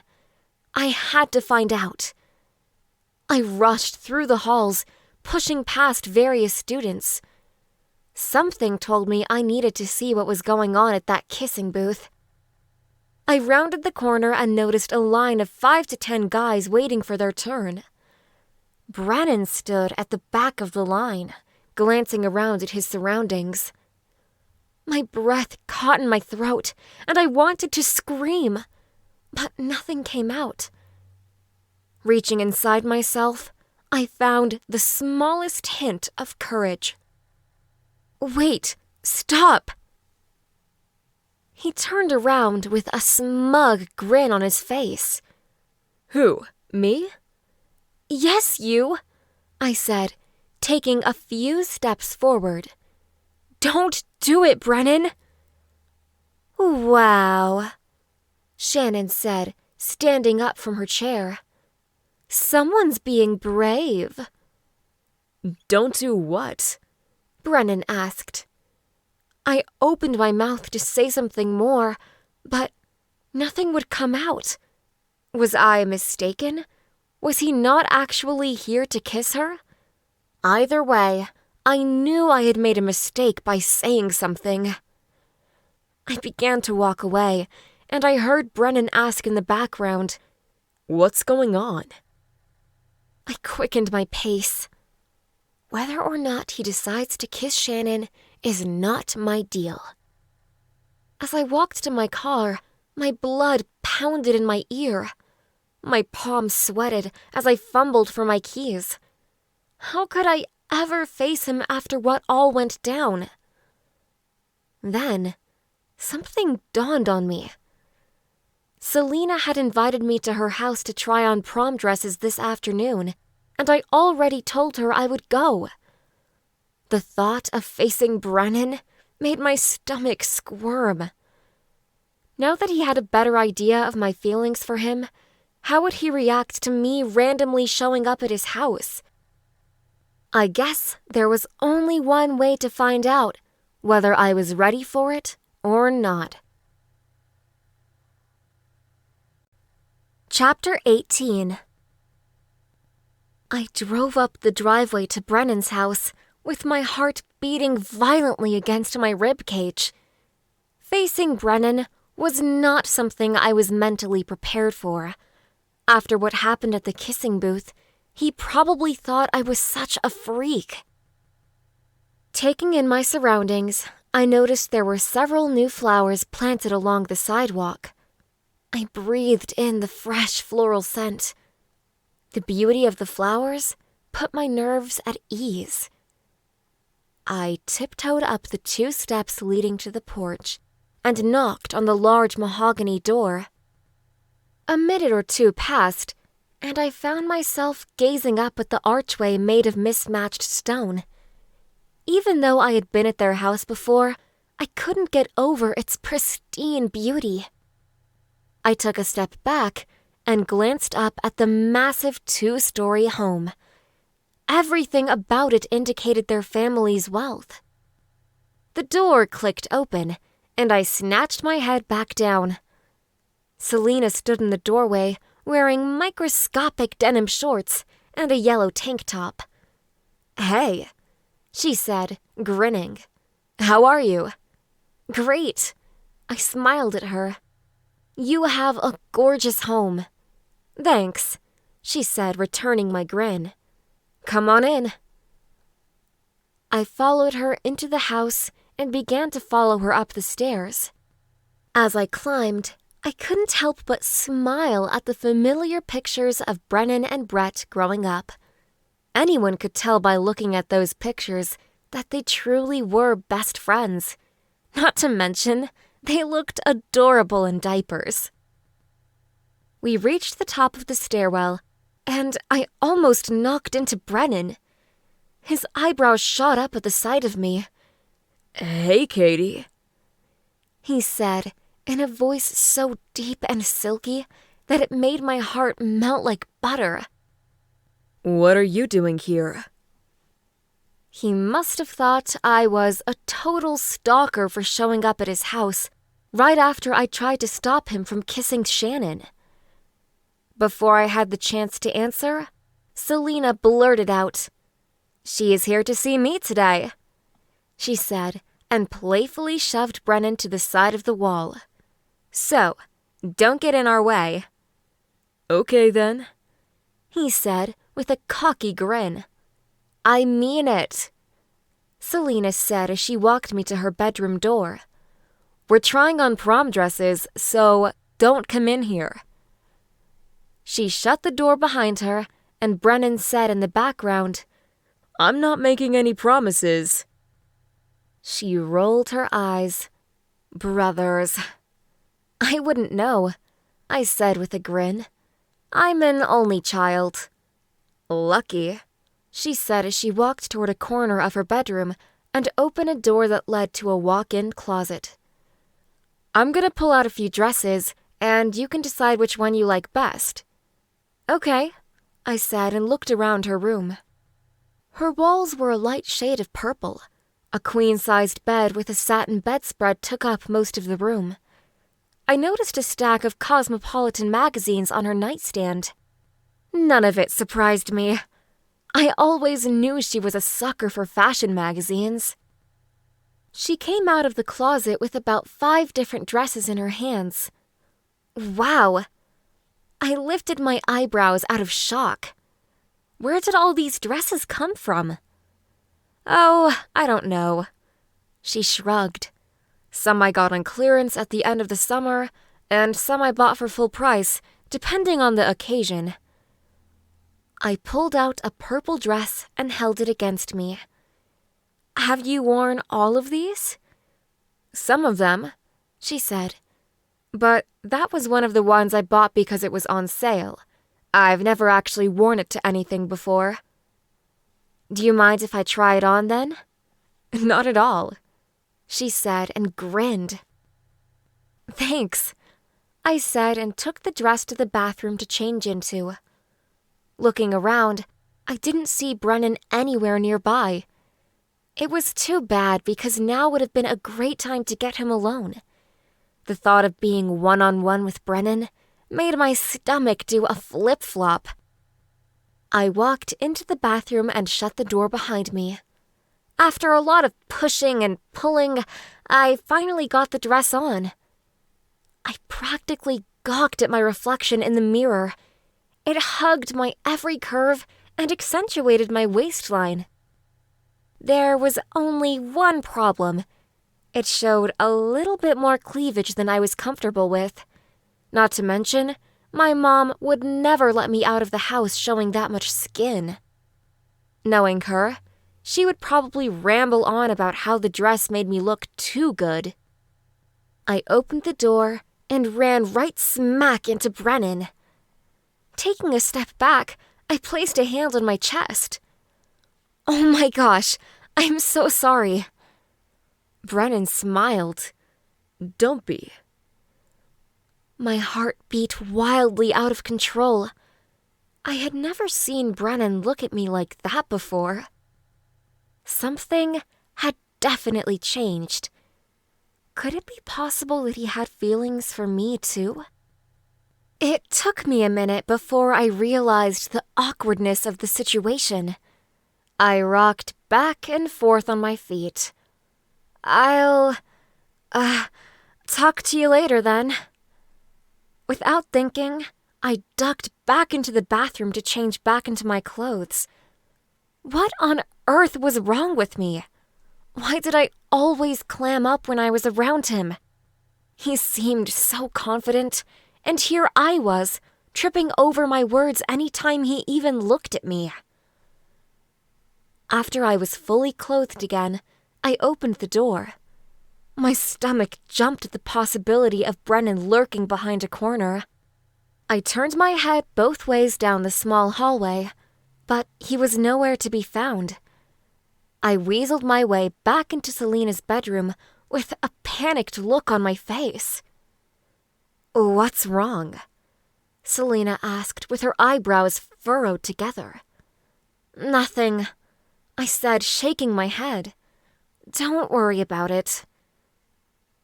Selena took a seat on the queen-sized bed and patted a spot next to her.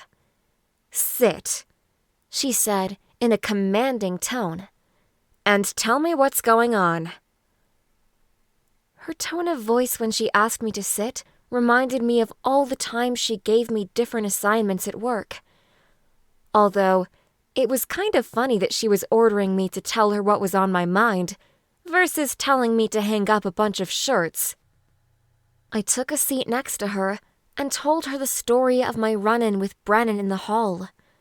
As she listened, she nodded her head. After I finished, she said, I also heard something went down at Shannon's kissing booth today. Yeah, I said, scrunching my nose. I was hoping she wouldn't have brought that up. I was a little confused by what I heard, she said, looking at me with her bright blue eyes. I thought I saw Brennan in line to kiss Shannon. I shook my head, and I couldn't handle it. Selena looked shocked. Does Brennan know how you feel? I'm not sure. I looked down at my feet. But I'm hoping he doesn't. Selena's eyes turned serious. Katie, she said, grabbing me by the arm. You have to ask him about this. She shot me a mischievous grin. "And you need to tell him how you feel." "I can't," I said, burying my face in my hands. "He probably wanted to kiss her anyway." "Who cares?" she said. "If you tell him that you like him, he's going to forget Shannon even has a name." "You really think so?" "Absolutely." "Well, okay then," I said, clasping my hands together. "Let's do this." I stood up from the bed and began walking to the door. I looked back, and Selena had one finger behind the other. "Fingers crossed," she said, and I did the same. Chapter 19. I clenched my fists by my side and forced my feet to walk down the hall. Everything about the conversation I was about to start terrified me. How would I explain my freakish behavior at the kissing booth? Or that I'd been crushing on him for the past 2 years? It all seemed like too much. For a moment, I stood frozen in front of his bedroom door. All it took was one knock, and half the struggle would be over. I took a deep breath and lightly pressed my fist against his door. I waited for what felt like an eternity before he finally answered. His eyebrows gathered together like he was concerned. "Hey, Katie," he said, leaning against the doorframe. "What's up?" My breath caught in my throat. I forced myself to spit out the words. "Do you think we could go somewhere to talk?" Brett called out from behind the door. "You guys can talk in here," he said through a grin. "I'm all ears." "Whatever, Brett," Brennan said in a playful tone. "It's none of your business." Brett walked over to the door where we could see him. "I think this is my business." I felt a small grin spread across my face. I was grateful Brett was around. He helped me forget for a moment that I was scared out of my mind. "Anything you have to say to Brennan, you can say to me." Brett smirked. "So, go ahead, start talking." A giggle escaped my lips. "Thanks for the offer, but I think I need to talk to Brennan alone." Okay, Brett said. "But no funny business." "We're not promising anything," Brennan said with a wiggle of his eyebrows. "Let's go." Brennan placed his hand on the small of my back and led me down the short hall. We had just barely passed Selena's room when Brett called out, "I mean it, guys. Don't be gone for long." What on earth was Brett's deal? At first, I thought he was just joking, but now he seemed oddly suspicious. Why would he be feeling weird about me talking to Brennan alone? Then it hit me. He was jealous. That explained his behavior to a T. Brennan led me down the stairs, and I looked over at his baby pictures again. "Please don't look at those," he moaned. "I have no idea why my mom hung them up there." "Why not?" I teased. "I think you were cute as a baby." "Nah," he said, grinning. "Brett was everyone's favorite growing up anyway." I find that hard to believe. We reached the end of the stairwell, and we walked into the living room. "Why do you say that?" "I don't know." I shrugged. "It's just, you seem to be everyone's favorite guy right now. Why would that be any different when you were a kid?" Brennan's face lit up instantly. "That's sweet of you to say," he said, leading me to the outside door. "But it's so not true." He opened the door, and we walked through to his backyard.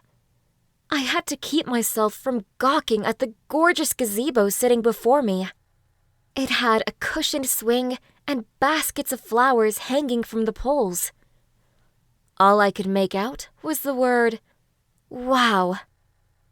You like it? Brennan asked. "Yeah," I said. "It's beautiful." I'm glad you think so.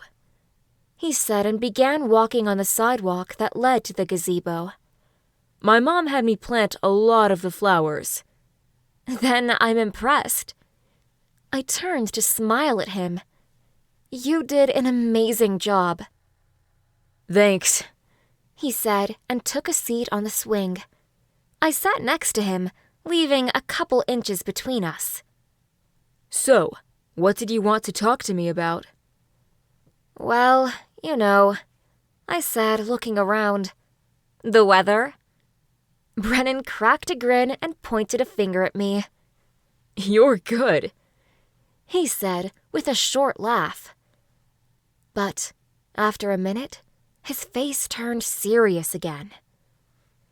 But what did you really want to talk to me about? I said, biting my lip. I waited for what felt like an eternity. I just couldn't find the right words to say, "Hey, I like you. Stay away from Shannon because she's a total witch." Somehow, I just didn't see that going down well. After a minute or two of total silence, Brennan spoke up. Okay, how about I start? "All right," I said, nodding. "Go ahead." What happened today at the kissing booth? He shook his hand through his dark hair. I mean, I was a little confused about what went down. "That makes two of us," I said with an impish grin. Let's do a recap then. Brennan said as a smile of his own pulled at the corner of his lips. All I remember is trying to figure out what was going on, and you saying something like, "Don't kiss her, Brennan?" His grin deepened. Now, what was that about? "Good question," I said. I took a moment to compose myself, and then I said in a low voice, "I couldn't watch you kiss her. Not again." Brennan leaned forward, almost to the edge of his seat. What do you mean, again? "Don't play dumb," I said, clenching my fists. "I saw you making out with her hardcore in the hallway." I'm not. He cleared his throat. I mean, I didn't kiss her. At least, not recently. "What do you mean, not recently?" My mind buzzed with a billion questions. But one question remained. Why did he ever kiss her at all? It was a long time ago, He said, looking off into the distance.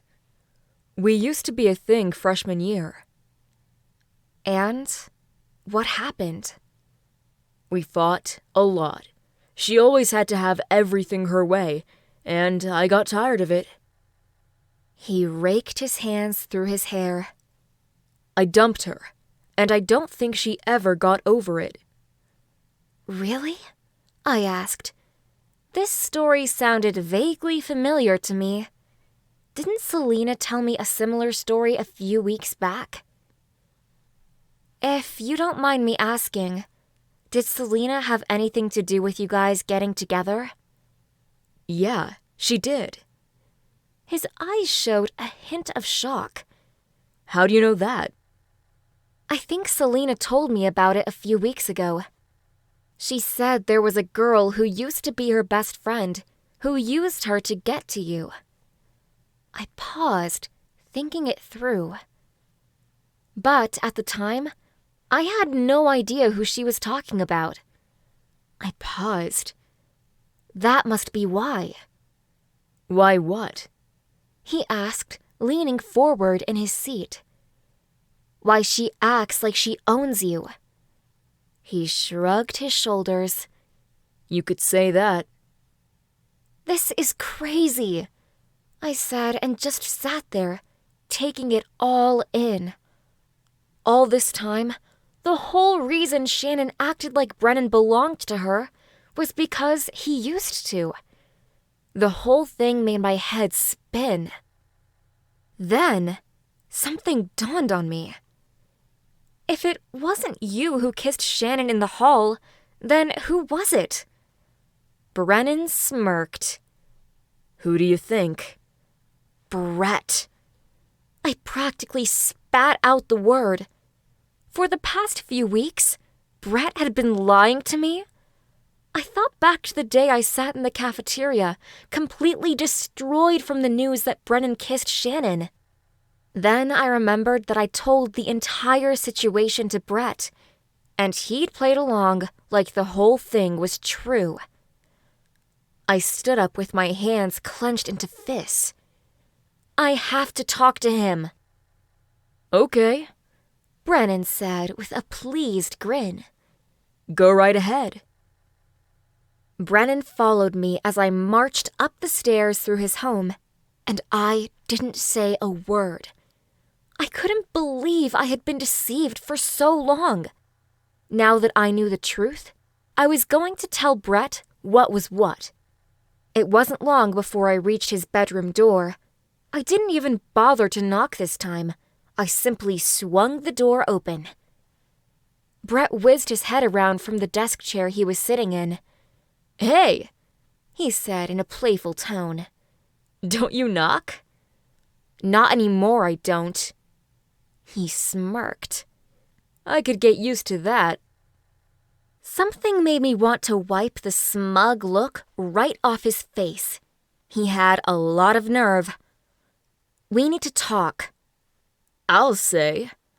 Brett said and continued smirking. Since when do you randomly come to my house, sneak off with my twin, and then not even bother to knock on my door? Brett grimaced. Who do you think you are? I rolled my eyes. You can be so dramatic, Obviously, he said. but that doesn't answer my question. First of all, I said, walking into the room and closing the door behind Brennan and me. I'm asking the questions around here, Okay then, Brennan said through a small smile. just put him in his place. I returned Brennan's smile, and then turned back to Brett. Second of all, why did you lie to me? That's a good question. Brett said, his eyes shifting. Which time? I rubbed a hand over the length of my face. You have got to be kidding me, Here, Brennan said, stepping forward. let me handle this. Be my guest, I said. Brett was seriously driving me crazy with his mind games. Did you or did you not make out with Shannon in the hall? Brennan asked, staring him down. He nodded. I did. But why? Brennan asked with raised brows. I don't know. He shrugged. I was just standing around, minding my own business, when Shannon walks up to me and whispers in my ear that she wants to kiss me. And you did it? Brennan asked, taking a step forward. Just like that? Yeah, Brett said, arching his eyebrow. I mean, who wouldn't? Shannon's really hot. I furrowed my eyebrows together. That didn't make sense. Then why did you lie to me and act like it was really Brennan who kissed her? I figured, why screw up my chance with you just because of one makeout session? Seriously? Brennan asked, his face nearly turning red. So, you decided to lie about it and make it look like I made out with her? Brett nodded enthusiastically. Yeah, basically. Man, Brennan said, shaking his head in disapproval. You really need to work out your priorities. I watched with a heavy heart as Brennan walked out of the room, leaving me alone with Brett. This entire time, I had such a twisted view of Brennan for making out with Shannon. I felt bad for ever believing such a hideous lie. Brennan shut the door behind him, and my heart broke at the sound of the door clicking. How could you be so selfish? I asked in a small voice. I trusted you. I know you did, Brett said, his eyes gazing at the ground. I'm sorry. That was dumb. Don't tell me sorry, I said in a solemn voice. Tell Brennan. Chapter 20. I walked into the assembly hall. Searching through the crowd, I craned my neck to try to find Evelyn. I walked down the steps in the gym until I noticed a familiar green jacket that caught my eye. Walking up to her, I asked, "Hey, is this seat taken?" Evelyn smiled when she saw me. "It is now," she said and patted the open spot on the bench next to her. I took my seat and noticed Colt was sitting next to her as well. "Sup, Colt?" I said and nodded at him. He nodded back. I heard there was quite the drama at the Lopez house yesterday. I shot him and Evelyn a grin. "You can say that again." Evelyn patted me on the arm. "Are you doing okay?" I nodded. "Yeah, I guess so." My eyes shifted through the gym, looking for more familiar faces, but the crowd was so thick it was hard to see. It's just a lot to take in. "I'll say," Colt said. "Brett called me after it happened. He seemed really upset." I leaned forward. "Really?" "Yeah," Colt nodded. "Then, a couple minutes later, Brennan called me." I couldn't help but laugh. "Sounds like you heard more about it than you wanted to." Colt grinned. "Exactly." "Speaking of Brennan," I said, looking around once more. "Where is he?" "I don't know." Colt shrugged. "I'd like to know myself." Searching through the crowd once more, I noticed Shannon and her entourage forcing their way through the wave of people. I glared at her so fiercely, you would have thought lasers were about to pop out of my eyes and zap her. How dare she make out with Brett in front of me just because she saw me walking down the hall? Knowing her, she probably realized it wouldn't be the first time I mixed up the two of them. I couldn't stand the fact that she had gotten the best of me for so long. Her eyes finally met mine, and her lips curved upwards into a smirk. "Looks like someone's in a bad mood," she said in a voice so preppy I wanted to hurl. Ashley snickered as I kept walking, but Haley looked back with a sympathetic look on her face. I thought it was so sweet that Haley looked sorry for me. She probably knew all about Shannon's plans to ruin any chances I had with Brennan. In a way, I felt sorry for her too. She probably had to heel to Shannon's every command. The very thought made me shudder. The principal tapped on a microphone, drawing my attention to the front of the gym. "Good afternoon," Mr. Banks said in a cheery voice. "I have a couple of announcements I need to get to, but first we have a special message from Brennan Lopez." Brennan stood up from one of the benches and grabbed the mic. I noticed he was wearing his Letterman jacket, the one specifically designed for football players. In his hand, he held a football, but I could tell there was something sparkly on it. What could he be doing with the bedazzled football? Katie, right? He said, and took a deep breath. Will you tackle prom with me? My heart stopped, and I felt like I couldn't breathe. Could it be possible he was actually asking me to prom? Before I had time to think about it any longer, he tossed the football into the air. It spun into a perfect spiral, heading toward my general direction.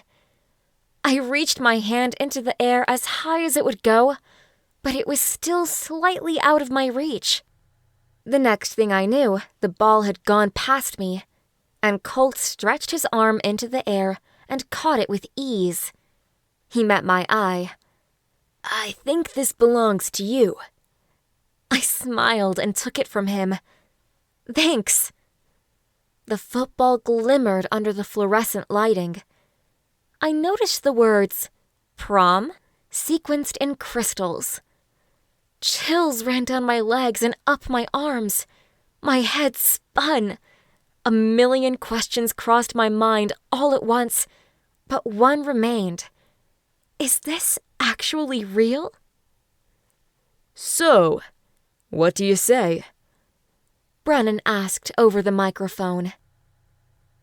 I nodded while smiling, and my eyes welled up with tears.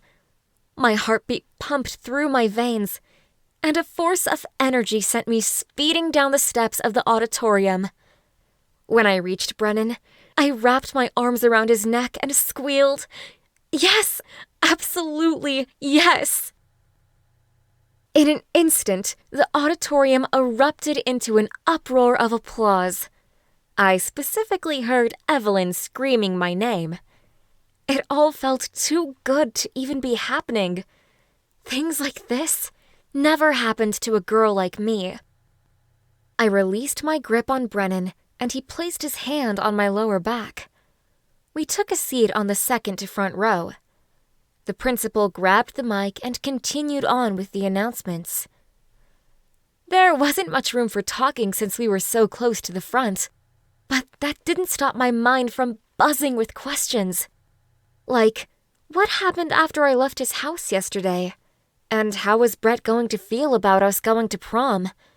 There's no way he could be happy about it, especially since I'd already turned down his offer to prom not too long ago. I craned my neck around to see if I could find Shannon in the crowd. I searched and searched, but I couldn't seem to find her anywhere. Once the assembly finally ended, I looked straight into Brennan's dark eyes. "Hey," I said with a shy smile. "Thanks for asking me to prom." No problem, he said, beaming. I'm just glad you said yes. What do you mean? He shook his head. With all the drama that went down yesterday, I wasn't sure how you would react. Don't worry about it. I gave his hand a small squeeze. I've already put it behind me. We walked up the stairs of the assembly. As I passed several of my fellow classmates, I was surprised to see looks of shock on each of their faces. They probably couldn't believe that Brennan Lopez, of all people, asked me to prom. Several freshman girls passed by us and looked back at me, only to turn their heads and whisper in hushed tones. It seemed like the whole school was buzzing. Behind me, I heard a girl in the background say, "Who is Katie Wright anyway, and why on earth would he ask her?" My head hung. Maybe they were right. After all, Brennan was one of the most well-known guys in our school. Hardly anyone at Hidden Shores Academy even knew I existed. When we reached the top of the stairs, I noticed Brett staring us down, leaning against the wall, his arms folded over his chest. "Sup?" Brennan said, giving Brett the nod. Don't sup me, Brett said, spitting to the ground. He took a step closer to where we were standing in the crowd. When were you going to tell me you were planning on asking my girl to prom? Your girl? Brennan asked and bit back a grimace. Since when was she your girl? Good question, Brett said, with a smirk so big, people were starting to stop and stare. Why don't you ask her? I bit my lip. I wasn't sure I liked where this was going. All right, fine, Brennan said through clenched teeth. He turned towards me and stared at me through his sharp brown eyes. Do you have a thing for Brett? Dang it, where did all my words go? See? Brett said, his smirk widening. Looks like she doesn't even know. Brennan's eyes looked like they were on fire. What? No, I said, taking a step back. That's not what I meant. Tell us, Brett said with a cocky grin. What do you mean? Before I had a chance to respond, Shannon walked up from behind Brett and placed a hand on his mid-arm. Yeah, Katie, she said, flashing Brennan a smile. What do you mean? Brennan blinked a couple times and looked at Shannon like she had just grown a third arm. Do you even know what we're talking about? Not really, Shannon said with a flip of the hair. But it sounds like you could use a third opinion. I mumbled under my breath. Shannon cocked her head and shot me the most insincere smile I had ever seen. What was that? I said, no one cares what you have to say, so just stay out of it. Ooh, Shannon said, clearly eating up my response. Somebody's feisty. Whatever, I said and rolled my eyes. You and Brett are just jealous because Brennan asked me to prom. Shannon snickered, and Brett looked so offended you would have thought I'd insulted his ancestors. Brett formed small fists by his side. If you want to go to prom with Brennan, then be my guest. He looked from Brennan to me. But when things don't work out between you two, don't expect to have a shoulder to cry on. Calm down, Shannon said and placed a hand on his chest. Forget about them. Why not just go to prom with me? Brett looked from Shannon to me and back to Brennan. I could practically see the wheels turning in his head. You know what? Brett said. I don't think I want to go to prom with you. You're the reason I got in this mess to start with. Shannon scoffed. Seriously? She said as she watched Brett storm off into the endless sea of students. Then who the heck am I supposed to go to prom with? That's a good question, I said.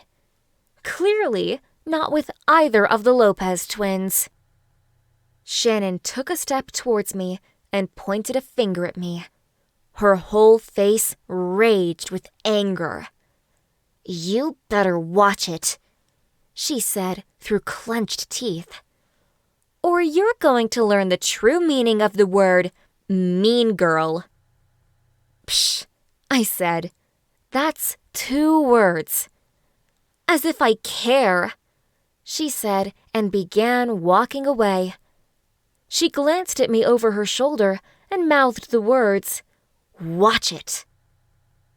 Once she was out of earshot, Brennan said, Wow, I've never seen Shannon get that worked up before. Oh, I have, I said, looking up at him. Too many times to count. I'm sorry, Brennan said, shaking his head. That sucks. It does, I said. That girl has been torturing me for years, but I'm tired of playing Shannon's games. If she wants to keep starting drama, then that's her choice. But I'm tired of trying to fight. It's not worth it. Huh, Brennan said, stroking his chin. I wonder why I've never noticed it before. I don't know, I shrugged. Probably because she always tries to put on a nice face whenever you're around. Brennan said. Sounds like I better stick around then. A smile spread across my face. Be my guest. His eyes met mine, and his magnetic smile made my heart beat at an uneven pace. Could it be possible that Brennan had feelings for me too? Because the way he looked at me made me think he wanted to be more than friends. So, what do you say we get something to eat? Brennan said, breaking the silence.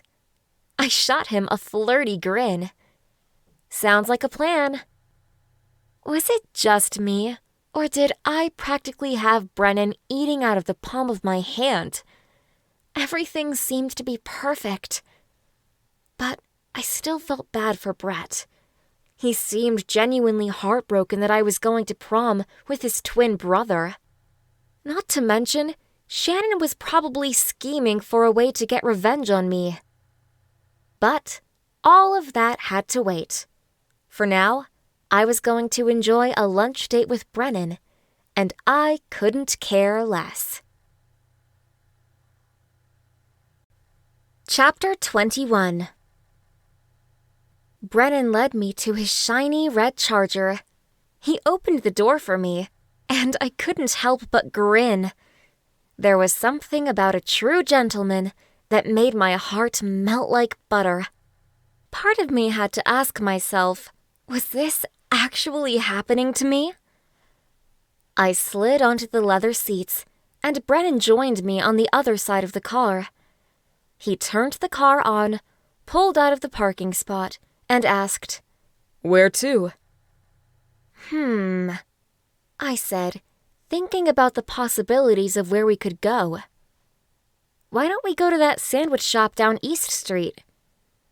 Brennan's mouth quirked up into a lopsided grin. I love that place, he said. I go there all the time, but I've never seen you there. I don't go very often. Of course, Brennan could afford to go out to eat all the time. But for me, it was a different story. Eating out wasn't a luxury I could afford. Although, I was sure my figure was thanking me for it. He pulled out onto the street and turned on the radio. His speakers blasted with a new rap song I wasn't familiar with. Is this Justin Bieber singing? Yeah, he said. I think this is his new song. Huh, I said, listening to the beat. I kinda like it. Me too.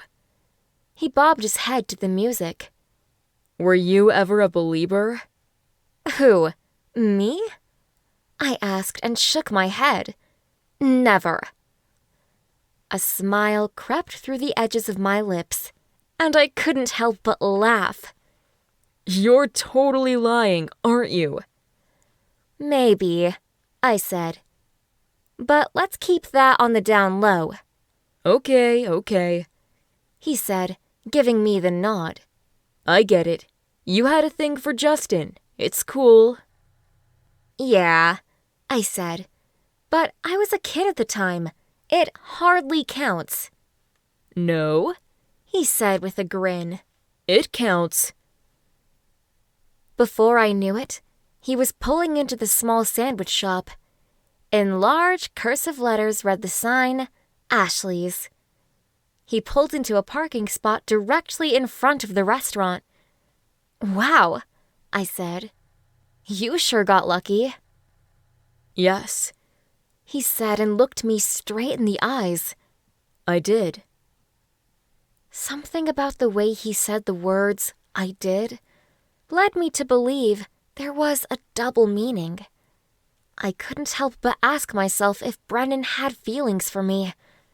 I mean, even though he asked me to prom, that didn't mean he liked me. I mean, technically we weren't a couple, so how could I know for sure?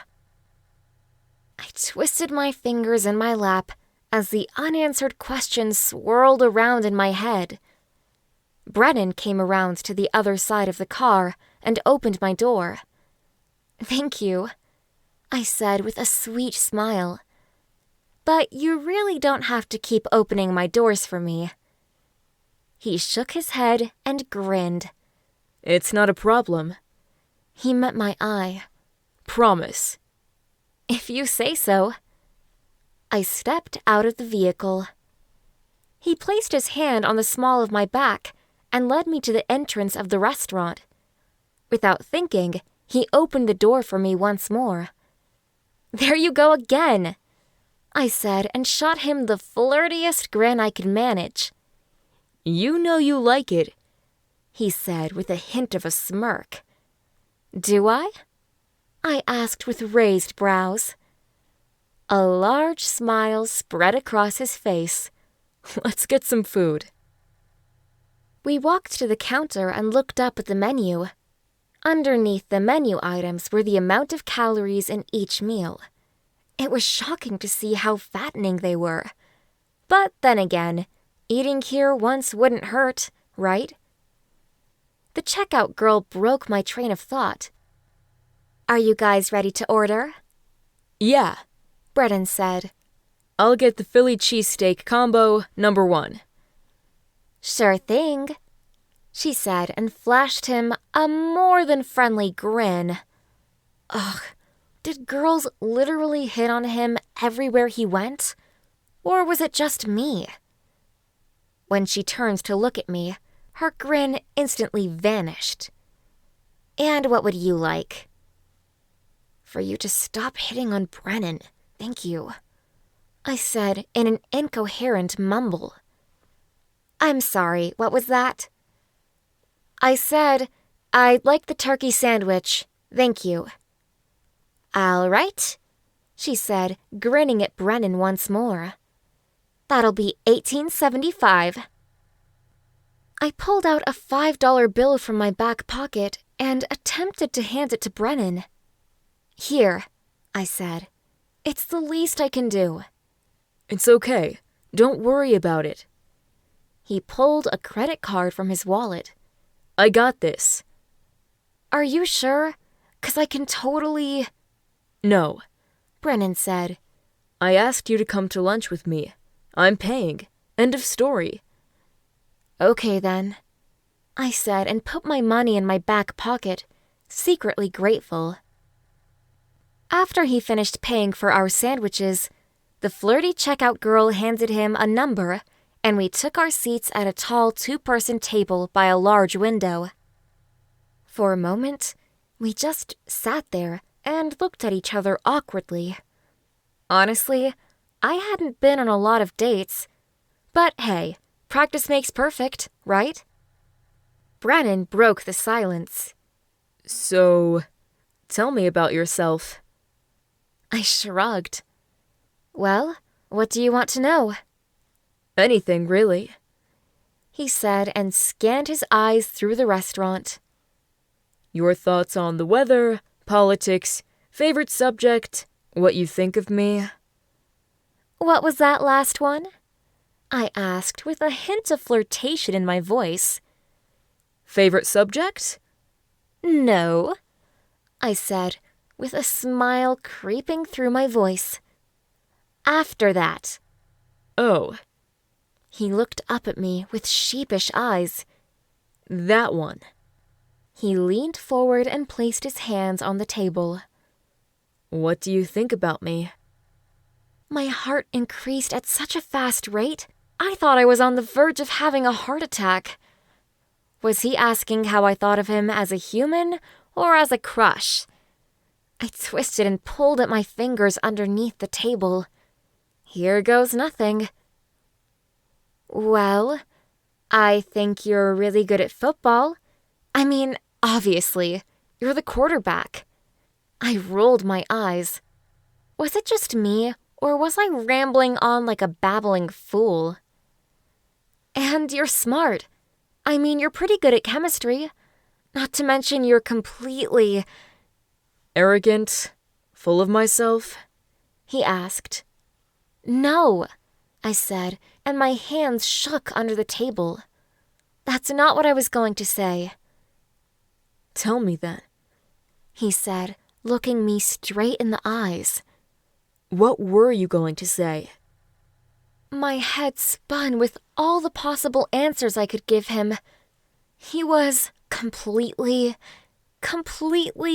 drool-worthy. No, I couldn't say that. He'd think I was a total freak if I said that. Never mind, I said. Just forget about it. I placed my hands on the table. Change of subject. Are you ready for the chemistry test coming up? Katie, He said, and gave me a look that indicated he knew exactly what I was doing. just tell me. He grabbed my hand from across the small table. You can trust me. A bright light flashed across our faces. I turned my head to see Ashley standing there, typing something into her hot pink cell phone. Did you just take our picture? I asked. Duh, Ashley said with a smirk. Wait till Shannon gets a hold of this. She continued walking away, but stopped to say over her shoulder, Your life is over, over. She can't be serious, I said. I agree, Brennan said. What's her deal? I was her deal. If Shannon wasn't already fuming from Brennan asking me to prom, then she would be now. That girl was nothing but trouble. I could only imagine her face when she saw the picture of Brennan looking deep into my eyes, grabbing my hand. I was done for. I knew it. Now, all that was left was to wait. Chapter 22. I slammed my locker shut and pressed my chemistry book across my chest. There was a lump in the back of my throat the size of a boulder. Something about spending the next hour in a class with Brett, Shannon, and Brennan made my stomach squirm. I walked at a quick pace until I reached the correct classroom. I swung open the door and noticed Shannon sandwiched in between Brett and Brennan at one of the rectangular tables. I almost sighed a sigh of relief when Brennan patted the seat next to him and motioned for me to join. I took a seat beside him and brushed a few strands of hair out of my eyes. Long time no see, Brennan said with a hint of a grin, as if we hadn't just seen each other at lunch. Shannon leaned forward and glared at us through narrowed eyes. Whatever, Brennan, I said with a grin. You just saw me. I know, He said, returning my grin. but that was a long time ago. You guys seriously need to stop, Brett said, leaning forward so we could see him. Why do you care? I asked with a cock of the brow. He shrugged. I don't. Shannon looked between the two twins and me. She flipped her famous red hair behind her back and scoffed. She hadn't said a word since I sat down. She looked like she was so frustrated she couldn't see straight. My lips curved upward into a snarky grin. Served her right. What are you grinning about? She snapped. Nothing, I said with a shrug. Well, you better watch it, she said with a hiss. Chill out, Brennan said. Chill out? She asked, spitting out the words. How can you expect me to chill out when Katie keeps trying to steal all my friends? Your friends? Brennan said, leaning forward with raised brows. I wasn't aware Katie has been hanging out with Haley and Ashley. Not them. Shannon shook her head in anger. I meant you two, she said, looking from Brett to Brennan. Brett's face lit up in amusement. We're friends? Shannon rolled her eyes. Well, you know, on occasion. You can't just be my friend on occasion. I'm an all-or-nothing deal, Brett said. Either you want me or you don't. If you want to get with me, you've got to be able to handle the whole package. Whatever, Shannon said, and dismissed his previous comment with a toss of her hair. Our teacher, Mr. Rawlings, called the class to attention. He rambled on and on about the test we had to take the next class period. I took some notes and ended up doodling on the side of my notebook. Brennan watched as I drew twisted vines and flowers all over the edges of my paper. Wow, he said. I didn't realize you could draw. I dropped my pencil. I can't. He pointed to my paper. Yes, you can. The teacher cleared his throat, and the whole class turned to look at us. There was a moment of awkward silence before the teacher continued talking. It seemed like time droned on for an eternity. Why was it that this class seemed 10 times longer than our lunch period? I watched the clock tick by for what felt like a solid 45 minutes when Mr. Rawlings finally said, Now that we've gone over the review, I want you all to pair up in small groups. Your homework is to meet up with the people in your group and study the review together. You'd be amazed the things you could learn from a study buddy. Mr. Rawlings returned to his desk, and students began forming up into groups to study with.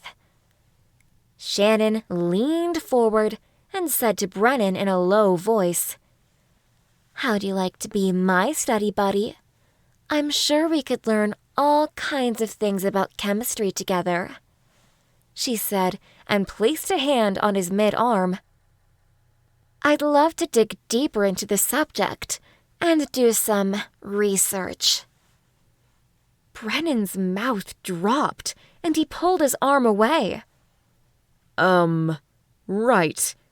Why don't we all do some studying together at my place after school?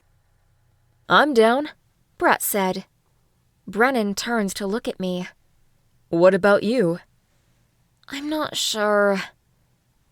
Good. No one wants you there, Shannon said, confidently smirking. Not so, Brennan said. I definitely want her there. Well then, Shannon said with a fake grin plastered across her face. What are we going to do about that? Nothing, Brett said. Just deal with it. Fine, she scoffed. But don't expect me to help her. Like you could help anybody, Brett said. We all know who really does your homework. This time, Shannon scoffed even louder. Once again, we had offended the Ice Queen. I shuddered to think of what stunt she was going to pull next. Knowing her, she probably wasn't even halfway done making my life miserable. Why, oh, why did she insist on chasing Brennan?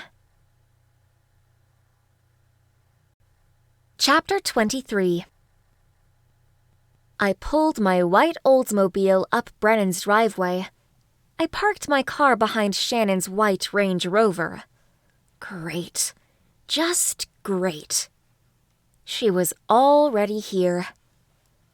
I stepped out of the car and drug my feet as I walked up to ring the doorbell. I could already tell this wasn't going to go over well. Even if it were just Brett, Brennan, and me, it still wouldn't have been ideal. Ever since Brennan asked me to prom, my life had taken a dramatic turn, and I never knew what trouble would be around the corner. After ringing the doorbell, I waited for a few minutes. Finally, the door opened, and Shannon appeared in a skimpy tank top and short shorts. She probably figured since we weren't at school, she could wear anything she wanted. "Welcome," she said and gave me a tight-lipped smile. She turned her head back and called up the stairs. "Bren, some girl is here. I think she wants to sell us something. Should I just ask her to leave?" I held my breath as I waited for Brennan's response. He descended the stairs. "No," he said in a warm tone. "I want her here." My heart sped up a bit at the realization that he actually meant what he said. He did want me around. Maybe it didn't matter what Shannon did or said. "Come on in," he said. "It's pretty hot out there." He grinned. "I bet you're burning up." I stepped in the door, and he shut it behind me. "You know it," I said with a grin. "Wherever I go, it's hot because I'm smoking."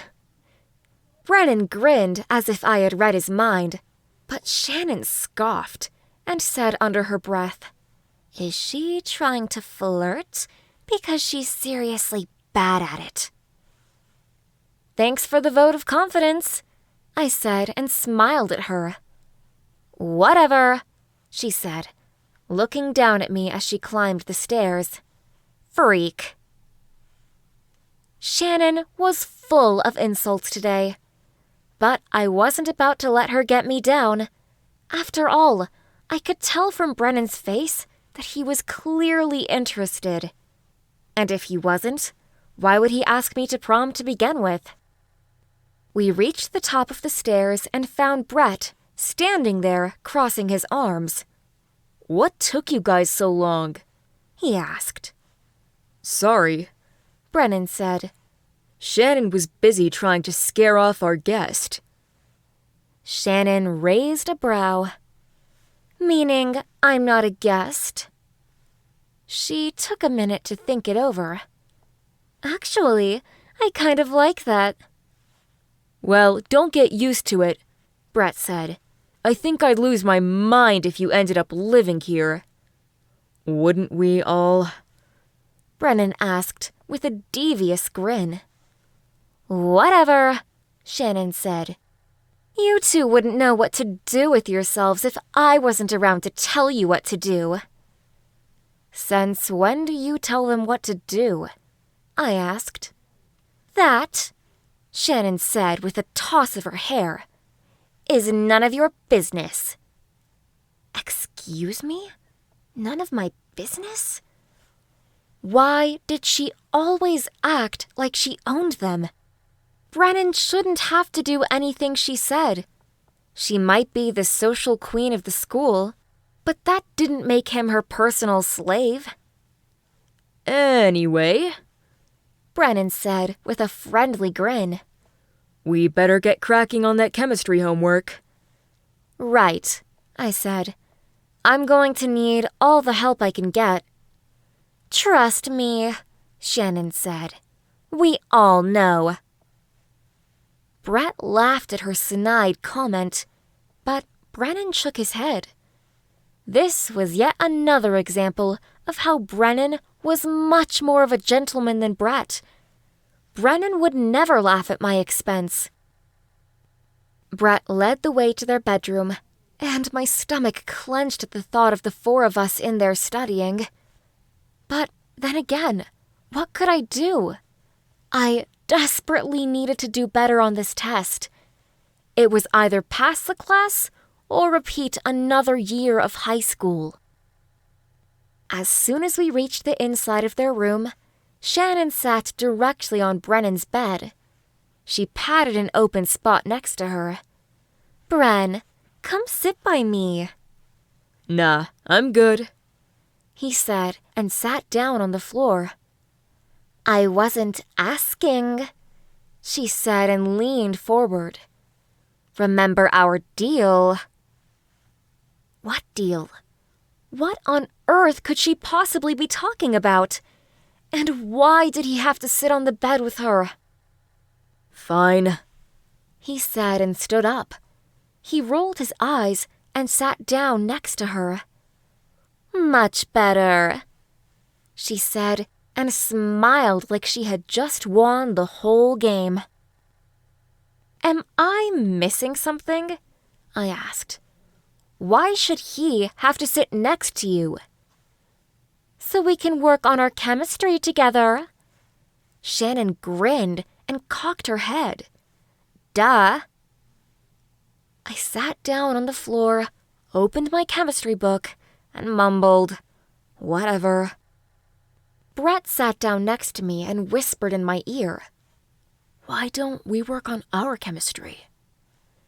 I pushed him away and shook my shoulders. Something about him whispering in my ear felt unnatural. Brennan furrowed his eyebrows together.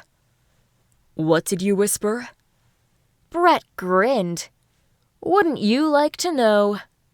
Yeah, Brennan said, standing up from the bed. actually, I would. "Sit down."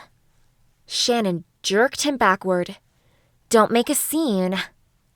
Fine. He mumbled and returned to his previous spot on the bed. Was it just me, or were we all stuck in some kind of weird love triangle? Or maybe since there were 4 of us, it was a love trapezoid? Either way, I didn't like where things were headed. If I had it my way, it would have just been Brennan and me studying together. "Are we going to study or not?" I asked. Brennan cleared his throat.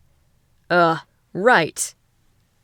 He flipped to a page in the chemistry book that had the review questions for the test. We went through the questions for what seemed like hours. Every now and then I would get confused, and Brett would explain it to me. It was like he was making up for the last time he promised to help me with chemistry, and then bailed out. I guess Brett wasn't so bad after all. An hour or 2 later, we had finally gone through all of the questions. I slammed my book shut. I don't know about you guys, but my brain is completely fried. "Mine isn't," Shannon said. "I could go on for hours." She looked into Brennan's dark eyes. "How about you and I look further into the subject and do some research?" She trailed her hand across his shoulder. "I have so many questions." Brennan stood up in almost an instant. Yeah, let's not. She stuck her lip out. "But, Bren, I need to do better on the test." "Then hire a tutor," he said under his breath. "I did," she said with a small smirk. I'm sorry, Brennan said. but I have other subjects I need to get to. "So do I," she said. "Let me stay a little longer and make Katie go home." No, he said. "But, Brennan, remember our deal," she said with a sly smile. okay. Brennan said and ran a hand over his face. You can stay longer, but Brett has to stay here too.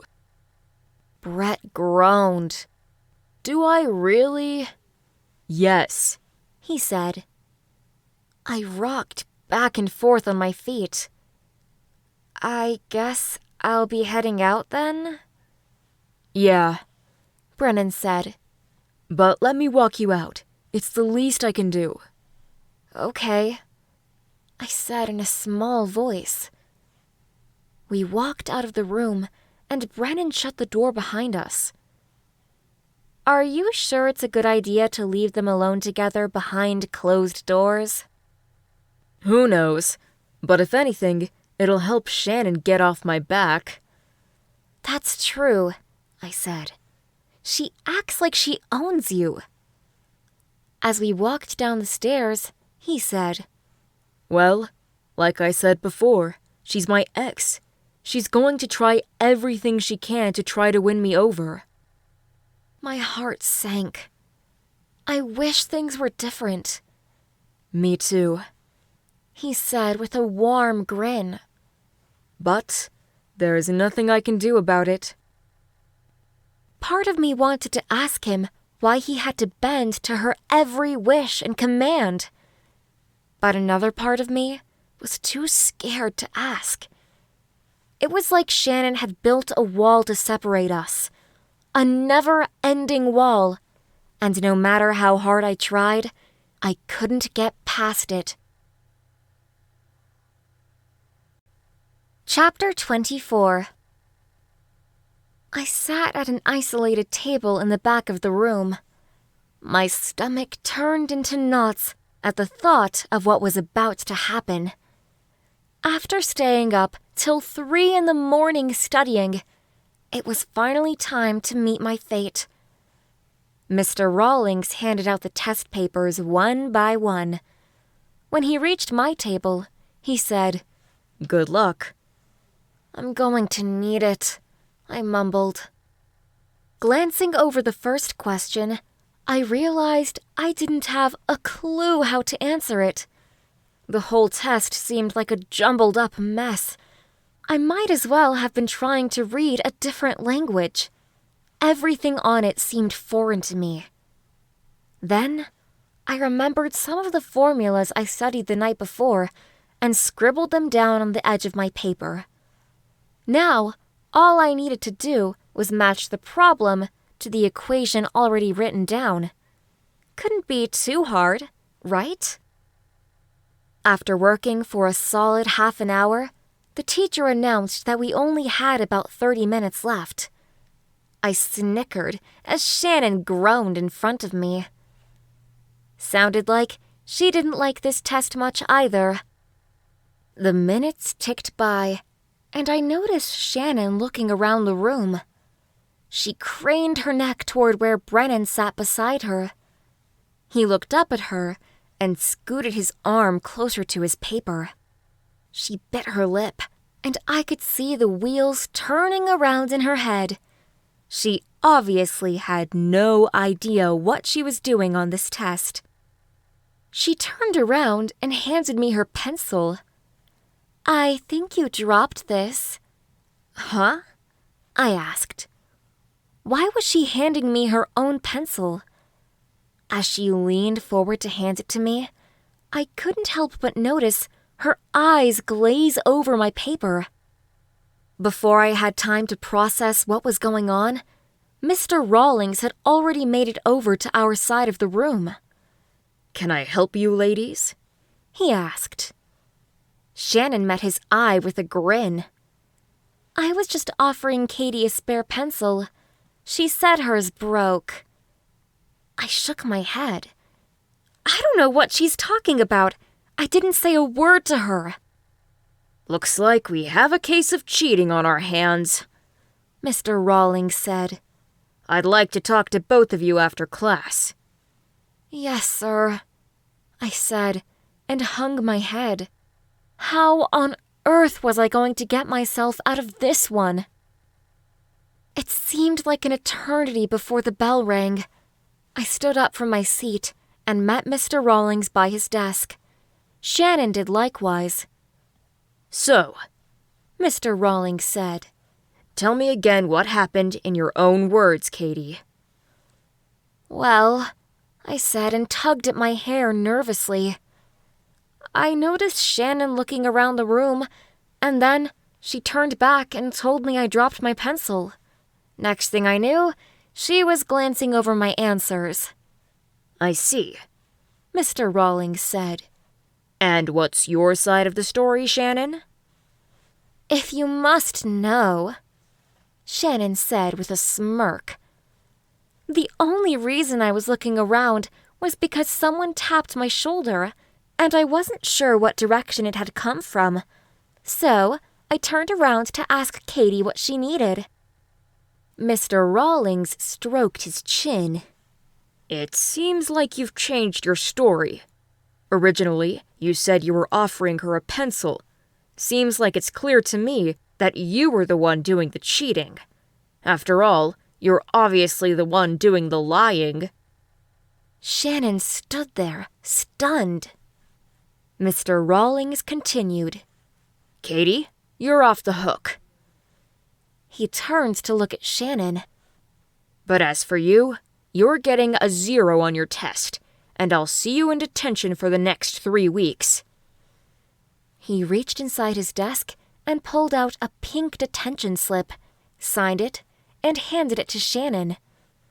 Have a nice day, he said.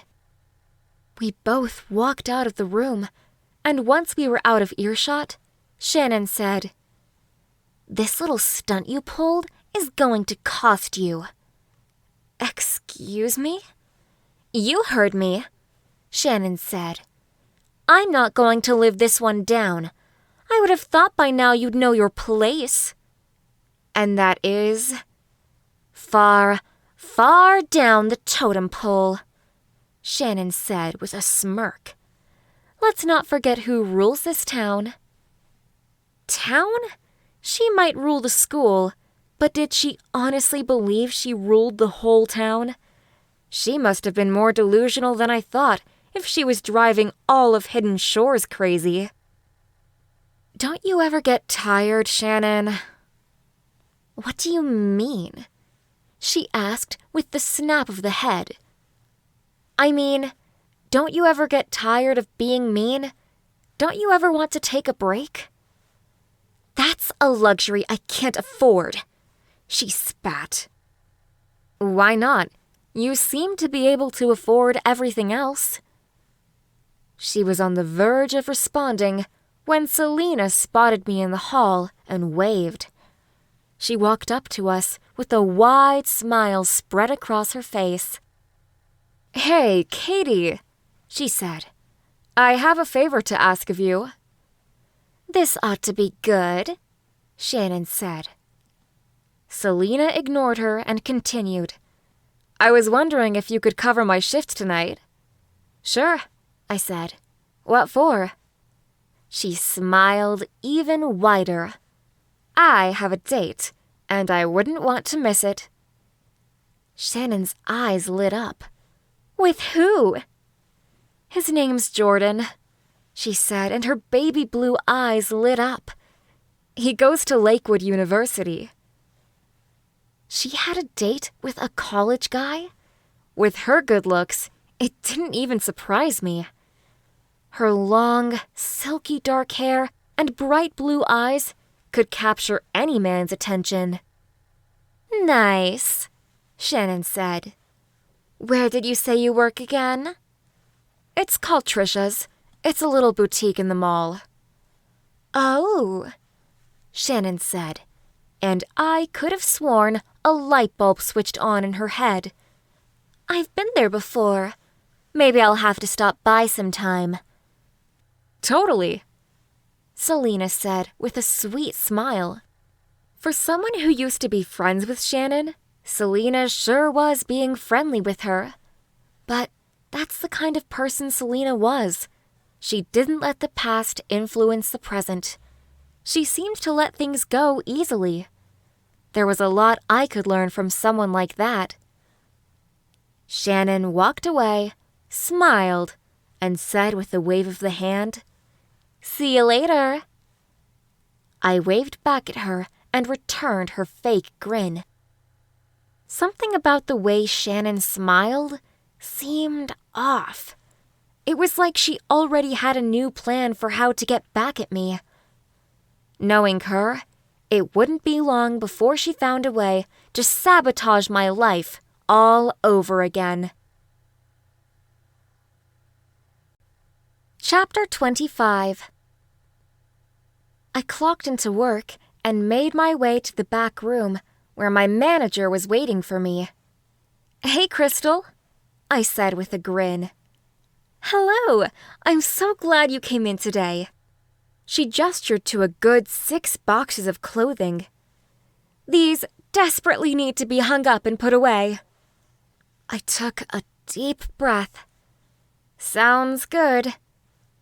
That definitely did not sound good. It would probably take up a good portion of my shift hanging all of them up. "Also," she said, swinging her long blonde hair behind her shoulder, "I'm going to need you to do all that on the sales floor because I have some important phone calls to make."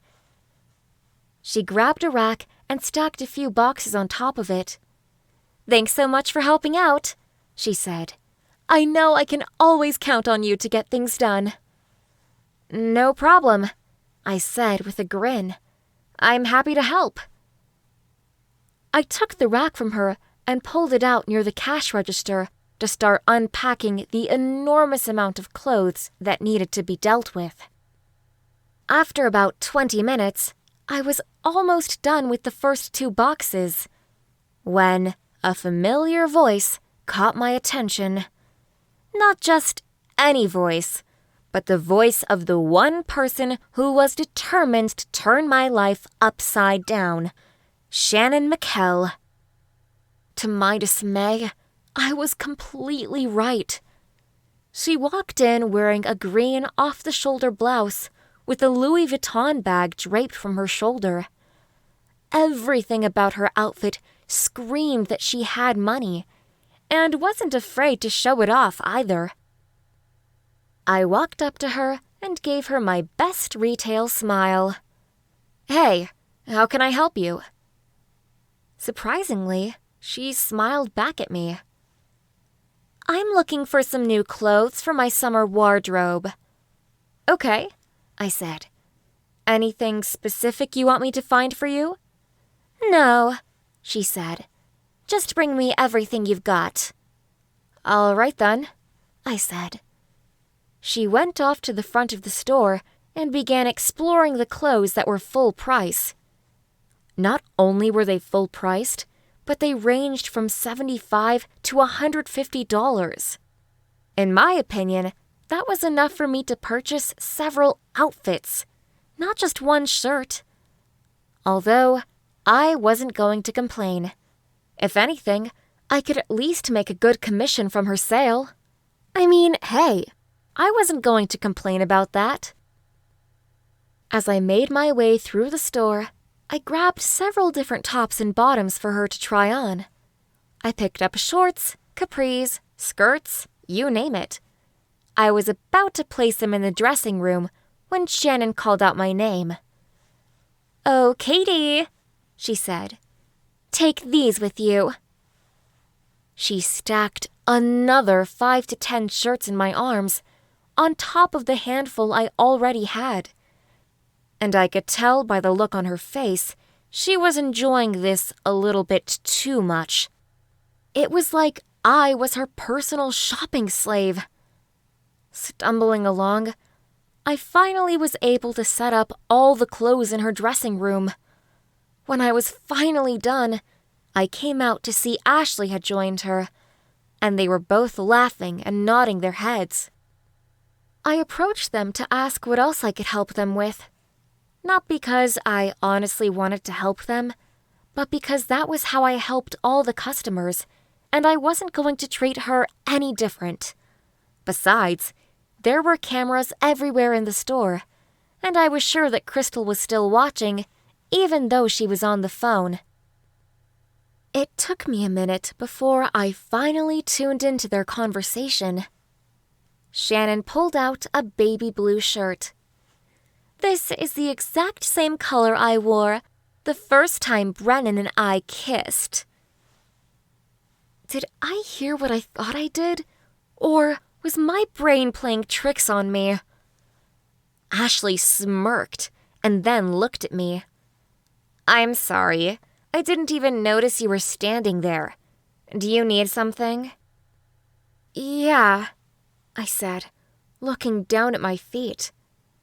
I was wondering what else I could do to help. Wow, Ashley said. That's pathetic. My heart sank at the word pathetic. I guess my mind wasn't playing tricks on me. This was actually happening. I was expected to bend to their every need, and they were going to treat me like the help. Not only that, but I was expected to listen to Shannon talk about how she kissed Brennan, the one guy who made my heart skip a beat. Anyways, Shannon said, turning back to Ashley. Brennan is such a great kisser. She fanned herself. I've got to find a way to get him to kiss me again. You know what? I felt my face turning red. I'm done.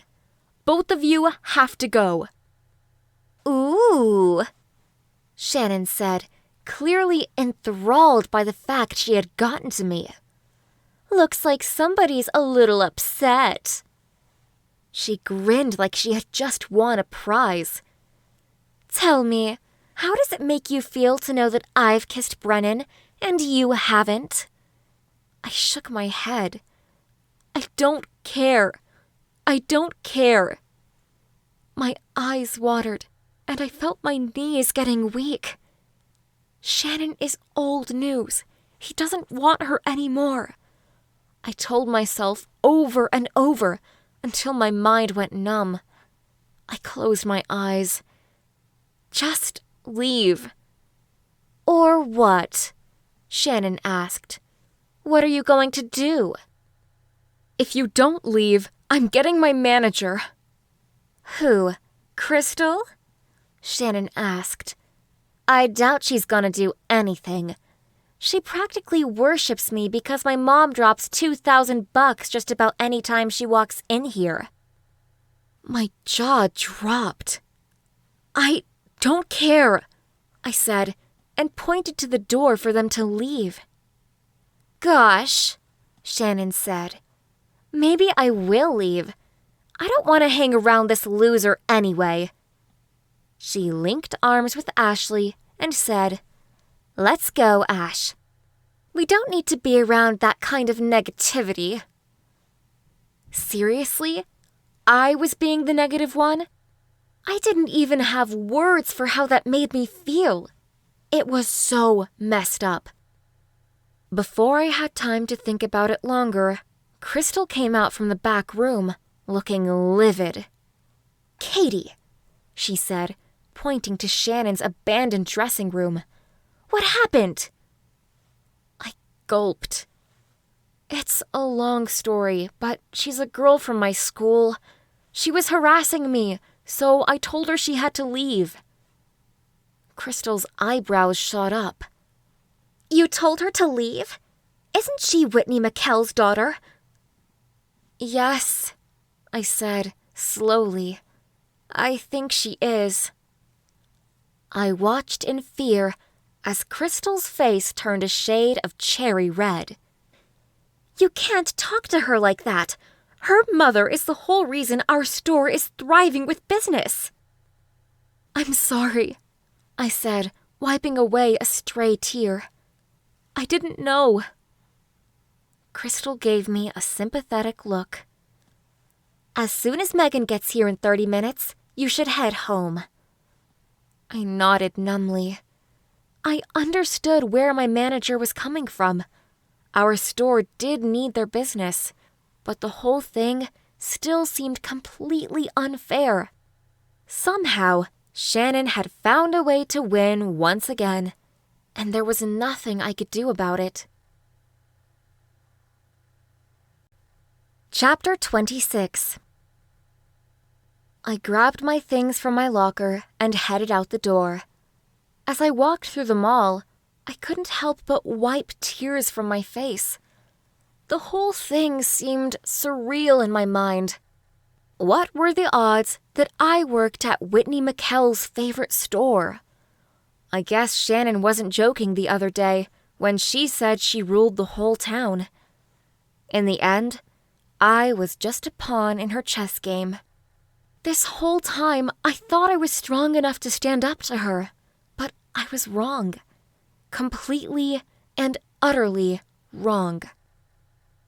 I headed out through the double doors and began to search the parking lot for my Oldsmobile. Once I found it, I climbed in and slammed the door behind me. Everything about the car was a reminder that I had no power, no money, and that people like Shannon could run around and tell me what to do. I buried my head in my hands and sobbed at the realization that everything I wanted was out of reach. Wiping a few tears away, I headed toward home. The sun trickled through the palm trees swaying above me. What were the odds that I'd be having the worst time on one of the most beautiful days of the year? It was like some kind of weird trick of fate.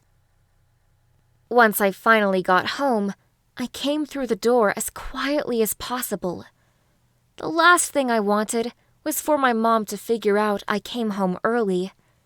Maybe if I was quiet enough, she wouldn't even notice me tiptoeing through the living room. I hadn't made it about 5 feet before she swung open the kitchen door and said, "What are you doing home so early?" "Dang it," I said, and snapped my fingers. I definitely needed to work on my stealth skills. "What's going on?" she asked, wiping her hands on her red apron. "You weren't supposed to be home from work for another good 2 hours." "Trust me," I said, rubbing my neck. "They wouldn't have been good." "And what is that supposed to mean?" "Nothing," I said. "Don't worry about it." "No, I'm going to," she said. "I depend on your paycheck to help pay the bills. I need to know if something is going on at work." "Crystal sent me home early," I said, looking at the floor and avoiding any eye contact. "They what?" Her jaw dropped. "It's a long story," I said and began to walk away. "I'm just barely starting to get over what happened, and I don't want to go into details." "That's not acceptable." Her eyes narrowed. "I need answers." "Fine." I let out a frustrated sigh and turned back around. It was Shannon.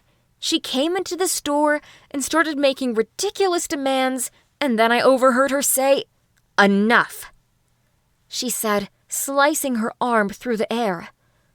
"I don't care if you got a little bit annoyed by some girl from school. When you're at work, you need to keep it professional and treat every customer the same." I rolled my eyes. "You only say that because you've never dealt with girls like Shannon McKell before." "Oh, really?" She placed a hand on her hip. "You honestly think I've never dealt with mean girls?" She pointed to herself. "Because I have, but I never let it interfere with my career." "Working retail is not a career," I said, and began walking down the hall toward my bedroom. "It can be if you're good at it." Ouch. Did she actually mean that? Because that was pretty low. I worked hard at my job. I wasn't the best salesperson, but I usually gave it my best. Today was a bad day, but who didn't have off days? I opened the door to my room and threw myself on the bed. Why did everything seem so hard? Why was it when things finally started to go well for me, everything fell apart? Burying my face in my arms, I allowed myself to shed a few tears. It seemed like getting sent home was bad enough, but having my mom insult me on top of it, It hardly seemed fair. I cried until I couldn't handle it anymore. Before I knew it, everything turned black, and I slipped into unconsciousness. It wasn't until morning when I realized I had accidentally fallen asleep in bed without changing my clothes. My phone buzzed from my brown cloth bag. In a daze, I stumbled out of bed, brushed a layer of hair out of my eyes, and answered the phone. "Brennan," I said in a groggy voice. "What's up?" Not much. He paused. How's it going? "Great," I said and cleared my throat. I looked at myself through the oval mirror hanging in my room. I seriously looked like crap. "So," I said, and wiped some stray mascara from under my eye. "What do you need?" He laughed. Do I have to need something before I can call you? "Yeah," I said, and bit my lip. Why was I clamming up? We talked in person billions of times. But something about talking to him on the phone had me all jittery. Anyway, He said. I hear there's a party on Hidden Shores Beach. Shannon's throwing it. Are you in? I said, and took a deep breath. Part of me did not want to see her again. After all, I had just got done crying myself to sleep because she tried to tamper with my job. Who knew what kind of damage she would do to me at another one of her parties? I'm not sure. Aw, come on, Katie. It'll be fun. I'll be there. Brett will be there. Heck, most of the school is coming. I don't know about that, I said. I've had some pretty nasty run-ins with Shannon lately. You have? He asked. What happened? I'd rather not go into specifics, I said as I paced through the room. I got you, He said. But how about this? You can hang out with me the whole time, and I'll make sure she doesn't even come near you. Sound good? Who could turn down that offer?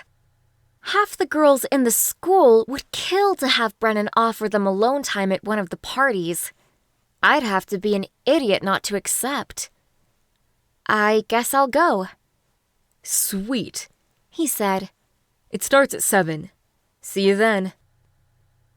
And with a click of the phone, he was gone. I rushed to the bathroom to do my hair. As I heated up the straightener, something dawned on me. My mom and I were at odds. There was no way I was going to get the okay to go. Then again, what she didn't know wouldn't hurt her. Chapter 27. I stuffed my bed full of pillows and placed my chemistry book over the top part of the stuffed version of me. After I dimmed the lights, I went down the hall to face my mother. "Hey, Mom," I said. "Just wanted to let you know I'm going to be studying for my chemistry final." My eye twitched. "And I'm going to need some alone time for a couple hours, so please don't disturb me." "Okay," my mom said, looking back from where she stood doing the dishes. That's fine. I was about to walk away when she said, Also, I'm sorry about what I said yesterday. Turning around, I headed back into the kitchen. "You are?" Mm-hmm, she said with a small grin. I need to have more faith in you, she said, and pulled me into a double-armed hug. Do you forgive me? "Yeah," I said. "I'm glad you believe in me." I do, she said and pulled away from me. She looked me straight in the eye. I trust you. The way she said the words, "I trust you," was almost like they had a double meaning. Was it just me, or did she see straight through my facade? Either way, I had to go to that party. Before I knew it, high school would be over, and then I wouldn't have any more opportunities to sneak out. Something about sneaking out from a college dorm didn't seem half as rebellious. "Great," I said, and managed a grin. "Well, I better hit the books." Practically running down the short hall to my room, I turned on soft classical music that I normally listened to when I studied, and opened the window. I carefully climbed out the window and landed with a thud about 3 feet below. Dodging through the woods, I made my way to my Oldsmobile parked down the street. I hopped in the car, and within a few tries, I finally got it to start. Now, all I needed was it to get me to the promised land, otherwise known as Hidden Shores Beach. As I drove, I turned the radio up and rolled down my windows. The air blasted into my car, but it was so humid, the car still felt hot. Living without air conditioning could be tough, but I was used to it. At this point, I was just lucky to have a car at all. Within an hour, I turned off the interstate.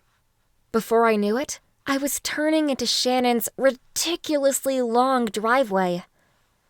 As I drove up to the house, I noticed there were so many cars parked that I had to find a space several hundred feet away. She might be the most spoiled person I knew, but at least she knew how to get people to come to her parties. Stepping out of the car, I walked up to the large oak door and considered knocking, but decided to go ahead inside, since it wasn't likely anyone would hear my knock over the booming music. I gingerly opened the door and noticed the place was packed. People were plastered against each other, dancing to the beat of the music, and others were in the kitchen, laughing and drinking. Shoving my way through the crowd, I made it to the back door that led to the pool area. So far, I hadn't seen anyone I knew. I was about to give up and go home when I noticed Brennan in the pool, laughing and talking to Colt. I was about to approach him when Shannon stepped in front of me. "Oh, sorry," I said. "Didn't see you there." "Obviously," she said, and scanned her eyes over the length of my body. "What are you wearing? You realize this is a beach party, right?" "Well, I wasn't going to drive half naked," I said. "Why not?" said a girl with bleach blonde hair wearing a string bikini. "I would." "No one asked you," Shannon spat, and then turned to look at me. "Anyway, make yourself at home," she said in a sarcastic voice. Nothing about Shannon would ever make someone feel at home. It was actually quite impossible. "Sure," I mumbled under my breath. Brennan turned around from where he was standing in the pool.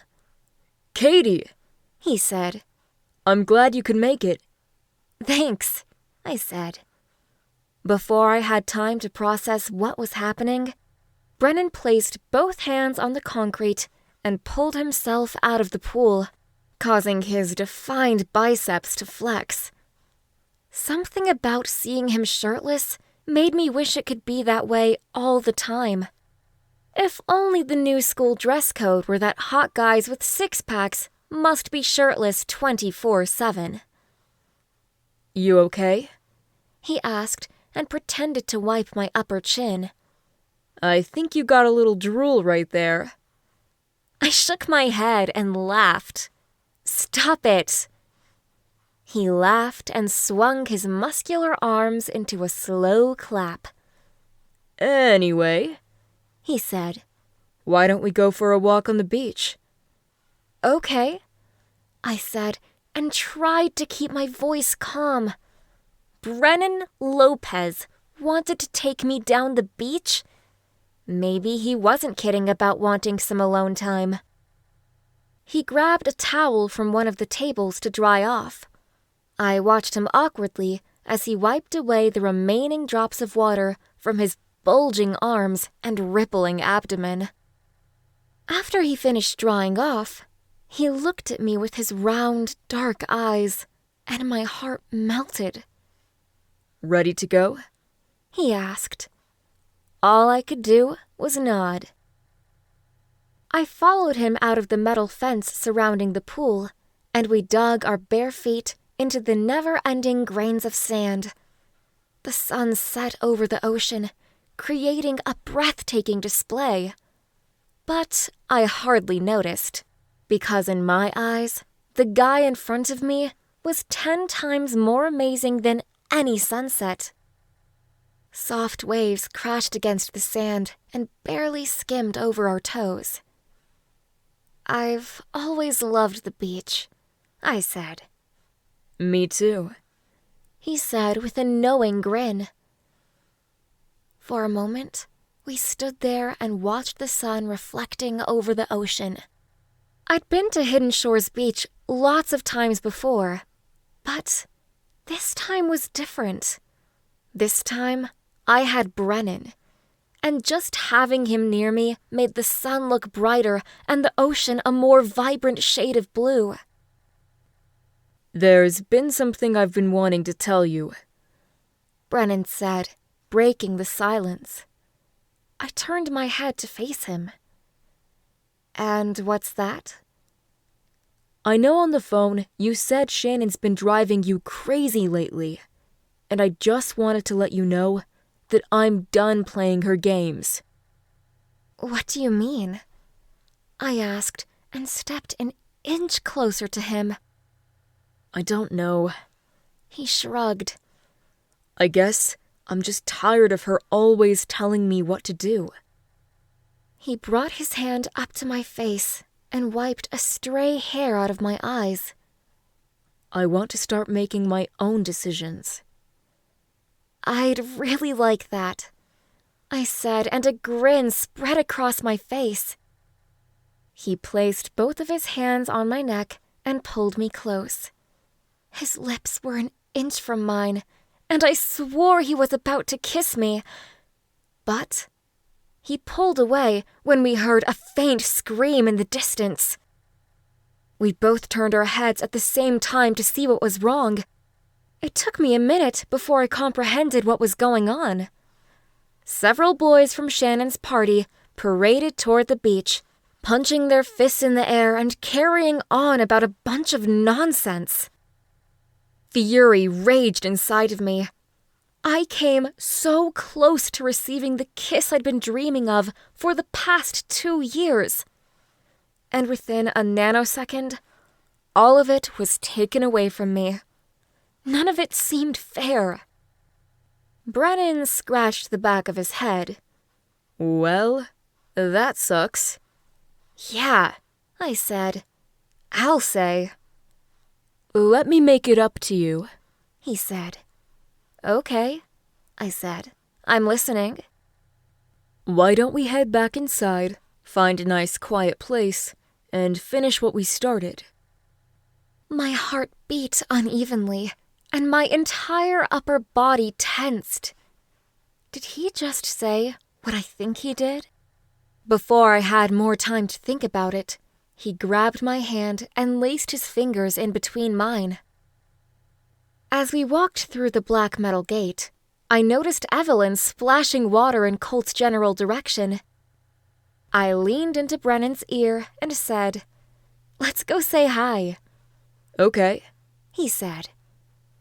We made our way over to Evelyn's side of the pool. "Hey," I said and looked directly at her. Her eyes trailed down to where my hands were intertwined with Brennan's, and her mouth fell open. "What's going on here?"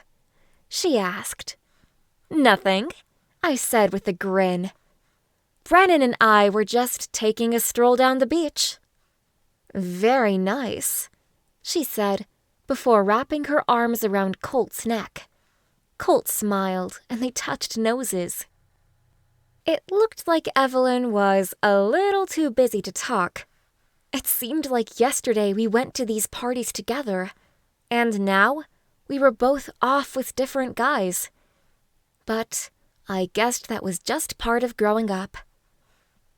We should probably get going, Brennan said as he nudged his head toward the door.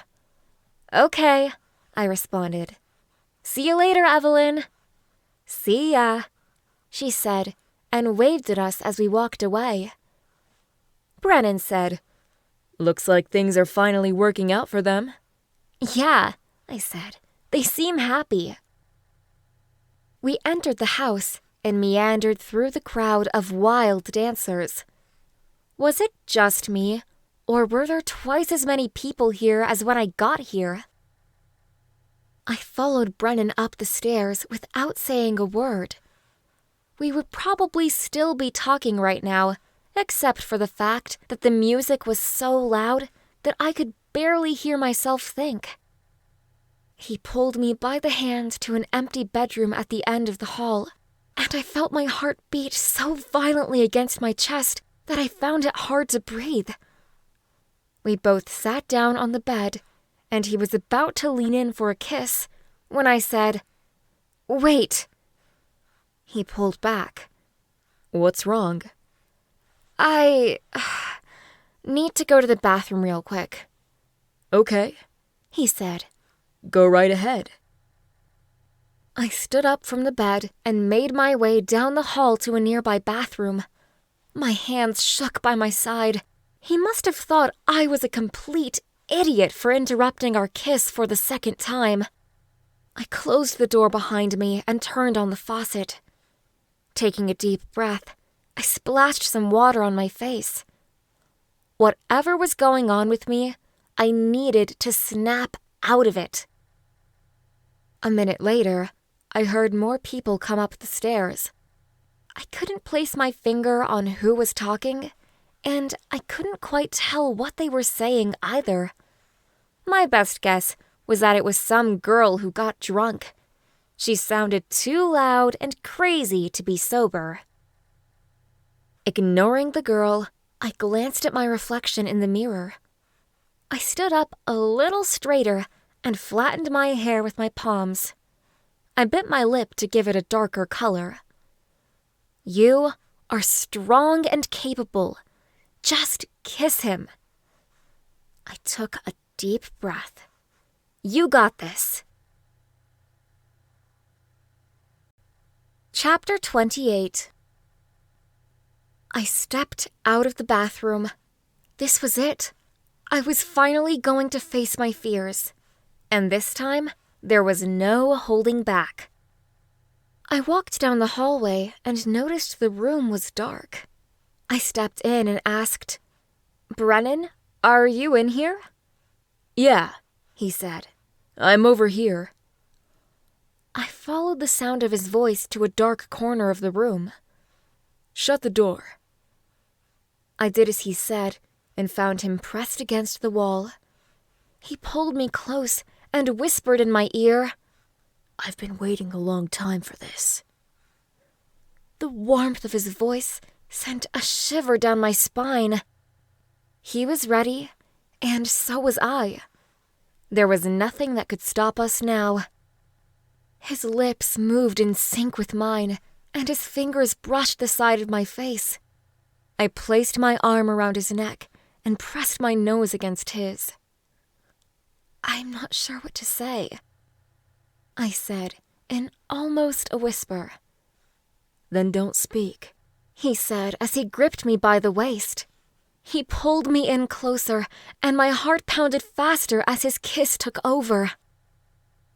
A few seconds later, the door opened and somebody stepped into the room. Almost immediately, he broke his hold on me and I blurted, "Really? Again?"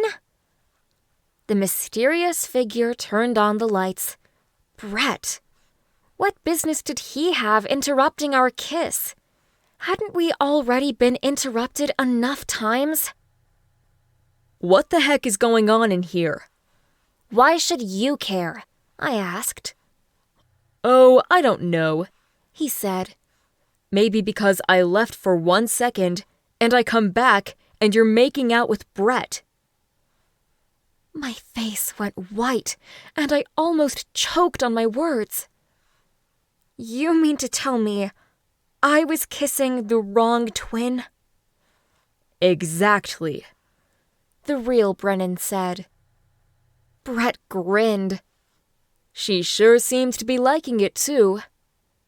Brennan cocked his head. You know, I kinda want to punch you right now, but I'm not going to. Why aren't you? I asked. Because I think he was right. He said and ran a hand over his face. But you know what? Neither one of you is worth the fight. What did he mean by that? Did he mean that it looked like I enjoyed kissing Brett a little too much? That was hardly fair. I only got into it because I thought it was him. He turned to walk away, but I grabbed him by the hand. Wait, I said. Leave me alone. He jerked away from me. I want nothing to do with you. His eyes turned cold. Don't bother me ever again. But what about prom? You can forget about it. He smirked. Why don't you go with Brett? You already know he's a good kisser, so why not? And with that, he left the room, shattering my heart into billions of pieces. I tried to take deep breaths, but I couldn't handle it. I wanted to do something, but I didn't know where to start. Brett turned to look at me. Now, come on, He said. Kissing me couldn't have been that bad. You're a jerk, you know that?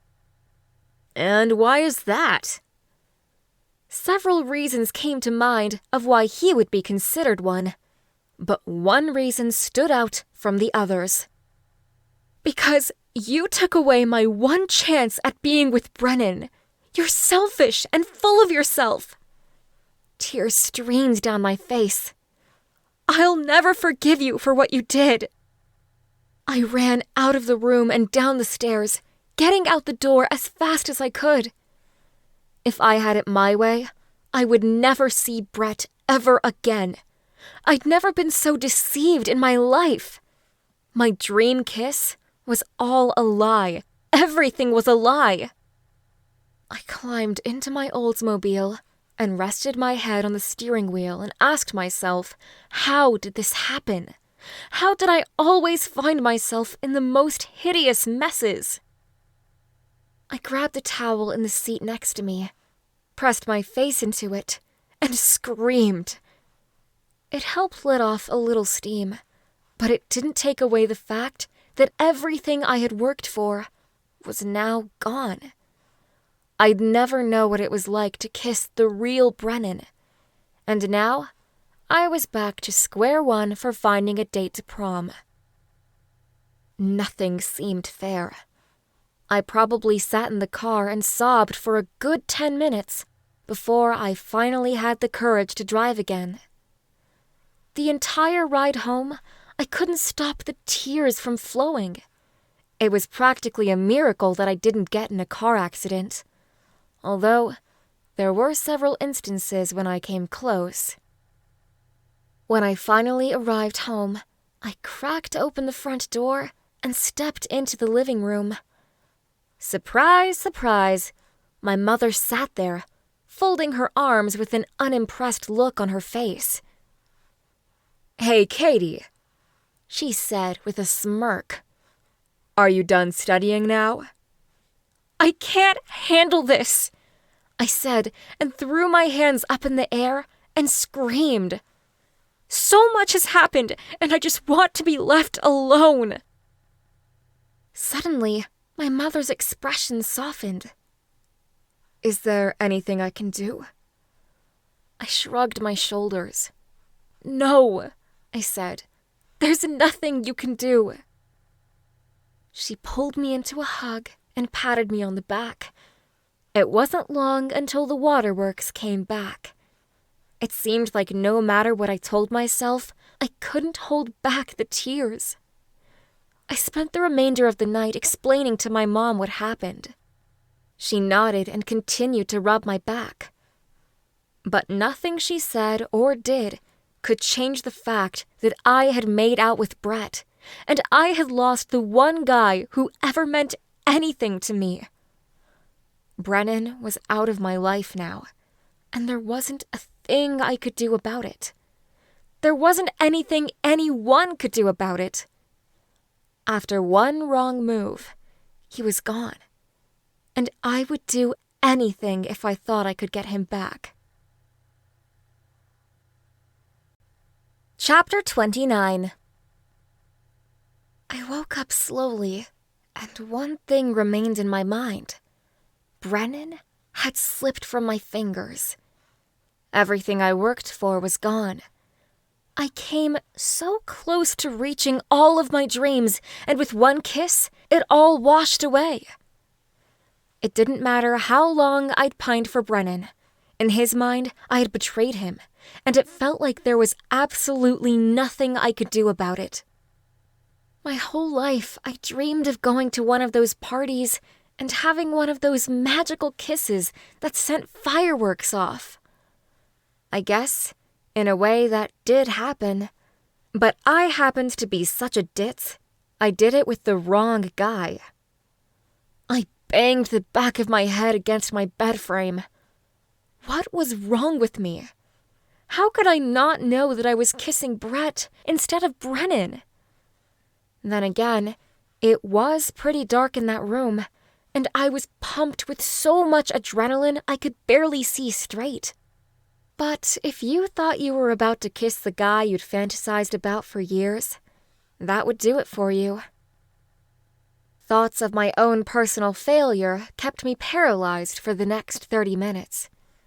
It wasn't until my phone buzzed that I had any motivation to move. I leaned over to my nightstand and glanced at my phone. Evelyn texted me. "Is it okay if I drop by?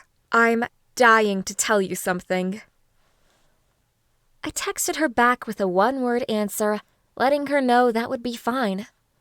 Then, I forced myself out of bed and finally got moving. Something about Sunday mornings made me want to lay in bed and do nothing. But since Evelyn was coming over, I decided I should probably make myself look semi-decent. About 10 minutes later, there was a knock on my bedroom door. I figured my mom must have already let her in. I opened the door, and Evelyn had a huge smile on her face. "Hey," she said, and took a look around my room. "What happened in here?"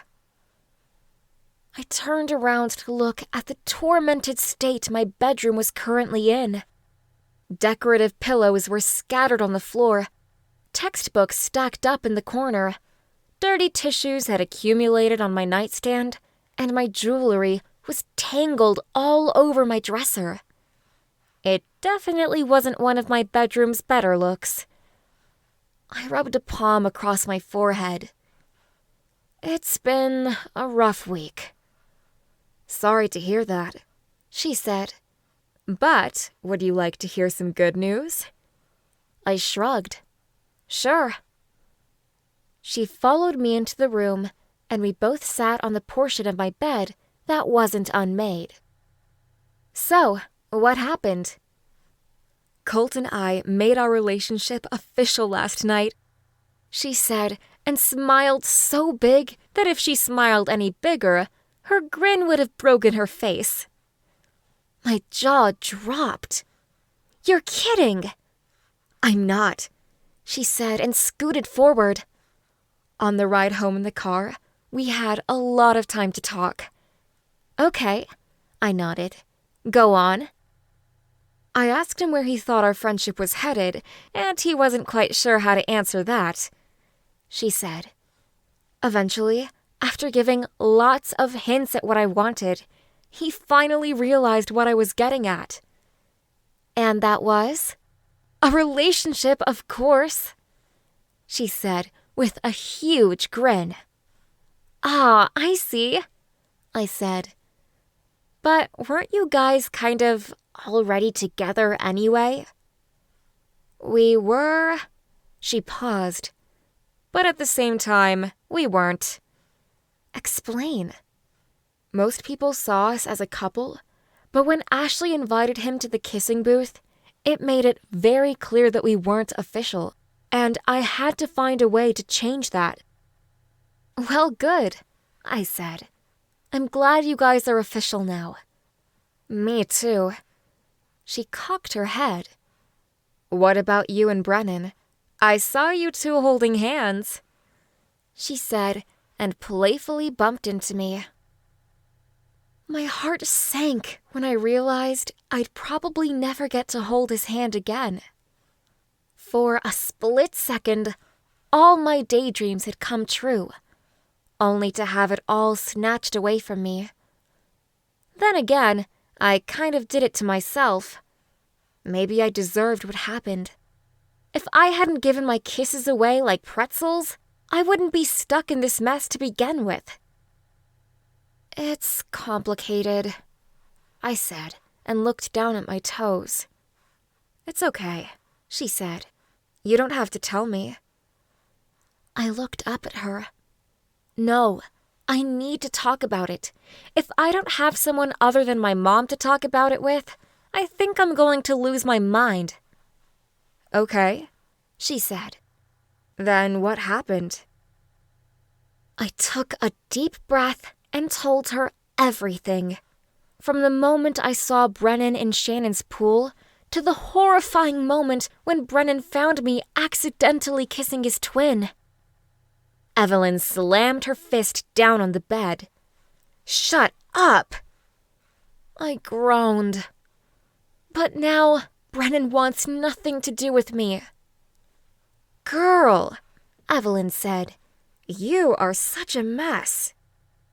I leaned back on the bed so that I was laying down, and she did the same. We were silent for a moment, until I asked, what am I gonna do? That's a good question, Evelyn said. What do you want to do? I rolled my eyes. I want to get him back. I see, she said. Then find a way to do it. That was the problem. How on earth would I ever get Brennan to forgive me for making out with Brett? Not only did I kiss his twin, but in a weird way, I actually enjoyed it. Even though I thought it was Brennan the whole time, looking back, the kiss wasn't that bad. But there was no way I would ever go for Brett. He was too cocky and full of himself. No, what I needed was to find a way to get back with Brennan, and fast. Because if I didn't, I was sure Shannon would. Chapter 30. The next day at school was pure chaos.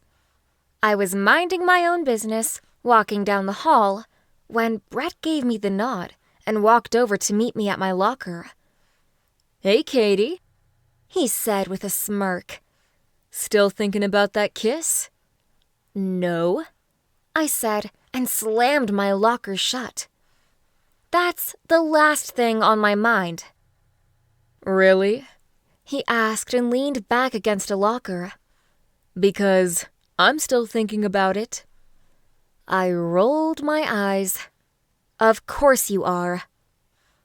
With a turn of my heel, I strutted down the hall a little faster than usual in a hope to get him off my case. When I noticed he was still following close behind, I turned my head and asked, Are you following me? No, he said with a grin. Do you want me to? I shot him an unamused look. Does it look like I do? Gosh, he said and placed a hand over his heart. That's harsh. Not really, I said, and then stopped in front of the girls' bathroom. Look, Brett, I'm going to be honest with you. That kiss meant nothing to me. I only did it because I thought you were Brennan. He lowered his eyes. I know, he said. I knew it would probably go down like this, but part of me hoped that after you kissed me, you'd change your mind. Wow, Brett actually sounded sincere. That was unusual. I couldn't quite place my finger on how I felt about it either. It was sweet, but it didn't change how I felt about him overall. The only thing that I could make come out of my mouth was the word, sorry. He opened his mouth like he was about to say something more, but I slid into the girls' bathroom before he had the chance. Part of me wondered what he was going to say, but the other part of me didn't want to know. Before I had time to catch my breath, I turned around the bathroom corner and saw Shannon applying a layer of lip gloss. Great. Who better to talk to than the Ice Queen herself? She turned her head and grinned like she had a secret. Hey, Katie, she said. How'd you like my party? Not my favorite. I know it wasn't. I saw you running away crying. She pulled some mascara from her purse, and as she applied it, she said, Pathetic. Whatever, I said under my breath. Like you even know what happened. She must have heard me because she said, You think I don't know what happened? After Brett got done blabbing about it at the party, half the school knows what went down the other night. She batted her long eyelashes and grinned. Sucks to suck. Seriously? I asked with raised eyebrows. You're just jealous because in the end, I had both of the Lopez twins wanting to make out with me, and none of them wanted to come close to you. Shannon scoffed and flipped her hair. That's what you think. After you left, Brennan totally made out with me. She smirked. He kept saying over and over how he was done with you. She grimaced. Oh, wait. I wasn't supposed to say that. She grinned and shrugged. Oops. I hung my head as I let her words sink in. How could Brennan do that? Hadn't he just told me that same night that he was done playing her games? None of it made sense. I shook my head. I don't care. I walked toward the bathroom door and swung it open. I'm out of here. As I walked out of the bathroom, she called out, So lame. Tears threatened to fall, but I forced them to go away. Now was not the time or the place for crying. I needed to keep my head strong and try not to think about what Shannon said. After all, maybe none of it was true. It could be she was lying. As I walked down the hall, a familiar voice stopped me in my tracks. Katie, she called out. Whizzing around, I realized it was Evelyn. A smile spread across my face. Hey, I said, and brushed a strand of hair behind my ear. Sorry, I was so deep in thought, I must have walked right by you. No worries, she said with a welcoming grin. What's been on your mind? I let out a sigh of frustration. The real question is, what hasn't been on my mind? I've already had so much drama today, and it's not even 9 a.m. Drama? Evelyn asked with arched eyebrows. I want to hear all about that. It started with Brett stalking me to my locker and asking me all kinds of weird questions about how I felt about our makeout session that was never supposed to happen. Evelyn grimaced. I bet that was awkward. It was. I nodded. Worst conversation of my life. I can see that, she said and cocked her head. What else happened? Then I was trying to get away from Brett, so I ducked into the bathroom, only to find myself face to face with the Ice Queen herself. Evelyn laughed and clasped her hands together. I love how you describe her.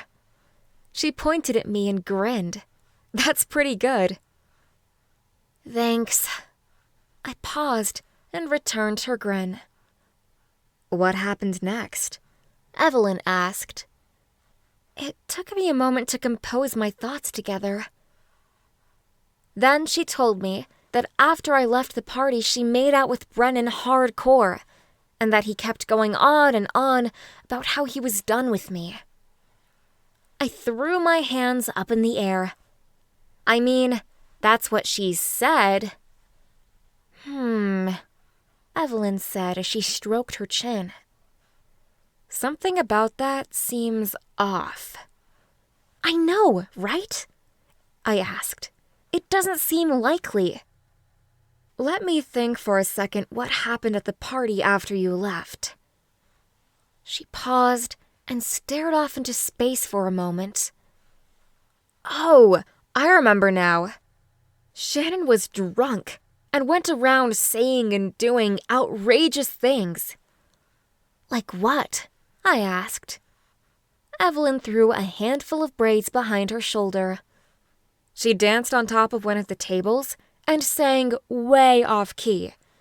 She seemed so confident at the moment, but after a while it was obvious that she was drunk and had no idea what she was doing. Huh, I said, taking it all in. Sounds like she really was lying.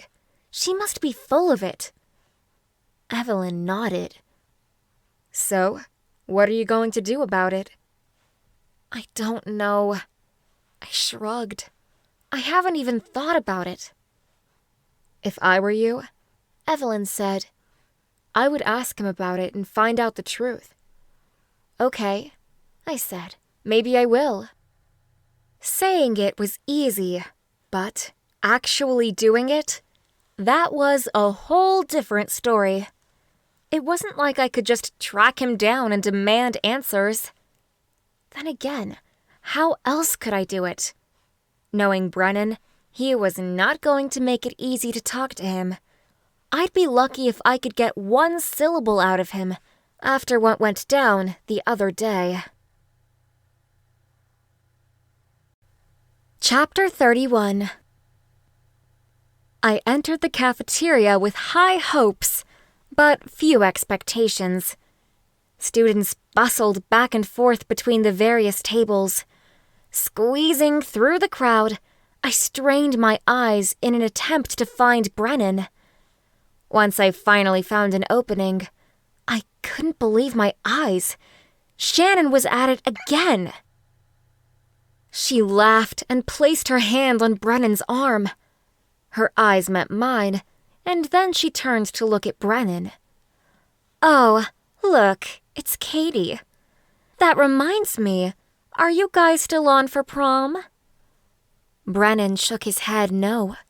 Shannon's grin grew 3 times larger than before. Makes sense, she said. She probably can't afford a dress anyway. How do you know that? Brennan asked.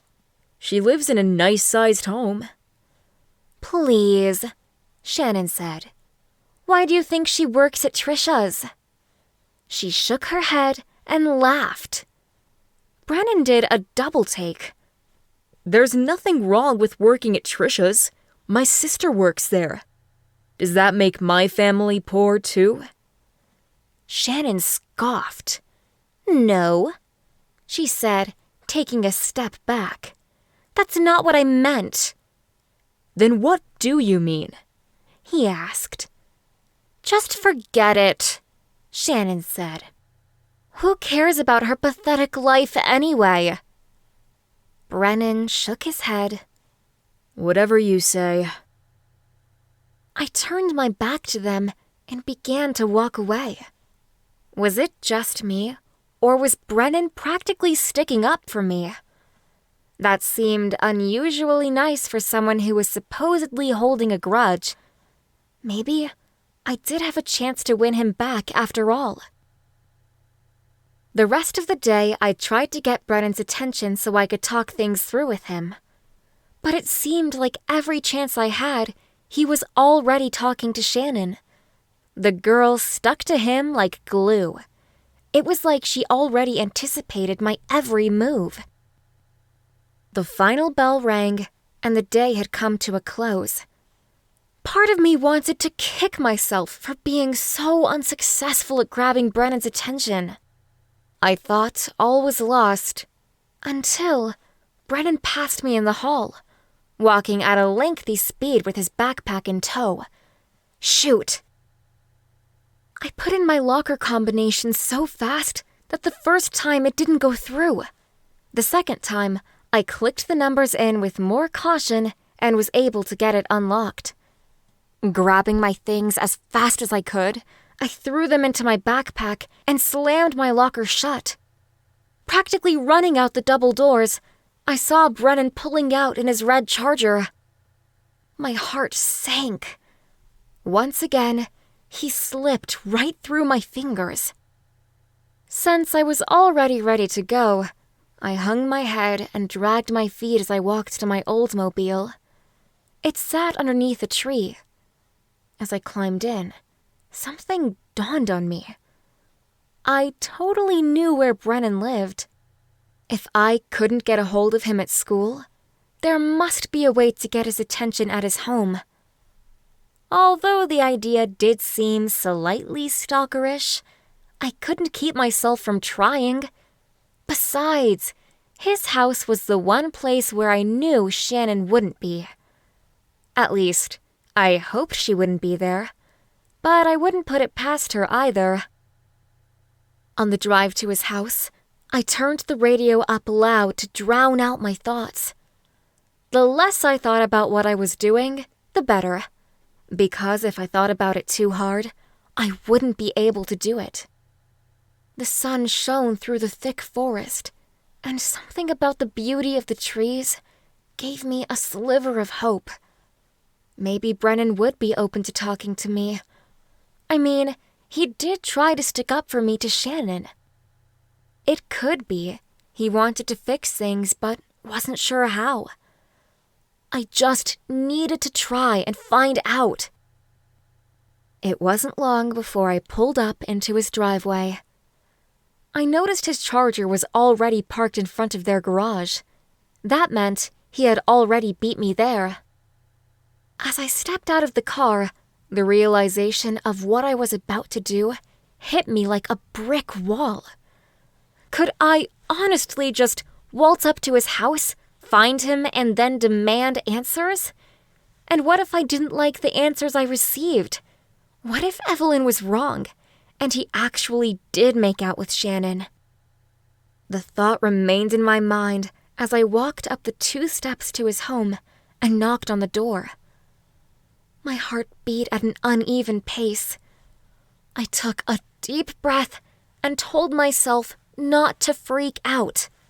After all, I'd been to their house before, so it shouldn't be weird for me to just randomly stop by, right? Before I had a chance to think about it more, the door swung open. Brennan's mother stood there in a blue blouse with shorts. "Hiya," she said with a smile. "What brings you here?" I shuffled my feet. "I'm here to see Brennan." "Oh, okay," she said with a sweet smile. "Come on in."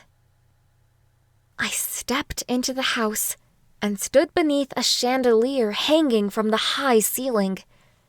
His mom smiled once more and said, "I'll go tell him you're here." "Okay," I said and nodded. She ascended the stairs, and it felt like an eternity before she finally came back down. She scrunched her eyebrows together. I'm sorry, sweetheart, she said in a warm voice. But I'm afraid Brennan doesn't want to see you right now. My heart sank. What was I thinking? Of course he didn't want to see me. Why would he? Brennan probably just thought I was annoying for even trying. She continued, Did something happen? No. I shrugged my shoulders. We just had a little misunderstanding. I totally get it if he doesn't want to see me. Tears threatened to fill my eyes. It's totally fine. His mom nodded and patted me on the back. I'm so sorry, Katie. You're welcome to come back any time after you guys get things worked out. I really hope we will, I said in almost a whisper. She opened the door and said in a low voice, Don't give up on Brennan. He can hold a grudge for a while, but he always ends up forgiving people in the end. Give it some time. He'll come around, she said with a wink. I smiled up at her and headed out the door. I hope you're right. I'm pretty sure I am, she said with a faint laugh. You guys will work it out. Well, we'll see, I said and attempted to smile. Thanks anyway. You're welcome, she said with a warm grin and closed the door. I walked to my car and threw the door open. Why was it that I had come so close, only to watch everything crash and burn? I mean, Brennan obviously liked me at one point. There was no way that all came to an end in only a matter of days. He had to still have some kind of feelings for me. Why did he have to be so stubborn? On the way home, I couldn't help but feel sorry for myself. I put myself out there and had taken a risk, only to be rejected in the end. Part of me wondered how he could be so cruel. But another part of me was dying to know the truth. I pulled into the driveway and sat in the car for a moment. What if I just called him? Maybe he would answer a phone call, but didn't feel comfortable having me at his house. The idea seemed a little bit bizarre, but at this point, I was willing to try anything. Within seconds, I had found his number in my phone and sat there waiting for him to answer. I waited, and I waited. It wasn't long before I was sent to his voicemail. Okay, so he didn't answer, but maybe he'd respond to a text. Hey, Brennan, I dropped by your house today, but your mom said you were busy or something. Can you call me back? I really want to talk. I sent the message and waited for him to respond. After a minute, it said the message had been read. 3 little dots appeared at the end of the message. That meant he must have been typing something. But then, a couple seconds later, the dots disappeared completely. That meant he started to type a message, but then decided not to send one after all. At least he was acknowledging my existence, which meant I was getting close. Grabbing my backpack, I stepped out of the car and headed up the sidewalk. I swung open the door and went straight to my room to finish up some homework. A couple hours later, I had finally finished all my assignments. I unlocked my phone to see if he had responded to my text, but there was still no response. Then, an idea struck me like a bolt of lightning. There was an ivy-covered fence that led up to his bedroom window. If I climbed it, maybe that would get his attention. The idea seemed crazy, but I knew that I had to try it. At this point, what did I have to lose? I waited until nightfall and opened my window. If I was going to sneak out of the house, I was going to do it right. Closing the window behind me, I turned into stealth mode. I crouched behind a tree and then made a run for it. Since I was dressed in all black, I hoped I could blend in well with my surroundings. Within the next minute, I was in my car. I turned the key in the ignition and backed out of the driveway. As I pulled out, I noticed it was a full moon. It shone over the trees in the neighborhood. The sight of it took my breath away. After I had driven a safe distance away from my house, I turned the radio up. Something about the bass and the music helped calm me down. About 5 minutes later, I pulled into Brennan's neighborhood and parked my car on the side of the street. I thought it would be too obvious to park it in his driveway. Then his parents would know something was up. As I walked up the driveway, I noticed a light turn on and saw a shadowy figure come to the window. I quickly ducked behind their big blue trash can in an attempt to keep my cover. After a moment, the light turned back off, and I assumed the person had left their previous position. I crept through the back gate and found myself face to face with their German shepherd, Samson. He barked and took a step toward me, and I felt like my heart was going to jump out of my chest. It never occurred to me that I would have to deal with his dog. "Hey, Samson, it's just me," I said in a low voice. He barked once more and let out a vicious growl. Part of me wondered if I was done for. I definitely wasn't looking forward to leaving with a bunch of teeth marks in my leg. Taking a good look at my surroundings, I spotted the fence that led to Brennan's window. If only I could climb part of it, maybe I could bang on the wall and get his attention. Without having much time to think it over, I ran to the wall and began climbing. I stuck my foot into one of the holes in the wooden fence and began my ascent. Samson continued to bark at me like there was no tomorrow. Partway up the fence, I banged my fist on the wall. I waited it out for a second, but didn't hear a response. I banged my fist a second time, but this time harder. After a minute or two, Brennan's light came on, and he pulled the window open. "Samson, shush!" he yelled. "I'm trying to sleep." "Brennan!" I yelled back. "Katie?" he asked and shone the flashlight from his cell phone on me. "Is that you?" "Yeah," I said. "Could I get a little help?" "Sure," he said. "But what are you doing here?" "I need to talk to you," I said as my fingers began to slip from the holes in the fence. "I could really use some—" Before I had the chance to finish my sentence, I fell backward and landed with a big thud on my back. "Are you okay?" he asked. I let out a small moan. "I'll be right there," he said in a panic. "Don't move."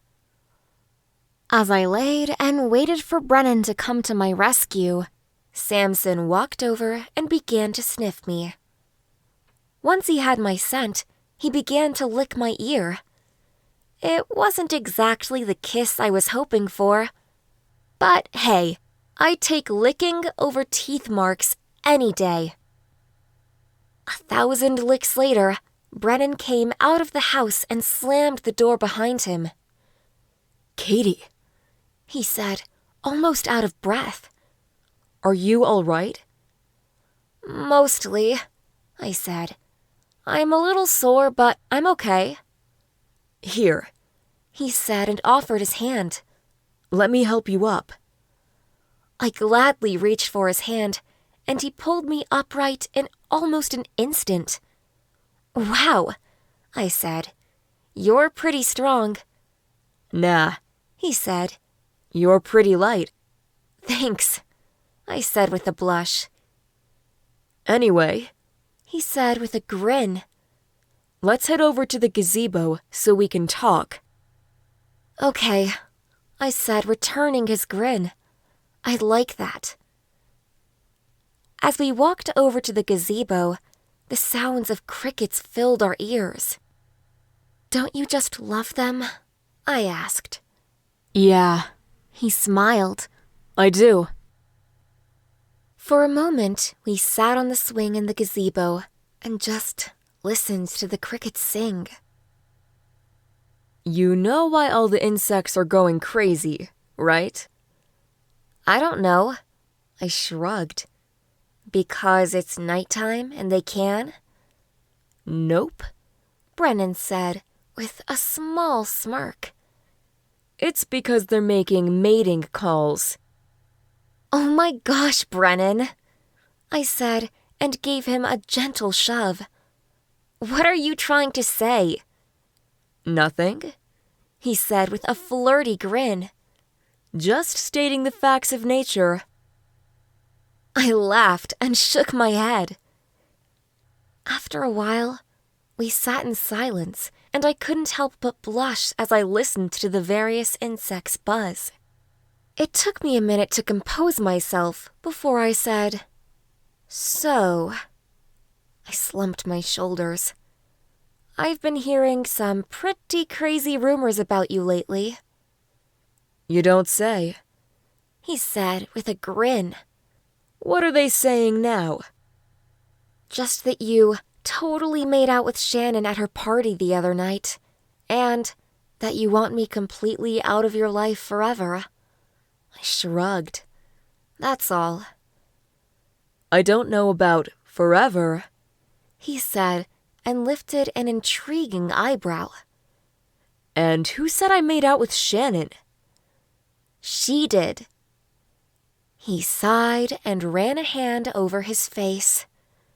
Something told me she would make up something like that. My heart filled with hope. "So, it's not true then?" Not exactly. he said. It's complicated. "Well, what happened?" I asked. It was when you went to the bathroom. I was sitting in the room, waiting for you, when Shannon walked up to me, clearly drunk, and I don't know. He shrugged. She kissed me. "Then it's true," I said, and sat there dumbfounded. This whole time I could have sworn she was lying, but I was wrong. Completely and utterly wrong. My hands formed into fists by my side. Wow, I am such an idiot. He did a double take. What do you mean? I mean, I came all the way over here in the middle of the night just to find out that you did kiss her. And I honestly believed it wasn't true. I stood up from the swing and was about to walk away when Brennan caught me by the hand. Wait. He said, and I saw a sparkle of hope in his eyes. Please, don't go. I sat back down and crossed my arms. "Okay, I'm listening." He took a moment to compose himself. Even though she did kiss me, I didn't enjoy it. "How so?" I asked. He scoffed. For one, her breath reeked of alcohol. And two, I have zero feelings for her. I lifted an eyebrow. "Really?" He grabbed my hand and laced it between his. Really? I said in a small voice, "Well, that changes things." He smiled. Yes, it does. "Does this mean we're still on for prom?" That depends. He said and cocked his head. Do you still have feelings for Brett? Still? I asked. I never did. A smile spread across his face. That's what I like to hear. Are we good? I asked. Yeah, He said and squeezed my hand. we're great. My heart beat at an uneven pace, and I found it hard to breathe. Was it just me, or were all my crazy stalker skills finally paying off? Looks like I'd have a date to prom for sure now. That only left me with one problem. How would I afford a dress? I just realized something, I said in a small voice. What's that? I have nothing to wear to prom, I don't see a problem. he said with a naughty grin. I slapped his arm in a playful manner. That's not funny, Anyway, he said as he laughed it off. why don't you just look for a dress tomorrow? I can't, I said and ran a hand over my face. I have work after school. Not to mention, I can't even afford one right now. Really? He asked and raised his eyebrows. I thought Shannon was just being mean when she said that earlier. I didn't realize it was true. Yeah, I said in almost a whisper. She was right. But how does she even know that about you? My mom works in one of the candle factories that her mom owns. I shrugged. I guess she found out through her parents that we don't have a large income. Brennan furrowed his eyebrows. But you guys live in such a nice house. I would never have seen it coming. I shook my head. Before my dad died, he was able to pay off the house. I slumped forward. But he was our main source of income, and my mom didn't have an education or any real way to make a lot of money, Oh, Brennan said, stroking his chin. I'm sorry to hear that. We sat for a moment in silence and listened to the crickets sing. Brennan raked his fingers through his hair and said, Why don't you let me pay for your prom dress? No, I said, and shot him a sincere smile. Thanks, but I couldn't let you do that, Why not? he asked. It wouldn't be a big deal. It would be to me, I said, and stood up from the swing. I want to find a way to earn the money. He stood up as well and asked, You do have a job, though. Why not use that money? I can only use the money I make in commission for myself. Everything else goes straight to paying the bills. Man, He said, rocking back and forth on his feet. that's rough. It's not a big deal. I shrugged. I'll find a way to make it work, I'm sure you will. he said. But before you go, could you do something for me? Sure. What do you need? Before he had a chance to respond, he pulled me into a tight embrace. Within an instant, I had my arms wrapped in a tight hold behind his back. The smell of his cologne filled my lungs and sent me into a whole different world. His face was a mere inch from mine, and I couldn't contain myself any longer. I gathered every inch of courage I had and kissed him softly on the cheek. What happened next took me completely by surprise. He grabbed me by the back of the neck, closed his eyes, and placed his soft lips on top of mine. My heart beat frantically inside my chest, and I almost pinched myself to see if the whole thing was a dream. But when Brennan placed his mouth to mine once more, I was forced to acknowledge that the feelings he shared for me were real. I wrapped my arms around his neck and went back for more. He dug his hands into my hair, pulled me close, and left a trail of kisses up my neck, before allowing his lips to meet mine again. And then, out of literally nowhere, he pulled away, looking totally shocked. "What's wrong?" I asked. "I think someone might be coming out here." The kitchen light flicked on. "You should probably go before we get caught." I nodded. "Okay." I turned away to head out when Brennan called out, "Wait." He sauntered over to me, placed both hands on my face, and left one last kiss on my lips. "Good night," he said. I smiled up at him. "Night."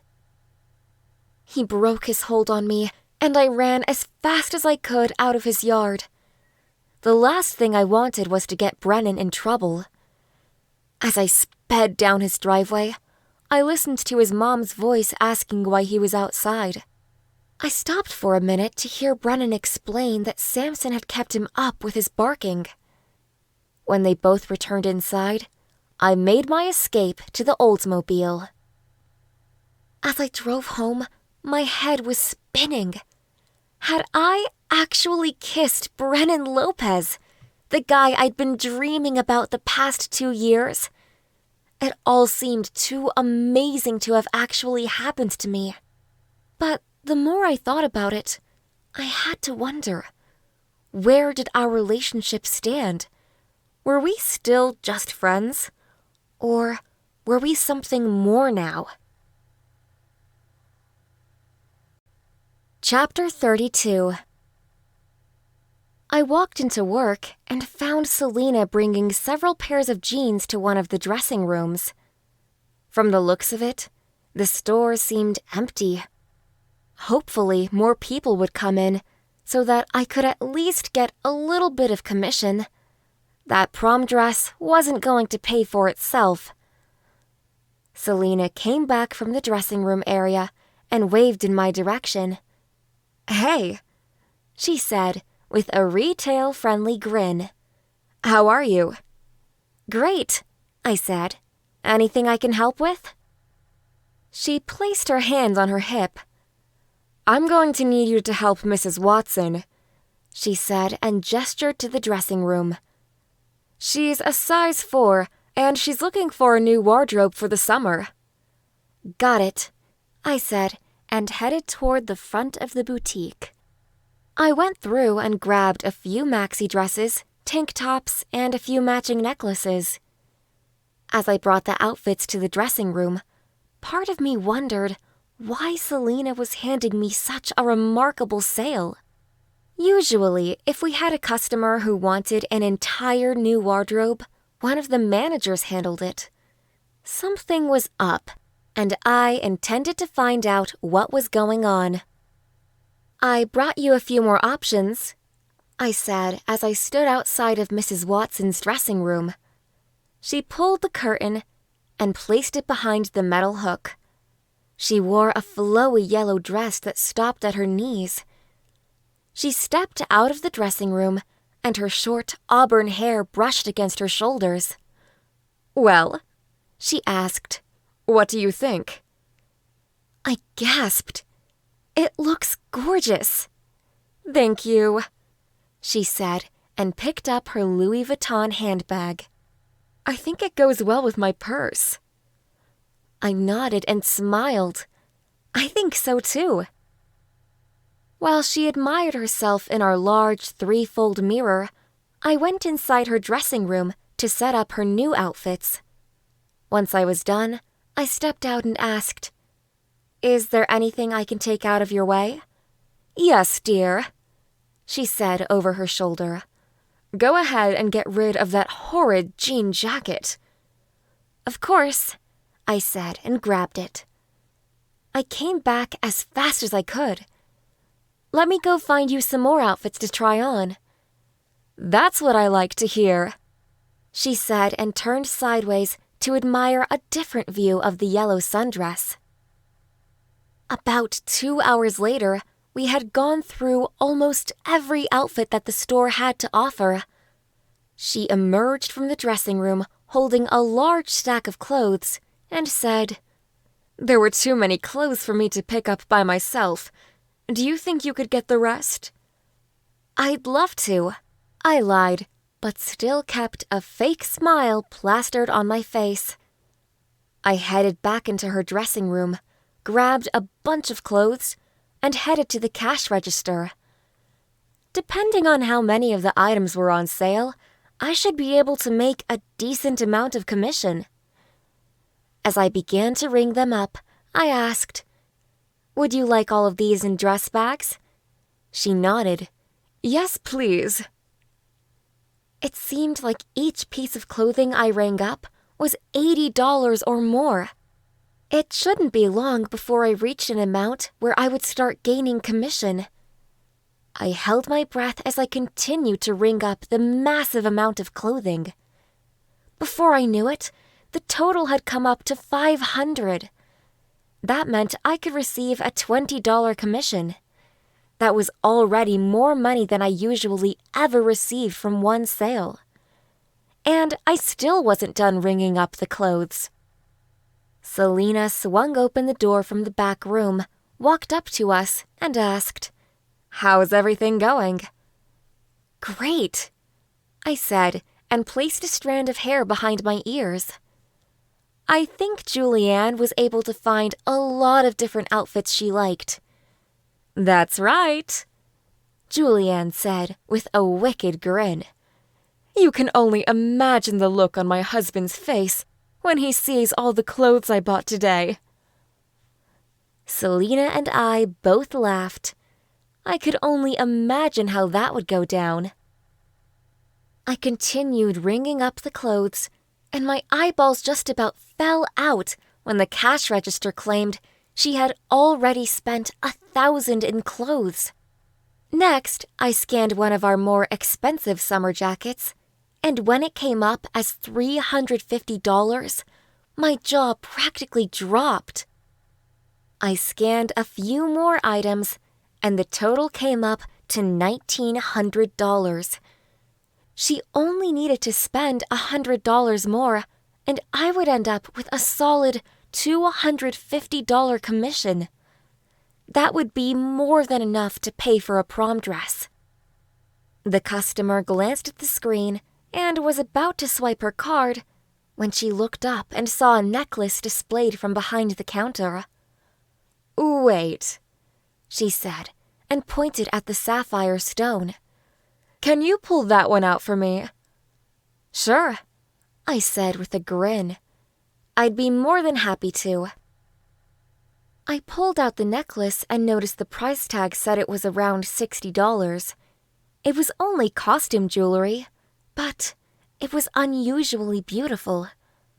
Placing the necklace in her hands, she literally gasped and said, "All right, that's it. I have to have it. We also have the same one in fuchsia if you're interested." Her eyes enlarged about 3 sizes. "Pink's my favorite color. Let's get both." I scanned both necklaces and said, "All right, that brings your total to $2,025. Part of me wondered if she would take one of the items off to lower the total, but instead, she simply smiled and inserted her credit card. It wasn't until after I had handed her the dress bags that it hit me what actually happened. That wonderful lady had just paid for my prom dress, and she probably didn't even realize it. Before she headed out the door, I called out, "Thank you so much. We really do appreciate it." She turned over her shoulder, smiled, and said, "Don't mention it." As soon as she was out of earshot, I turned to look at Selena. "Thanks for giving me that sale. That was super nice of you." "Sure thing," she said as she scribbled something down on her clipboard. Part of me wanted to ask Selena what possessed her to do that. But the other part of me didn't want to ask. Maybe she didn't realize at the time that the customer was going to spend as much money as she did. It was probably best if I didn't mention it. Now, all I needed was to buy a prom dress. Prom was in 2 days, and I hoped and prayed that the dress I saw with Evelyn was still available. If it was there, I would buy it, with no questions asked.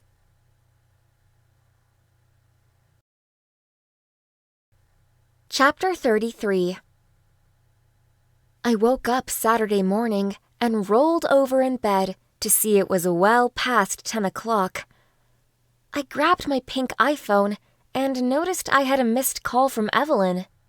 I pressed on her contact name, and after 3 rings, she answered. "Katie," she said, "what have you been doing all morning?" "Sleeping," I said in a groggy voice. "Sleeping?" she asked in an incredulous tone. "We don't have time for that. Don't you realize what today is?" "Saturday?"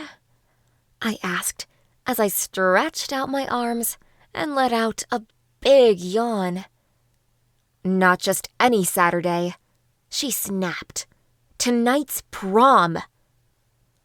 I sat up straight in my bed. "Oh, gosh, how could I forget?" "That's what I'm thinking," Evelyn said. "Did you ever find a dress?" "No," I said as I hobbled out of bed. "I earned the money for it, though." "How do you do that?" she asked. "We had a customer spend around $2,000 on clothes the other day." "Wow," she said, clearly awestruck. "You sure are lucky." "I know, right? It's like the retail god smiled upon me." "You're so weird," she said with a hint of a smile in her voice. "Whatever," I said, twisting my fingers through my hair.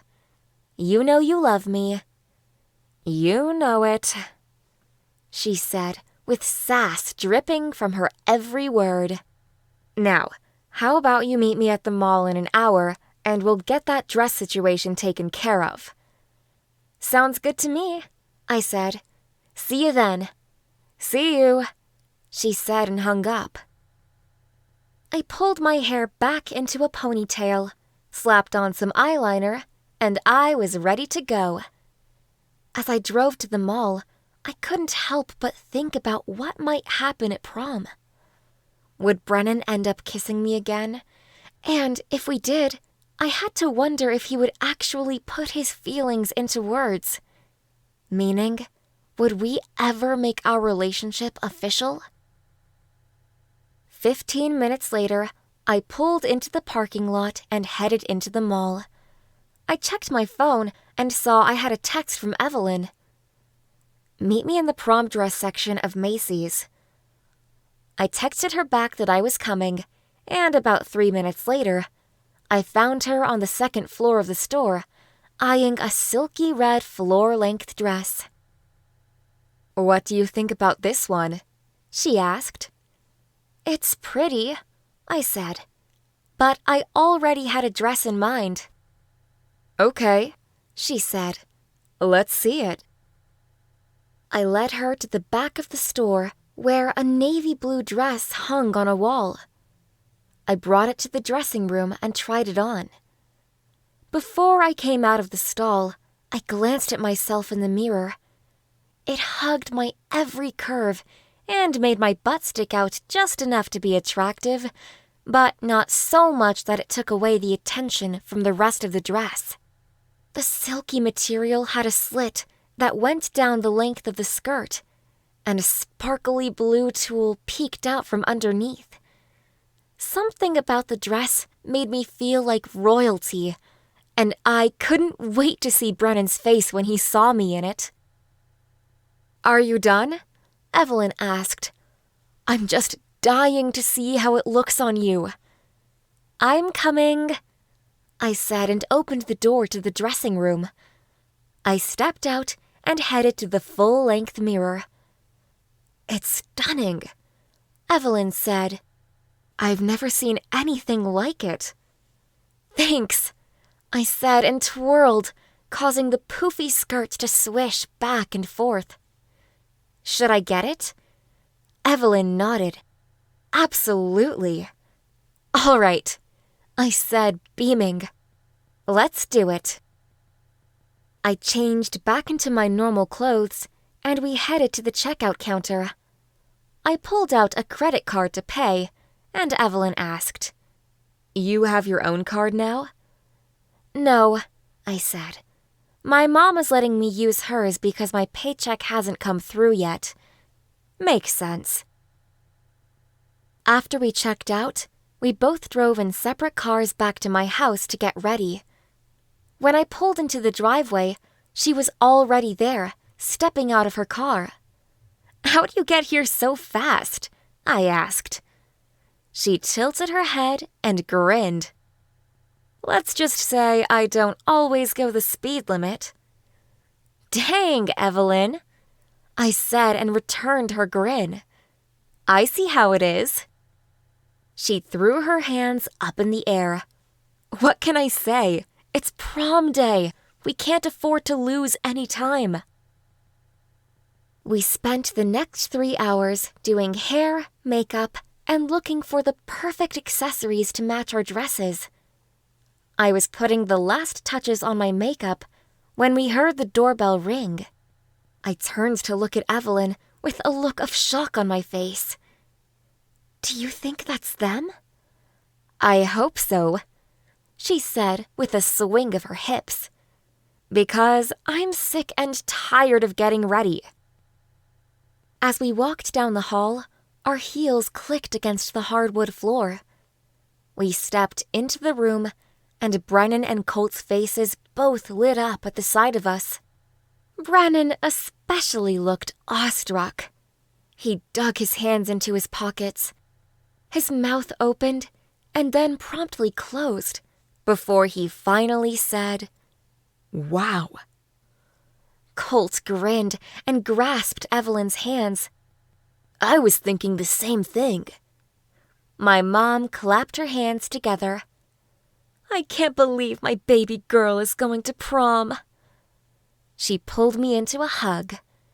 "You look amazing," she said and kissed the top of my head. "Thanks, Mom," I said and smiled up at her. Brennan grinned and gestured to the door. "Well, we better get going.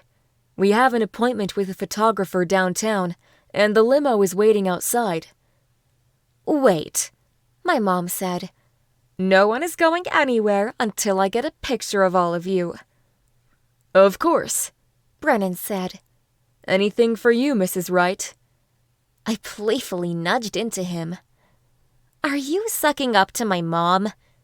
He shrugged. "It's never too early to start." I placed a hand over my mouth, covering my smirk. I couldn't help but wonder what he meant by that. "All right," my mom said, taking out her iPhone. "Gather together." Brennan put his arm around me, and Colt placed his around Evelyn. We all huddled together and waited as my mom took our picture. As we stood there and smiled, it felt like someone had hit pause on the movie of our lives. I had to stop and ask myself, was this really real? It seemed like yesterday I was worried about going to prom all by myself, and now I got to go with all of my best friends. A couple thousand pictures later, my mom said, "Okay, I think I got enough." "Well, we better get going," I said and hugged my mom once more. As I remained in her embrace, she whispered in my ear, "I am so proud of you." "Thanks," I said and kissed her on the cheek. "I love you." "I love you too," she said and squeezed my hand. And with that, we all said our goodbyes and headed out the door. We walked down the sidewalk, and I couldn't believe my eyes at the size of the limo waiting for us. It had to be the biggest one I'd ever seen. In front of it stood an elderly man who opened the door for us and said, "Good evening. Watch your step." Once we were all safely inside, the limo driver closed the divider separating his part of the car from ours. Colt whispered something in Evelyn's ear, and she giggled. They seemed so natural when they were together, like they were always meant to be with each other. I hoped someday Brennan and I could be that mushy too. About 20 minutes later, the limo pulled up underneath a shady tree located in downtown Hidden Shores. We waited for Evelyn and Colt to get out, and then followed close behind. We crossed the street and found our photographer waiting for us near a fountain surrounded by flowers and tall palm trees swaying above our heads. "Hey guys," she smiled and waved. "My name's Cindy, and I'll be your photographer for the day." We sent her a chorus of hellos, and she continued on with her spiel. "First off, I want to do a shot with all of you, and then I'll do some separately for each couple." I couldn't help but smile at her choice of words. If only Brennan and I were officially a couple. We already kissed, but I still felt like we were still just friends. But hopefully, that could be something we could fix by the end of the evening. She motioned for us to join Evelyn and Colt in front of the fountain. Colt wrapped his arms around Evelyn from the back so that his arms came around her waist, and Brennan did the same. After a couple shots, Cindy said, "Okay, now let's see some kissing. You can go for the cheek, the mouth, or whatever you're comfortable with." It wasn't long before Colt had his mouth on Evelyn's, and then it hit me that we were next. I tilted my head toward Brennan so he could give me a kiss on the cheek. He leaned forward like he was about to go through with it, but when the camera flashed, he took 2 fingers, pulled my face toward his, and laid his soft lips on top of mine. He slid his hands into my hair, and the kiss deepened. The kiss was simple and sweet, and when he released his hold on me, it left me wanting more. Hopefully, I'd see a lot more of that before the night was over. After all, tonight was prom, so anything was possible. We spent the next half hour posing for different pictures around downtown. It was a lot of fun, but I was anxious to get to the main event. As we walked to the building where prom would be taking place, one thought remained in my mind. Brennan had kissed me in one of those pictures. The same pictures that would most likely be posted online at a later time. Could it be that he didn't mind letting people know about our feelings for each other? Because if he was willing to kiss me in a picture for everyone to see, maybe he'd be willing to make our relationship official. But only time would tell. Chapter 34. Brennan opened the large mahogany door that led to the main ballroom. White lights stretched across the ceiling, and several lanterns hung with cream-colored candles inside of them. The floor was black, with glitter spread across it. Everything about it looked like it contained a little touch of magic. The gym buzzed with music that vibrated through the walls and was packed with so many people, you could have thought the floor would fall through. A slow song came on, and Brennan laced my fingers through his and led me to an open spot in the center of the dance floor. The touch of his hands around my waist warmed my heart. It was like they were always meant to be there. I placed my arms around his neck and touched my nose to his. We swayed to the music, and I got lost in his eyes when he said, "You are so beautiful." "Thank you," I said, with a sweet smile spreading across my lips. He pulled me closer, and there wasn't an inch of space between us. A shiver went down my spine as I caressed the side of his neck with my finger. He whispered in my ear, "I really like that dress." "Thanks," I said with a grin. I got lucky at work the other day and made a big sale. It practically paid for the whole thing. "Actually, I think I heard about that," he said, and shot me a grin that made me wonder if he was hiding something. "That's pretty convenient you had such an amazing sale right when you needed it." "Yeah," I said slowly, and started to process the meaning behind his words.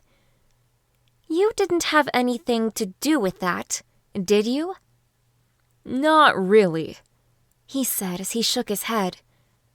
"But I might have said a thing or two to Selena about trying to help you find a good sale. And she may or may not have set an appointment with Mrs. Watson right when your shift started."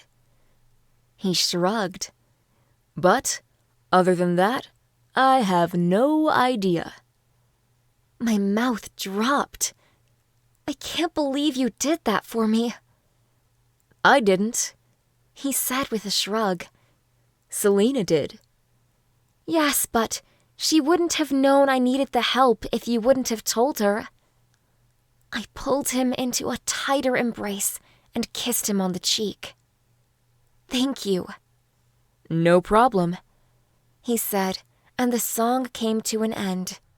He placed a hand on my lower back as he walked me to the dessert table. My eyes enlarged about 3 sizes when I noticed the 3-tier chocolate fountain standing before me. I just had to try it.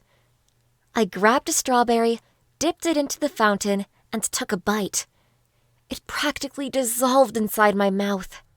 If only they had one of these at every school function. It wasn't long before a huge smile spread across Brennan's face. "I think you have a little bit of chocolate on your face." "Where?" I asked, and wiped my hand around the general area of my mouth. He raised his eyebrows, and a small laugh escaped his lips. "I think you made it worse. You should probably go to the bathroom and check that out." "Okay," I said, and began walking in the opposite direction. "But don't go anywhere." "No worries," he said with a warm grin. I forced my legs to walk a little bit faster. The last thing I wanted was to run into someone I knew. I could only imagine what Shannon would say if she saw me with chocolate smeared all over my face. Then I'd never see the end of it. Finally, I found a door with the restroom symbol on it. I pushed it open and headed straight for the mirror. It was even worse than I thought. My face looked like most 1-year-olds after they dig into a chocolate cake on their first birthday. Great. Brennan probably thought I had completely lost my mind. But then again, we'd probably already covered that when he found me in his backyard banging on his wall after he'd avoided me all day. This all supported the idea that when it came to me chasing down a boy I wanted, crazy was unavoidable. I took a paper towel and wiped the corners of my mouth clean. Once all the chocolate was gone, I pulled out some lip gloss and reapplied it onto my lips. Hopefully, my strawberry-flavored lip balm would come in handy before the night was over. Glancing at my reflection one last time, I rubbed my lips together for good measure and headed out the door. As I rounded the corner, I caught a glimpse of curly red hair bouncing within the sea of bodies on the dance floor. My throat felt tight, and I could hardly breathe. I clenched my fists by my side, and with every step forward, my suspicion grew. A couple people sashayed in different directions, allowing me a better view. Shannon's entire lower half of her body was plastered against Brennan's, beating in time with the music. I couldn't breathe. He wrapped his arms around her from behind, and fury raged through me like a hungry lion. How could he do this to me? We were having such a nice time. I only left for 1 minute, and he went off to have a good time with the Ice Queen? I thought I actually meant something to him, but clearly I was wrong. Who did she think she was? She had no business stealing my date. Maybe she'd gotten his attention in the past, but there was no way I'd let her get away with it this time. She'd messed with the wrong girl, and there was no way I was going to let her get away with it. I pushed my way through the crowd and tapped her on the shoulder. "You never give up, do you?" She smirked and cocked her head. "Why should you care what we do?" "Because," I said, crossing my arms, "I don't want him touching you." "Since when?" he asked with a hopeful grin. He tilted his head to the side, revealing the distinct birthmark. I wanted to kick myself. "I'm sorry," I said, stammering. "You're not Brennan, are you?" He shook his head. "Nope." "My bad. I covered my mouth with the palm of my hand. I could have sworn." Shannon rolled her eyes. "Save it for somebody who cares." She pursed her lips. "Besides, it won't be long before Brennan realizes what a mistake it was to take you to prom. I mean, look at you. Earlier, I saw you running around with chocolate running down your face." She flipped her hair. "So gross." "Whatever," I said, and stood up a little straighter. "You're just jealous that Brennan never asked you to prom. All this time you've been going after him, trying to get him back. But just face it, it's never going to happen." She scoffed and scrunched her nose. "The only reason he even took you to prom is because he felt sorry for you. I mean, think about it. You stalked him to his house. What kind of freak does that anyway?" "Shannon, stop it," Brett said. "Leave her alone." I stood there, completely stunned. "How did you know that?" "Brett told me." She laughed like my question was a joke. "Obviously." "You know what?" Brett asked. "I'm tired of dealing with you. Your whole purpose in life is to make other people miserable, and to be honest, you're a little too good at it." He took a few steps back. "I'm done here." My mouth quirked up into a smirk. "He sure told you." She turned to walk away and said over her shoulder, "Like I care." But by the look on her face, I could tell that she did care. As I started to walk away, Shannon called out, "Ugh, forget it. Both of you are lame." I contemplated saying something, but I decided to leave it alone. If Shannon had a problem with me, then that was her issue. Tonight was my night, and I wanted to spend it with someone I cared about. In fact, it didn't take long before I spotted Brennan at the refreshment table. "Well, what do you know?" I said with a flirty grin. "You actually didn't move." "That's true," he said, and took a bite of his chocolate chip cookie. "But from the looks of it, you didn't believe me at first." I pointed my thumb in the general direction of where all the previous drama took place. "You mean what happened back there?" He nodded. "Exactly." "Can we not talk about that right now?" I asked. "I'd like to just forget about it." "Was it that bad?" He asked in a sympathetic tone. all I could do was nod my head yes. He pulled me into a tight embrace and whispered in my ear, "You have the right twin now, and that's what matters." "That's what I wanted to hear," I said as I buried my head into his chest. We remained still for a moment until he said, "Do you want to go outside and talk?" I lifted my head and met his eye. "Okay." He wrapped his arm around my shoulders as we walked out the door. Outside, we found a bench and both took a seat. His legs brushed against mine, and a chill ran down my spine. I blushed and looked up. The combination of the crescent moon and the bright stars calmed my nerves. Wow. I slowly took it all in. It's beautiful out here.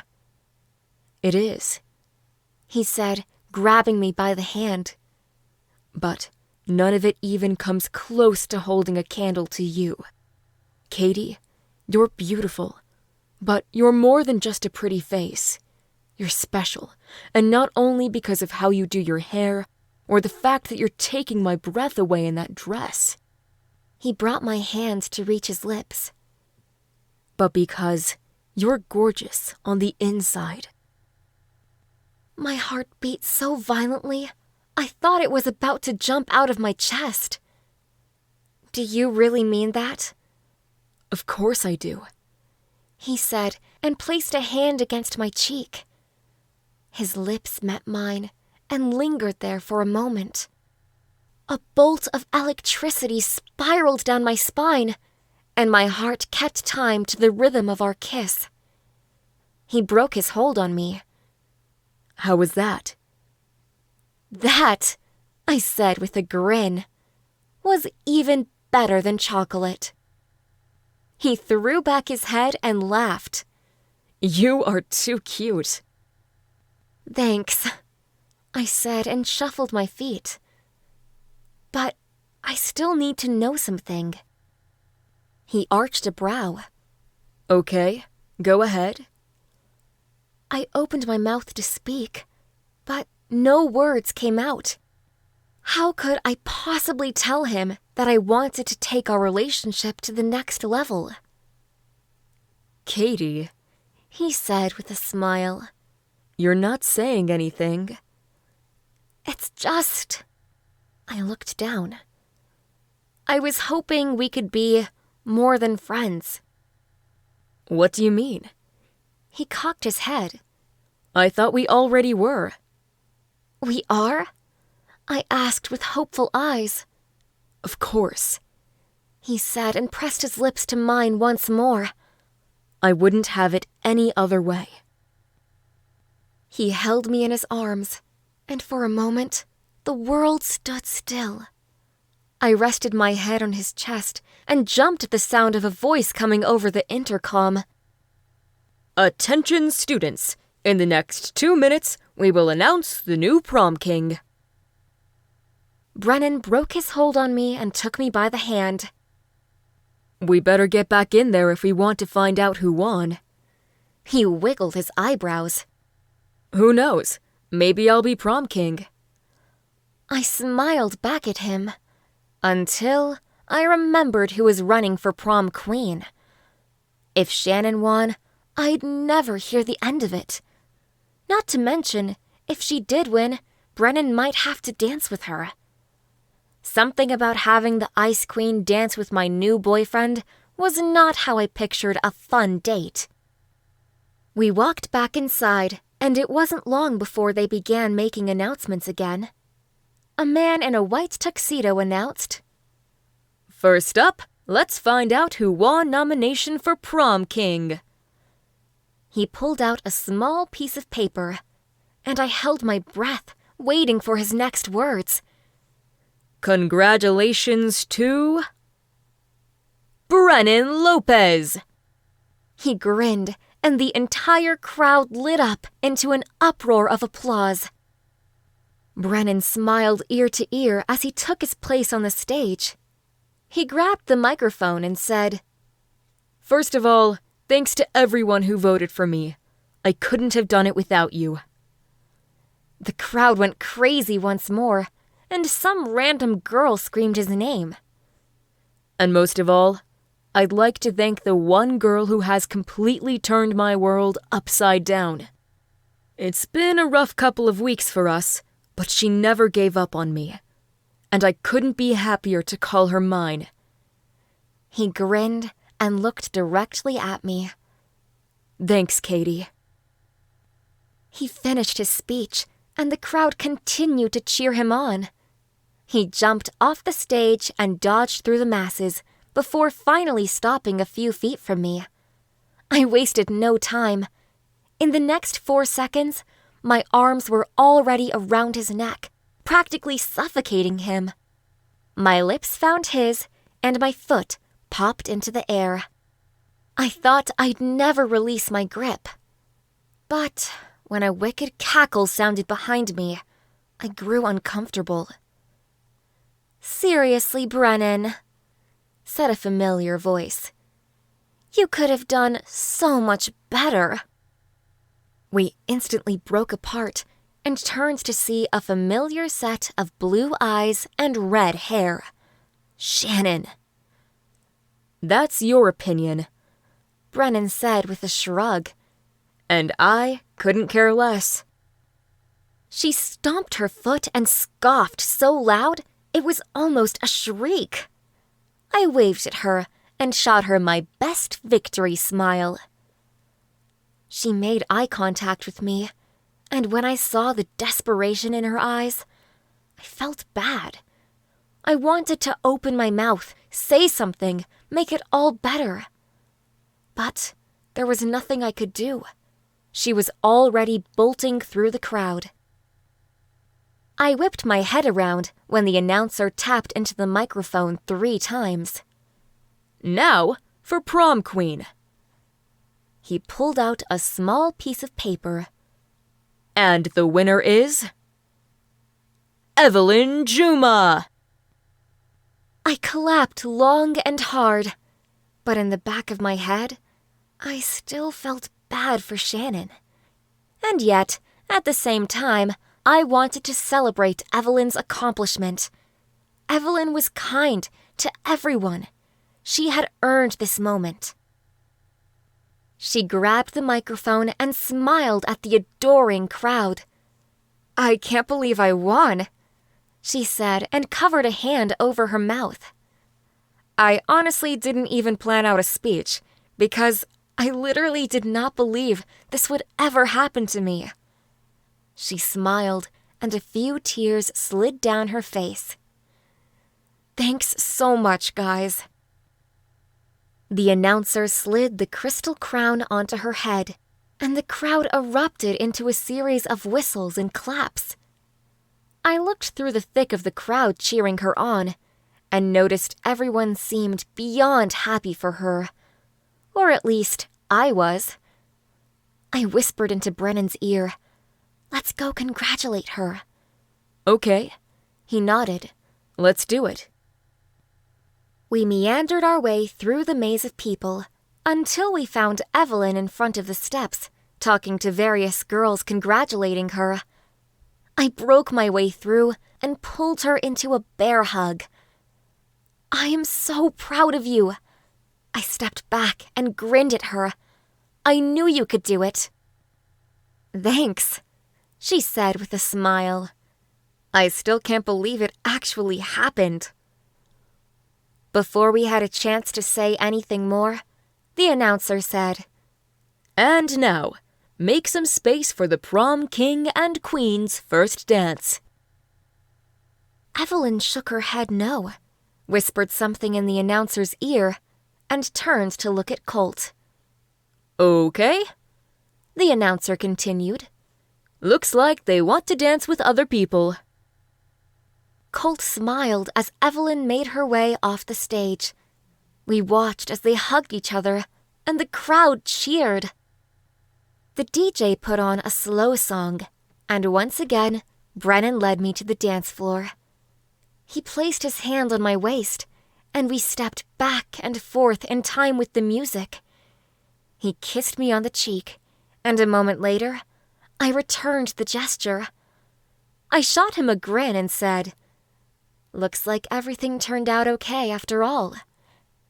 He grimaced. Well, almost everything. I pursed my lips. What do you mean? I still have to find a way to get the scholarship Shannon promised me. I raised my eyebrows. Was that the deal Shannon made with you? Yeah. He said, looking down. She said that if I helped her with chemistry, and did whatever she said, that her dad could help me get a scholarship. I cocked my head. I thought your parents would pay for your college.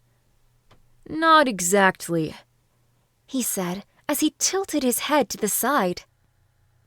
My mom wants me to try my best to pay for it on my own. He stared off into the distance with a distraught look. She said I need to be more independent. He grimaced. Or something like that. Seriously? I can't believe it, I said and shook my head. All this time, Shannon had you wrapped so tightly around her finger. I know. He nodded. Her family has connections. I rolled my eyes. So what else is new?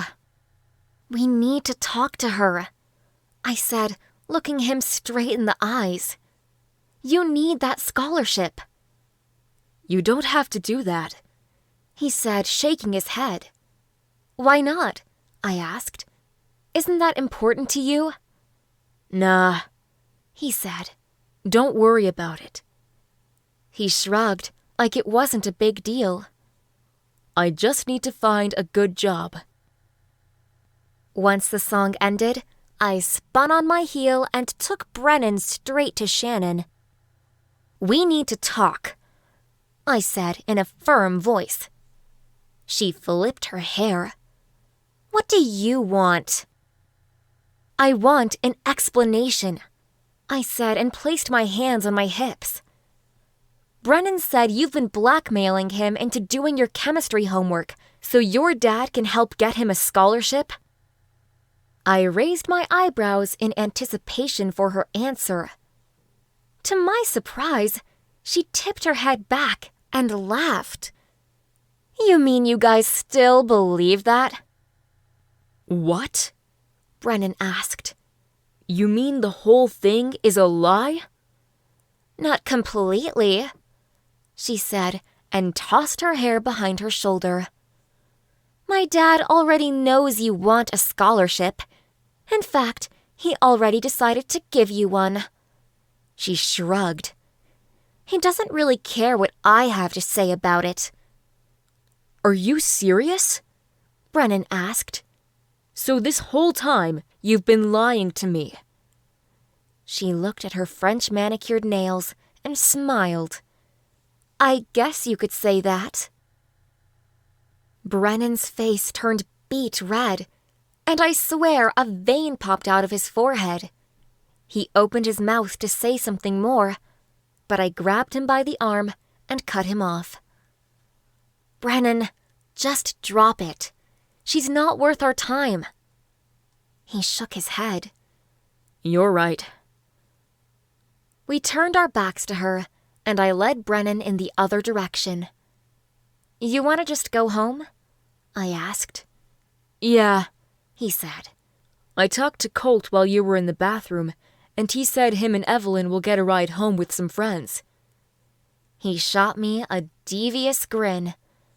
That means we get the limo all to ourselves. I bit my lip and gave him a shy smile. We made our way to the large door, and we were about to walk out when we noticed Brett leaning up against the wall with a massive grin on his face, talking to Haley. He looked up and pulled Brennan into a side hug. Hey man, congrats on winning prom king. Brennan released his hold on him and said, Thanks. He nodded and grinned in Haley's direction, and then turned back to Brett. What's going on here? Not much, Brett said nonchalantly. Just got Haley's number. We have plans to hang out tomorrow. Sweet, Brennan said, rocking back and forth on his feet. That's great news. Speaking of good news, Brett said, congrats on your new relationship status. He turned to smile at both of us. I'm happy for you guys. Thanks, bro. Brennan smiled. We're heading out, but we'll see you later. Okay, man, he said and nodded. See ya. We headed outside and were greeted by a gentle tropical breeze. Our limo driver waited on the street corner, and Brennan held my hand as we walked over. The driver opened the door for us, and we both climbed in. Once the driver closed the divider, Brennan whispered in my ear, Do you know what comes next? I cocked an eyebrow. We sit as far away from each other as possible and act like we're strangers. He grinned. Think again. Brennan left a trail of kisses down my cheek, and I gasped out of shock. His firm lips met mine, and a shiver ran down my spine.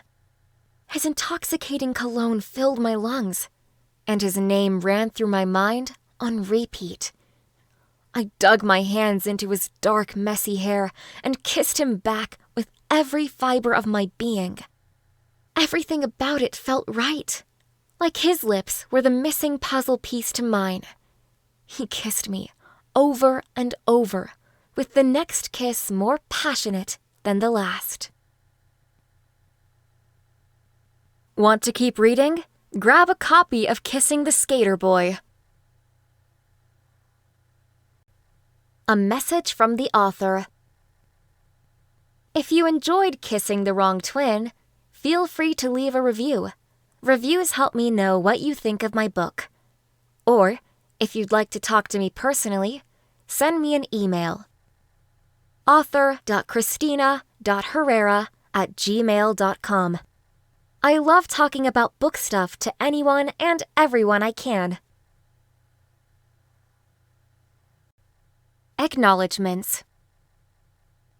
I would like to say thank you to God for giving me the ability to write.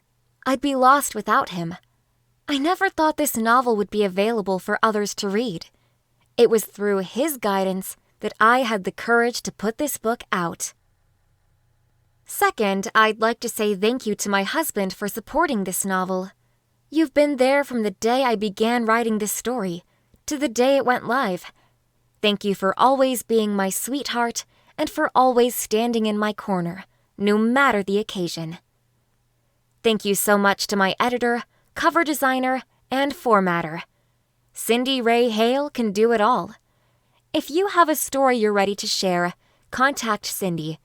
She will work her editing, formatting, cover designing magic on your story. She is efficient at everything she does, and I'm so incredibly honored to call her a friend. Cameron Frost, thank you for being an outstanding critique partner. I am forever grateful for the multiple rounds of content edits you were able to give my book. I'd be lost without your feedback. Ami, thank you for always being there for me and for being so supportive of my story. Faith, thank you for beta reading this story and for helping me find ways to make it stronger. I have always valued your keen eye for edits. Thank you to Amy Smith for helping me feel comfortable enough to publish this work of fiction. You're my rock, my sometimes therapist, and forever friend. Thanks, Mom and Dad, for always believing in me. I wouldn't be anywhere without your loving guidance and support. And thank you, Melissa, for always listening to me talk about my passion for reading and writing. Thank you again to Sarah Lee. She was one of my first beta readers to read this story. I am extremely appreciative of all of her kind messages and constant encouragement. And thank you, yes, you, the person reading my acknowledgements. Thank you for reading the story I wrote and for donating your time and energy. About the author. Christina Herrera has always loved romance. Even as a child, she would make up romantic plots with her older sisters as part of her bedtime stories. As she grew up, she remained fascinated by storytelling. When she was 19 years old, she authored her first book. Ever since then, she knew what she wanted to do in life: read, edit, and write down all of her romantic stories. To be the first to know about new releases and deals, sign up for her newsletter or join Christina Herrera's Street Team on Facebook. Want a sneak peek of the first chapter of the next book? Turn the page to check it out. Chapter 1. Michaela. It was just my luck when a skateboard fell out of nowhere and smacked me in the face. Books flew from my arms, scattering and rolling down the stairs ahead of me. My head throbbed with pain, and blood dripped from my nose. Through blurred vision, I saw a guy with wavy brown hair hurrying down the stairs. But instead of coming to my rescue, he stepped past me. He snatched up the skateboard and clutched it with a pained expression. Oh man, I got a scratch on my new board. I fought the urge to kick him down the stairs. The punk had thrown his skateboard at me and didn't care how I survived the attack. Do you usually drop your skateboard on innocent bystanders trying to get to class? He looked up at me and gasped, noticing me for the first time. Oh my gosh, I'm so sorry. Are you okay? If it wasn't for you and your stupid skateboard, I'd be fine. Okay, so maybe that was a little harsh, but he seriously needed to be more careful. Technically, it's a longboard. There's a big difference. It has bigger wheels and it's better for going down hills. He smirked. Get your facts straight. Something about the smug look on his face enraged me. He was taunting me. I'm so sorry if I offended you, I replied sarcastically, searching for a tissue to stop the blood from running. I'm a little out of it at the moment, considering you just tried to knock me out with your precious board. My bad, he said, biting his lip. I was texting and the board slipped out of my hands. You shouldn't be texting at school. School hasn't started yet, so I think I'm good. I crossed my arms over my chest. Actually, you're not good. Your skateboard smacked me in the face. He rolled his eyes. Was it really that bad? He took a step closer and examined me, noticing the blood for the first time. Wow, it's worse than I thought. You should go see the nurse. No, I'll be fine. Let me at least help pick up your things. I opened my mouth to protest, but he had already grabbed up a few books. He flipped through one of my notebooks and asked with a grin. You're in journalism? Yes, I'm the editor. I snatched my binder away from him. Not that it's any of your business. He put his hands up in defense. Sorry, I was just trying to help. Don't worry about it. You've done enough already, I said. He turned to walk in the opposite direction and said over his shoulder, Whoa, okay. I'll see you later. I glared at him. Whatever. He laughed as he descended the stairs. I couldn't stand that guy. Who was he anyway? I was surprised I hadn't seen him before, considering Hidden Shores Academy was a small private school in California where most of the student body knew every detail of each other's lives. I ran into the bathroom and splashed cold water on my face. I examined my reflection and grimaced at the fiery red splotches around my nose. I ran my hand through my natural curls, only to watch it frizz up even more. The bell rang. Great, I muttered. It's the first day of school, and that skater boy is going to make me late for class. I found the correct room and plopped into a seat just before the teacher started talking. "Good morning. I'm Mrs. Allen. Welcome to Algebra 2. We'll be going over—" The door clicked open, and the same boy who tried to break my nose walked in. I heard giggling and looked back.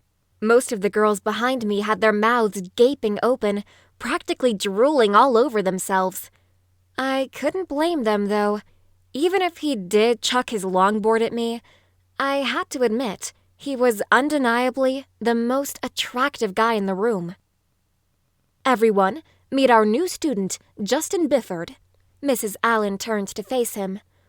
"Why don't you tell us something about yourself?" Justin shot the class a coy smile. I spend all my time longboarding. It's basically my life. "That's what's up," a guy with black wavy hair called out and gave him a nod of approval. The class continued talking about longboarding until Mrs. Allen called out, "Listen up, Justin hasn't told us where he's from yet." He leaned against the wall and dug his hands into his pockets. I'm from Los Angeles. I moved here last weekend. Mrs. Allen smiled and clasped her hands together against her petite frame, her hair just brushing her shoulders. "We're glad to have you in San Diego. Have a seat, Justin." Of course, he sat directly in front of me. What were the odds? The same guy who affirmed him earlier turned to face Justin. Sup, I'm Brett. Hey, man. Justin said, pressing his knuckles on Brett's. How long have you been boarding? Brett asked. I started when I was 14, so it's been 2 years now. That's sick. How many boards do you have?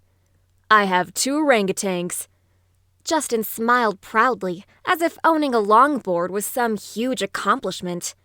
A look of shock came across Brett's face. Whoa, aren't those expensive? Justin shrugged. I guess. They're about $300 each. Before he opened his mouth, I thought he was attractive. Now he sounded completely arrogant. Why on earth would anyone spend that much money on a piece of wood with wheels? I said to myself, thinking they couldn't hear me. Apparently, I was wrong, because Justin turned around and shot me another smile. Skill can only get you so far with a lame board. If you want to be the best, you've got to have the best. He's right, Brett added. But it goes way deeper than that. Skating is only you and your board. You can't depend on anything other than those 2 things, so it makes sense that if you want to be the best, you have to have solid equipment. I rolled my eyes. I would never understand their obsession with skating. I tuned them out and opened my math book, thumbing through the pages. I'd rather get ahead in algebra than listen to them bragging. Mrs. Allen turned to the board. Let's get started. Justin looked back at me and smiled like something was funny. Was it my hair? I ran my fingers through my dark waves, trying to calm down the frizz. Then he did something that infuriated me. He smiled even wider. What's his problem? I stared him down until finally he turned around. When the teacher finished lecturing, she gave us some time to do our work. As I concentrated on a complicated equation, there was a tap, tap, tapping on my desk. I glanced up to see the new kid smiling at me. I shot him a death glare. What could he possibly want this time? What is it? I snapped. Do you have a sec? I'm stumped on problem 3.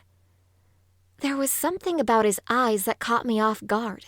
They were dark brown, with a fleck of gold that shone in the fluorescent lighting. My heart skipped a beat. I took a deep breath and paused to pull myself together. Yeah, sure. Hopefully he couldn't detect the shakiness in my voice. I wrote out the equations step by step. Does that make sense? It makes perfect sense. He smiled and gave me a nod. You're really good at math. My cheeks were on fire. I couldn't let this smooth-talking longboarder get to me. I knew men were cheaters and untrustworthy. Plus, I wasn't about to forget the way he carelessly dropped his skateboard and then rushed to see if it was okay instead of me. Since when were longboards more important than human beings anyway? What's your name? He asked. Michaela Hamilton. So, He paused to grin. can I get your number? Glancing nervously around the room, I realized no one else was talking and everyone was looking at us. There was no way he was getting my number. I didn't want a man in my life right now, especially not one as forward as him. Are you kidding me? We just met and you're already asking for my number. His smile grew cocky. Yeah, I am. Who does this guy think he is? I don't really give out my number. He put his hands up in defense. Okay, I totally understand. I just wanted to check in on you later and make sure you're all right. You know, since I hit you with my board and all. He shrugged, and I met his eyes for a split second. Scratch that. Maybe talking to you in person would be better. Want to do something after school? I shook my head. I have journalism. Couldn't you skip? He asked in a hopeful voice. No, I'm the head editor. I have a life. Plus, I'm in charge. His eyes slid over the length of my body before resting on my face. I can see that. The bell rang. I picked up my books and started to walk away. Wait, where are you going? I turned around and lifted an eyebrow. To class? He grinned and followed me into the hall. Where's that? American history. His smile increased about 3 sizes. That's my next class too. I rolled my eyes. Perfect. He caught up to me. Why are you so harsh? Why are you such a flirt? I don't want to be a notch on his belt. Women threw themselves at my dad because he was so attractive, and I saw how that worked out. Touché. This has been Kissing the Wrong Twin, Hidden Shores Academy. Written by Christina Herrera. Read by Sophie Snow. Copyright 2020 by Christina Herrera. Production copyright by Christina Herrera.